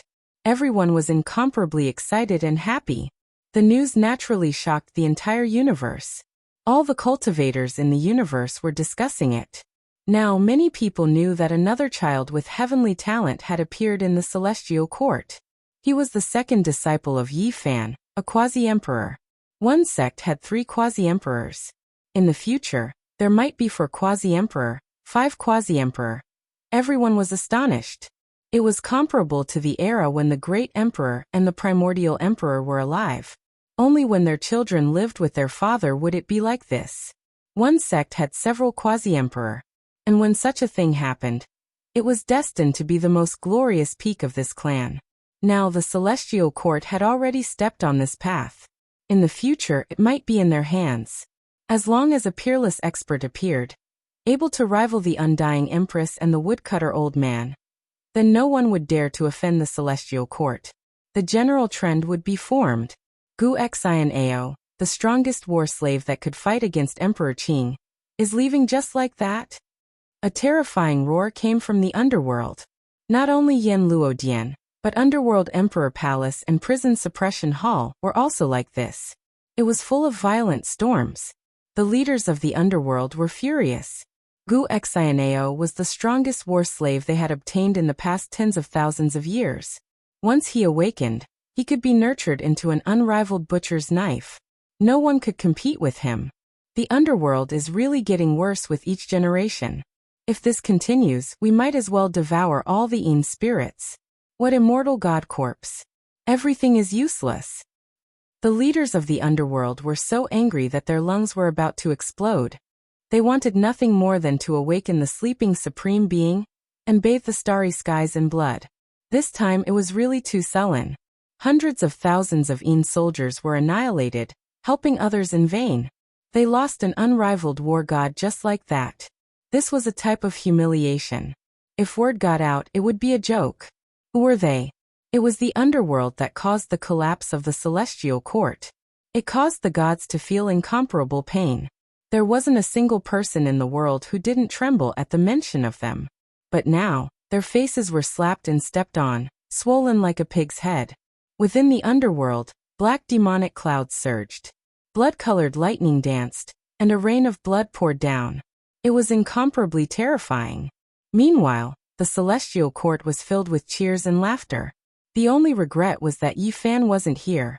Everyone came out to meet Komatsu. Jizue also came with Little Purple.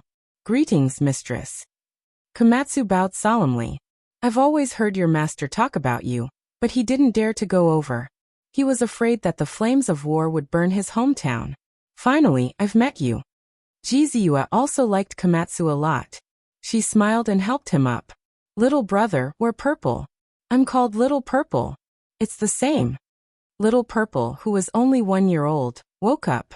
Her speech was unclear, like a porcelain doll. She stretched out a pair of small hands and said to Komatsu, "Hug me." Senior brother, you're really fated with children. I wanted to hug Little Purple back then, but she refused no matter what. She kept scratching my bald head. Huahua said indignantly.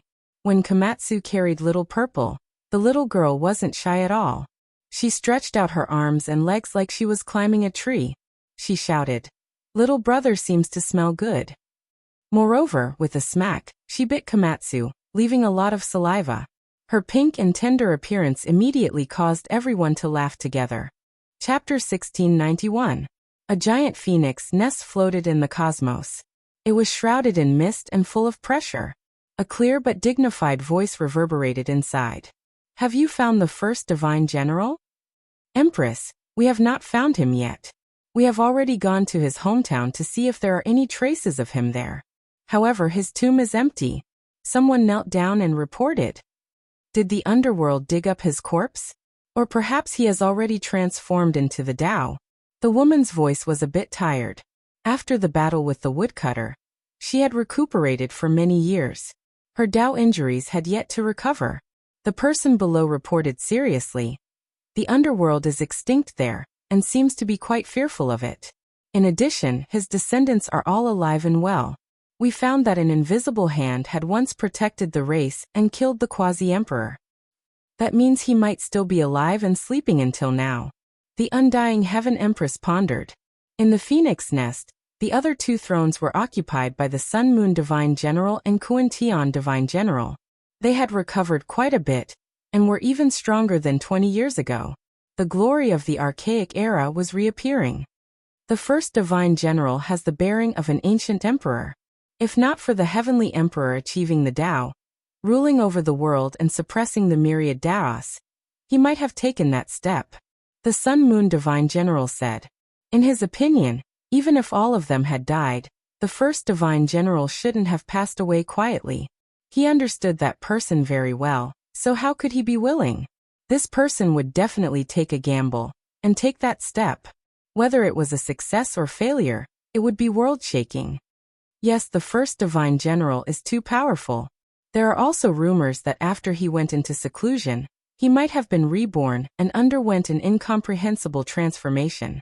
He wanted to fight against the Heavenly Emperor. Kuan-Tian Divine General said. All of them suspected that the first Divine General might still be alive. Even the undying Heaven Emperor couldn't completely overshadow such a person. It was impossible for him to die an ordinary death. That was because he was too powerful. His radiance was resplendent and peerless. Compared to him, the sun was like a firefly. In that era, he was the #1 god under the undying Heaven Emperor. When he went into seclusion, he still had half of his lifespan left. He wasn't past his prime. He had the time, energy, and ability to take a gamble in life. The undying Heaven Empress faintly sighed and didn't say anything. Divine General Kuan-Tian sensed something and immediately stopped talking. The Sun Moon Divine General was rebellious. He had a head full of silver hair and looked very young. However, he did not say much at this moment and chose to remain silent. Because they were people of that era, they had heard some legends. The Empress of Heaven seemed to have a past with the first godly general. It was just that one of them became the Empress, and the other became the first godly general. I hope he's still alive, said the undying Heaven Empress. Then her tone became serious. Although her voice was still clear and melodious, there was a murderous intent that caused the entire dynasty to tremble. Huge cracks appeared in the void of the universe. She said, "The son of the heavenly emperor was killed by the holy physique Yi Fan, and the bloodline of the heavenly emperor. Although he isn't my biological son, he should still call me mother. This debt can't be ignored. If any of you have the time, go kill a few people." The underworld has confronted them, and an intense conflict has broken out. We will move at the right time, but we have to avoid that little girl. We suspect that she is. Do as you see fit. So what if it's her? In the end, we still don't know who it is that is threatening the eternal heroes. She might not be able to claim supremacy. It will be revealed in the future, said the undying Heaven Empress coldly.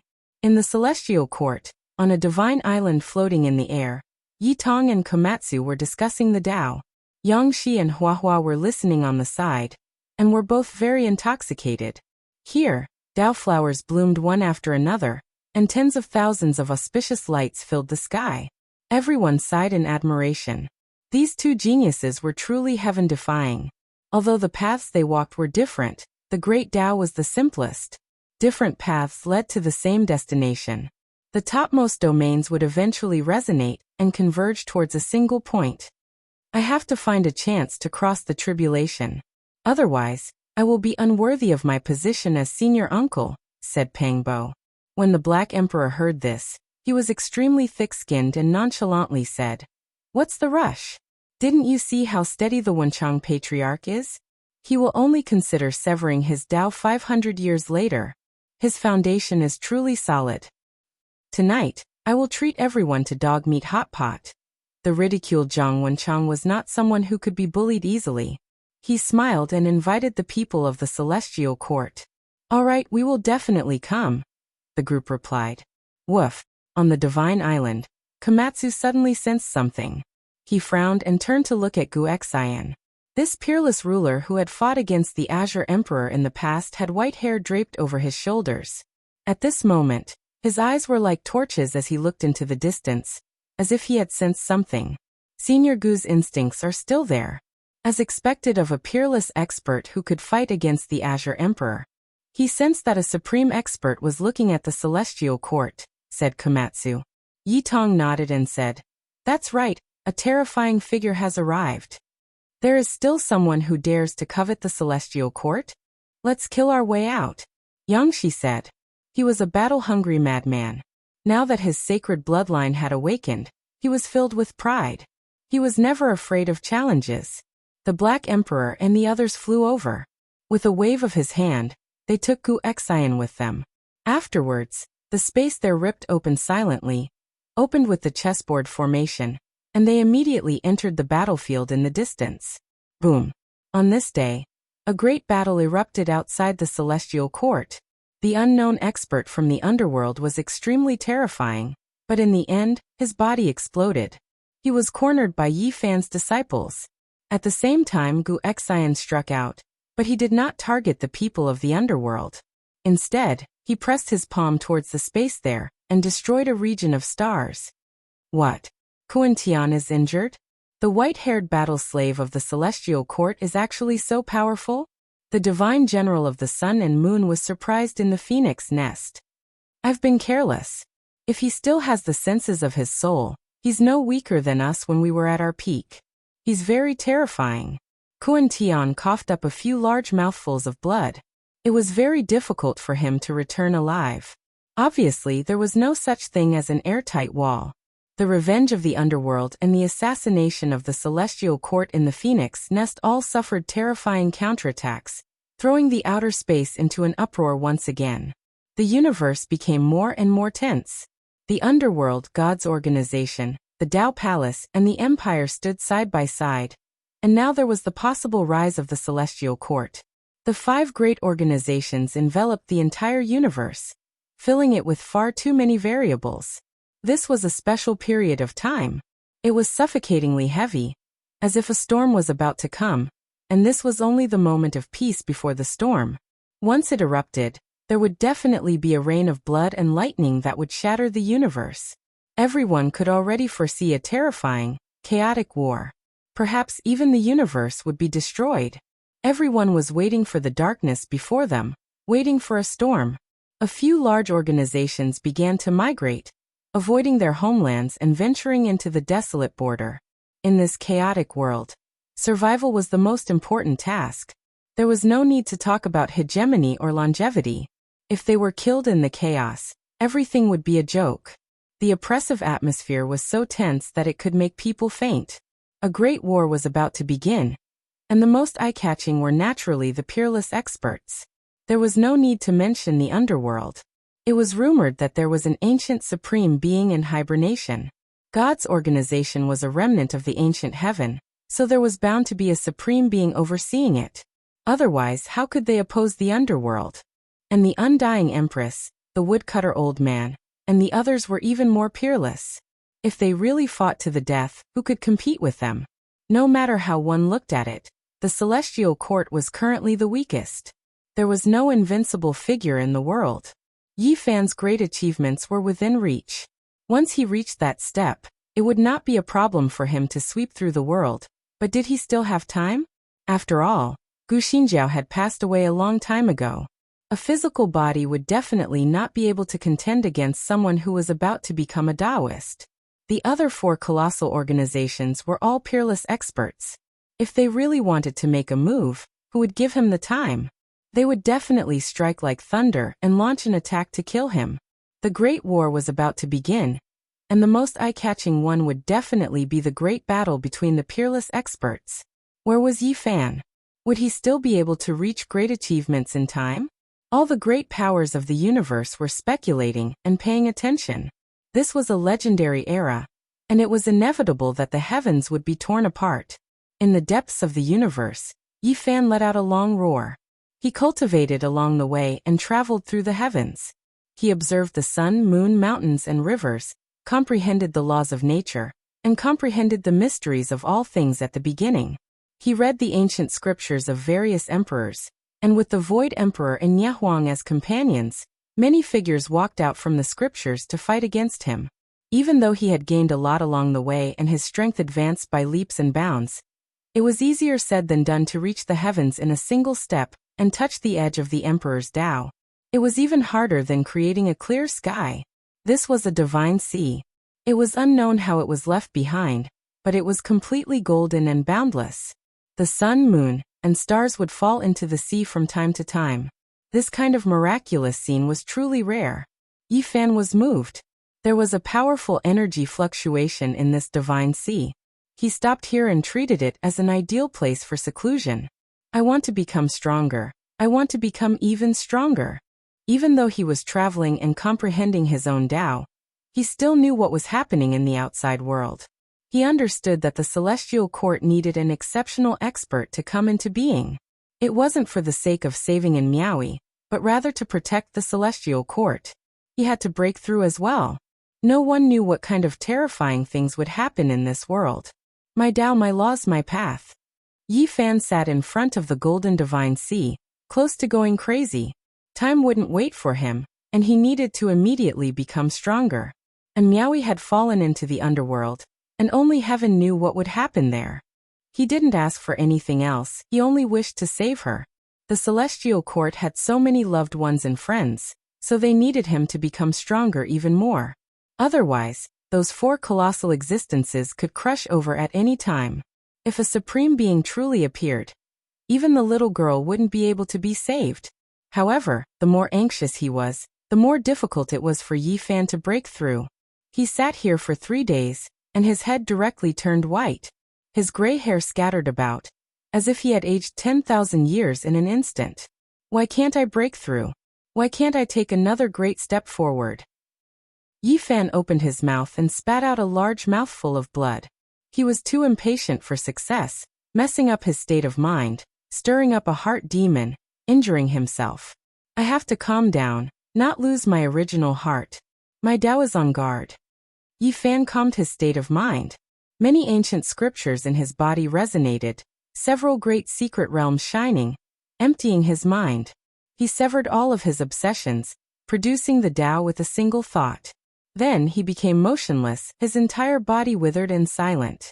He entered a type of long contemplation, becoming one with the void, becoming a part of nothingness.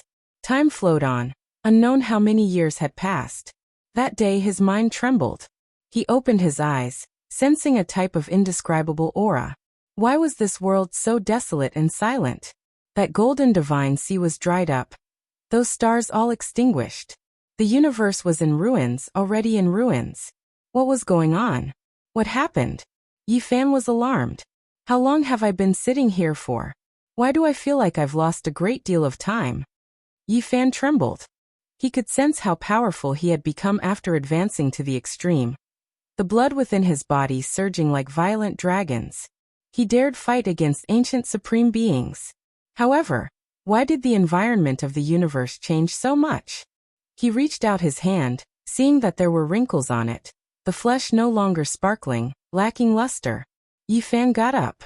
He moved through the void, and then a precious mirror appeared, reflecting his true appearance. White hair scattered over his shoulders, the passage of time engraved streak after streak of traces on his face. He was no longer young, already aging. There was sea-like power within his body, able to contain the endless blue skies, able to fight a decisive battle against supreme beings, the Tao covering the heavens. However, just how many years had passed? How could it be like this? Chapter 1692. Time passed, and the years became stronger. Everything he saw was ruined. What had happened? Yi Fan's body went cold. How many years had he lost? Was this still him? The white hair of the person in the bronze mirror was scattered. Even though his body was still perfectly straight, there were many traces of time left on his face. He was no longer young. Even his divine body had aged. How terrifying was this period of time? He had lost it. I don't believe it. Yi Fan believed that this was a dream and not a real scene. Otherwise, it would be too terrifying. The world was vast and boundless. The divine body had aged for 10,000 years. Who else could he see in this world? His right hand's finger slid across his left wrist. Blood flowed and pain spread through his body. This was not a dream. Everything was real. Yi Fan's primordial spirit left his body. The fist-sized golden figure instantly broke through the barriers of time and space. He gazed into the boundless void of the universe. Everything he saw was desolation and destruction. The cold universe seemed to have died. There was nothing left. Nothing could be seen. The stars were forever dim and completely extinguished. He didn't know what kind of terrifying battle had happened in these 10,000 years. The universe had actually become like this. Yi Fan's heart was in pain. He still couldn't believe this result. How could it be like this? How could it be like this? This was unimaginable. Looking at the wrinkled face of the old man in the mirror, his heart was pounding. If so many years had passed, then all of his family and friends would no longer be here. Even that adorable daughter who had just been born, and was no more than 1 year old, would have long returned to the yellow earth. If this was real, he felt suffocated. The tender little purple and the 1-year-old little muddle liked to stick to him. However, they didn't stay by his side for long. They had always been separated, and now this was the result. Yi Fan let out a long roar. He couldn't accept this. He looked at the golden divine sea that was about to dry up and disappear. He jumped into the sky and crossed the galaxy, rushing towards the former celestial court. Yi Fan continuously told himself that this was an illusion and not real. However, the pain in his body and the coldness of his primordial spirit proved that this was not a dream. He wanted to go crazy. How could this be? I cannot accept this. The entire universe reverberated with his majestic roar, causing some broken stars to explode one after another, causing the dark universe to become even colder. He traversed through the starry sky. With every step he took, a star would disappear beneath his feet. This type of Tao and magic was so strong that a single thought could destroy the entire world. However, he didn't feel happy at all. Along the way, All he saw were ruins. There wasn't a single intact starry sky. Many stars had shattered, and cosmic dust floated about. Occasionally there would be blood, broken bones, and weapon fragments. It was cold and chilly. Yi Fan refused to admit it, but his heart was already in a tearing pain. This was not an illusion. A terrifying war had taken place thousands or even tens of thousands of years ago. This part of the universe had been destroyed, but he had missed it. Along the way, he did not see a single living creature. Everywhere was deathly stillness. Finally, he neared the star field where the headquarters of the Celestial Court was located. His heart became cold. This place was in ruins. The stars had all shattered. And as for those divine islands floating in the air, they had all turned into dust. Yi Fan rushed into the depths like a madman. He didn't leave anyone behind. He didn't discover that this place had long since become ruins. There was only blood and rubble. No, Yi Fan roared in grief. He really saw the result. His entire body was trembling. He clenched his fists tightly and his face was pale. All hope was shattered. The Celestial Court no longer existed. He wanted to find something, but in the end, there was no trace at all. Trace the source. Yi Fan roared like a madman. With a roar, the starry sky collapsed. This place was immediately enveloped by primal chaos. He saw many broken scenes and shouts of war shook the heavens. The celestial soldiers and generals were charging and breaking out of the encirclement. The Een spirit army was attacking, and blood flowed like rivers. There was also a huge phoenix nest floating above. The light that swept down caused the celestial generals to fall in large numbers. I'm going to stake it all against you. With a long roar, Pangbo soared into the sky. His hair was disheveled, and the powerful pressure of the quasi-emperor shattered the starry sky. However, what awaited him was a large, merciless hand. In the direction of the underworld, an existence shrouded in black mist, like an ancient emperor, forcefully slapped over. There was only a mournful red left in the sky. Blood rained down, and Pangbo disappeared forever. Uncle Pangbo is also gone. Woo bad people, return my uncle's life. Little Violet cried loudly as she stood helplessly on a divine island. She looked only a few years old, and had never grown up at all. She was so young, and her face was full of tears. Just a few years after I left, Yi Fan's face was already full of tears. Was Pangbo gone just like that? His entire body was trembling. Ah! Li Tian and Yan Ishi roared angrily. They went against the sky, and the goddess furnace in their hands emitted a blazing light. A sun flew out from it, and 9 divine phoenixes danced in the air. They turned into overflowing flames and rushed into the sky. They fought with their lives on the line, unwilling to accept such an ending. They fought with everything they had, throwing away life and death. However, it was of no use. The figure shrouded in black mist in the distance blasted over with a fist, and the jet-black palm directly slapped the divine furnace. Kacha! The goddess furnace shattered. Even if it was personally refined by the great emperor, it was still useless. At this time, it turned into hundreds of fragments, flying in all directions, unable to harm that person in the slightest. At the same time, Li Tian and Yan Ishi both cried out sorrowfully. The black hand pressed down, and inch by inch they were crushed from head to toe. Their flesh and bones turned into bloody mist, and they were erased from this world. Don't kill my uncle. 2 more people are gone. Little Violet knelt on the ground and cried loudly. This was a tragic scene. Yi Fan felt like a knife was twisting in his heart. He clenched his fists, and his whole body was trembling. His good brothers had died in battle just like this? How many years ago was this scene? It was probably 10,000 years ago. He roared in sorrow, and he hated that he couldn't tear open the void and return to that era to participate in the war. Yi Fan bit his mouth full of blood, and his fingers were clenched so tightly that they turned blue. His whole body was trembling. He had once gone through life and death with his brothers, and now he had to watch them die 10,000 years apart. His heart was in extreme pain and despair. Ooh! Little Violet cried loudly. She knelt there, and while shouting those familiar names from the celestial court, she used her little hands to dig up the ruins on the island. Yi Fan's heart trembled. There was a ruin beside Little Violet, and there was no trace of Jizua there. However, There was a bit of blood and a piece of purple clothing in the ruins. Yi Fan's body shook violently. Although he had already guessed the ending, he still couldn't help but feel his ears ringing.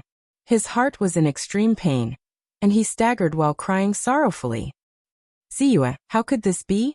The woman who once loved to laugh, the woman who waited for him under the starry sky for a long time, had left just like that. He didn't see the scene of her withering.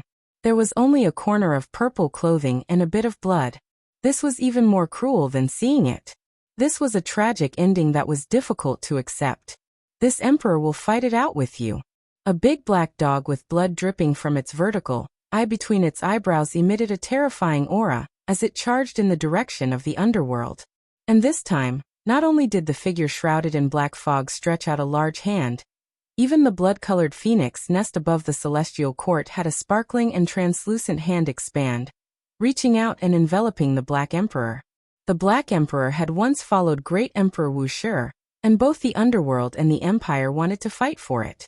Capturing it alive was the best choice, and perhaps they could find out the secrets of Great Emperor Wu Shi. The Black Emperor smiled sorrowfully, but its eyes were filled with determination. The countless formation platforms around it all lit up, burning along with its body and jumping fiercely. Brat, you owe me an innate holy body Tao embryo. Otherwise, this group of monsters will all be blasted to pieces. After it finished roaring, it exploded between the two large hands, and thus the curtain fell. A child with a holy body? I want her. A clear and moving woman's voice came from the phoenix nest. A white hand reached out and grabbed Little Purple, who was only a few years old, wanting to take her into its hands. We need the bloodline of a holy body. This child can only be returned to the underworld. The people of the underworld responded coldly. I need her. The woman in the phoenix nest didn't let go. In order to restrain that woman's supreme Tao fruit, even the sleeping underworld emperor was forced to awaken. The underworld has paid so much. How can we allow others to pick the spoils of war? The person in the black fog responded coldly. Didn't you guys suppress a holy body? Is that not enough? Not enough. The two giants argued. On the divine island, Little Purple's face was full of tears. She cried loudly and laboriously moved the rubble on the ruins. Her little hands were bleeding from the friction. She kept calling out, Mother, come back. Yi Fan's heart was bleeding. He growled in a low voice as hot tears rolled down his face. He didn't know how many years it had been since he last cried. Now he was so sorrowful. His family and friends were separated from them by 10,000 years. He wanted to take action, but he wasn't in that space-time. He howled in grief, unable to return to the past. He could only watch from a distance, hating but powerless. Boom. The heaven and earth exploded. The Empress in the phoenix nest and the giants of the underworld fought over Little Purple. They both wanted to take her. The waves were incomparably huge, shattering countless divine islands. Some stars even left their original trajectories, exploded, or cracked. Two people with incomplete bodies crawled out from the ruins. One was covered in dazzling sunlight. He had lost the lower half of his body a long time ago and was bleeding. It was Yi Tong. He protected Little Purple behind him and rushed into the sky. The other had lost his right arm. Although his heart was bitter, his face was still peaceful. He used his only arm to carry Little Purple, coaxing her not to cry as he rushed into the distance. The sun exploded and a golden rain of light scattered. Yi Tong let out an unwilling roar that shook the sun, moon, rivers, and mountains. He no longer existed. Komatsu's body was burning. He wanted to tear open space and send the young Little Purple inside, so that she could escape. That was actually the power of time. The beautiful youth was peerless at this moment, but he smiled bitterly. He sank into the flames and disappeared with the heaven and earth. Death. But how could the two giants in the sky allow Little Purple to escape? Yi Fan roared, tears flowing down his face. When he saw his two most beloved disciples, unable to display the brilliance they should have, withered away just like that, tears blurred his eyes. There was also Little Purple. She used to be so naughty and cute, but now she was so helpless. She stretched out her little hand. Was she calling for him? But now he could only watch like this. After 10,000 years, His heart was filled with guilt and pain. At this moment he was filled with sorrow, hatred, and madness. Chapter 1693. Yi Fan was like a wounded beast. His white hair was a mess, and his eyes were bleeding and crying. His best friends had all died in battle, and his most beloved disciples had all withered away. And his daughter, she was so smart and cute. She was only a few years old, but she was struggling there, and there was no way forward. As for Ziyue, even after using the secret technique of tracing the source, she could not see the last scene. There was only a bit of blood in the remnant, and a corner of her purple dress. He felt like a knife was being twisted in his heart, and tears rolled down his cheeks. Yi Fan had never felt so miserable before. He hated himself so much. Why was he not by their side? He was separated by an entire generation. The heavens were cruel to let him see such a scene, and yet he could not participate in the battle. He was filled with a sense of helplessness. "Mother, don't leave me behind. Little Violet is scared." A tender voice rang out. The crack in the void closed, but she was not transported away. Because the two giant hands imprisoned eternity, no one could escape.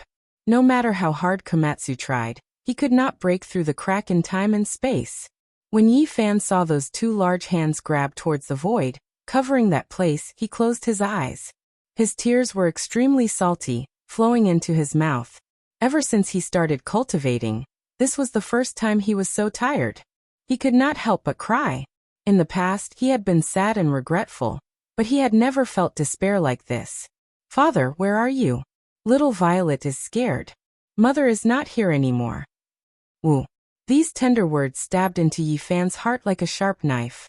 His whole body trembled, and he clenched his fists. Yi Fan roared in grief. He angrily attacked the sky, facing the two giant hands. He wanted to stop all of this. He could not tolerate anyone hurting his daughter. His fist shattered the sky, causing the two giant hands to shatter and disappear. But this was only the shattering of the scene, and not a battle that had transcended thousands of years. The final scene was fixed there. Little Violet was sobbing, her eyes wide and helpless, looking up at the sky. Just like that, everything shattered and disappeared. The future could not be seen, and the results could not be seen. Yi Fan could not bear to look at little Z for a second time. His heart was riddled with holes, and he had long been hurt to the point that he could not control himself. His fists were bleeding, and blue veins were bursting out of his skin. His power surged crazily, shaking up the cosmos, making this remnant tremble. Many stars that were split apart exploded even further. Yi Fan sang a sad song, filled with hatred and madness. He forcefully endured the pain, walking step by step towards the depths of the ruins. This was the pure land that he had once protected and lived in. But now, there was nothing left. The rubble, broken weapons, and bloodstains all showed how tragic the battle was back then, and how miserable it was now. There was a mace under his feet that had been severed. Sadness flashed in his eyes. This was the weapon of the barbarians. This result was not surprising, and was within his expectations. Since the celestial court had been destroyed, not many could survive. The friends who had once fought side by side, who had gone through thick and thin together, were all gone forever. Yi Fan was like a lonely soul, walking in the silent ruins. Hot tears rolled down his cheeks. He did not speak, nor did he make a sound. He did not want to stop, and only wanted to keep walking. Why? He could not participate in the battle back then, and this regret could not be made up for. He wanted to cry, but it was choked in his throat. He wanted to roar, but when he opened his mouth it was so hoarse. At this moment, he could only look at the ruins, silently bearing the pain as if his heart was being cut by a knife. How could this be? Yi Fan grabbed his hair. He began to hate himself. Why did he have to leave? Why did he go into seclusion for 10,000 years? Walking in the cold starry sky, he could not find the warmth of the past. Yi Fan was like a soulless person. He was muddle-headed, and his whole body was cold. This kind of injury was difficult to heal. He fell into deep self-blame. Why did he not accompany them? Why did he miss that battle? This was unforgivable. Yi Fan was in a daze. He tasted the bitterness in the loneliness, the torment in the silence. He kept walking forward, not wanting to stop. His heart was in pain, and his spirit was hurt. If he cried out loud, perhaps he would feel a bit better, but he could not do it. There were so many people, and they were all gone. Purple Moon's brilliant smile was buried under the ruins, leaving only bloodstains. Little Purple sobbed loudly, losing all of its playfulness. Pangbo's majestic body could not withstand a strike from the underworld giant. All that was left was a patch of red. Yifan was like a puppet, walking forward mechanically. Tears silently rolled down his cheeks. His heart was in such pain and discomfort. He could only watch helplessly, but he could not return to the past. He was like a ghost, lingering here for many days. There was no sun, no moon, only darkness, because everything had been shattered. In the end, Yifan was like a child. He knelt here and cried loudly. He was no longer young. His white hair was scattered, and his wrinkles were like knife scars. Time had left behind indelible scars on his body. He sat here for 10,000 years, and when he looked back, how much love, hate, sorrow, joy, and hatred had all been cast into the river of time. How could he accept this? How could he endure this? Yifan raised his head towards the heavens and howled in grief. He was like a lone wolf, howling alone in this blood-colored desolation. His white hair whistled about crazily, endless melancholy, endless sorrow. What kind of sorrow was this? After parting in the past, they could never meet again. They could only watch through time and space as the curtain of blood fell, powerless to do anything. Yifan sat here alone for many days. There were no tears, no words. Only after many days did he stand up. He used his great magical power to move stars from the depths of the starry sky, refining them, condensing them to a very small size. Then he piled them up, building a star tomb here, burying everything in the celestial court.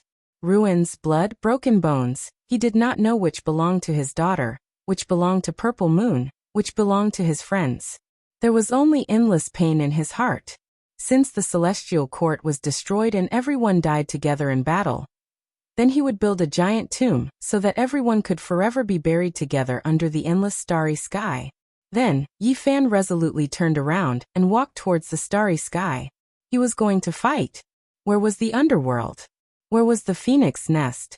The blood in Yifan's body rumbled and his battle intent surged.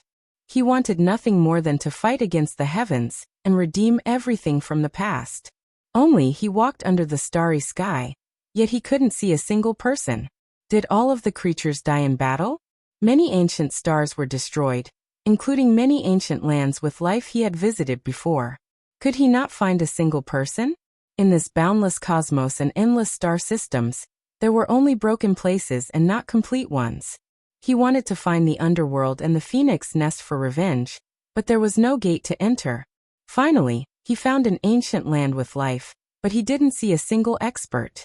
They could almost all be considered mortals. There were cultivators, but they couldn't rush out of this star and couldn't enter the cosmos at all. What was wrong with this world? Couldn't even find a single powerful cultivator? Yifan traversed the starry sky in search of the ancient lands of the past, but almost all of them were destroyed. He sensed the remnant fluctuations of the great emperor level. Was it another great war of darkness? Even if he occasionally found an ancient star with life, he couldn't see any saints or people of the same generation. This kind of world was so unfamiliar. He seemed to be out of tune with this world. The white-haired Yifan's aged face was filled with sadness. The end of an era. Did that mean that the previous era had become him? Yifan followed his memories and advanced towards the territory once ruled by the underworld. After an endless trek, he saw desolation and a large expanse of ruins. Even this place was destroyed. Was it the awakened little girl? Did she end up like this because of her battle with the emperor of the underworld and the other ancient supreme beings? Yifan's eyes swept over. He advanced forward. Even if he didn't know the exact location of the underworld, he still had to find some clues. Reality exceeded his expectations. When he entered a broken sea of stars, he saw an expanse of mist that enveloped the heavens. This was a vast underworld earth. The stars were like fireflies that would sink down from time to time. The underworld earth was broken, and there was a collapsed underworld gate. A broken bronze plaque soaked in the terrifying blood of an ancient emperor was half covered in dust. The two words underworld were written on it. It's here, but it's empty. After seeing this scene, Yi Fan didn't feel joy or excitement. There was only endless melancholy. Could he not even personally take revenge? All of his friends and loved ones had passed away. What meaning was there left for him to continue living? What supported him was only a wave of grief and indignation. He wanted to kill his way to the end and destroy the underworld and the phoenix nest. He walked alone, stepping over underworld earth, passing through it. This place had become ruins. He walked towards the starry sky again, treading on the heavenly path. Several decades later, he found the phoenix nest, but this nest had long been destroyed by someone. Everything is gone. Yi Fan didn't feel the joy of revenge. There was only endless sadness. How many past events could he forget? How many people could he never meet again after he missed them? He couldn't help but roar out. Everything had ended just like that. He couldn't see his old friends or enemies. At this moment, the entire world was boundless. He couldn't find a home to return to and felt extremely lonely. They're all gone. You all left me. Yi Fan laughed sorrowfully. He faced the heavens. His aged face was full of bitterness and pain. It was just a single seclusion, but it was even worse than the ancient legends. 7 days in the cave was already 1,000 years in the world. This saying was far from enough. 10,000 years had passed in an instant. His love and hatred, his joys and sorrows, his hatred and lust, they were all buried in the past.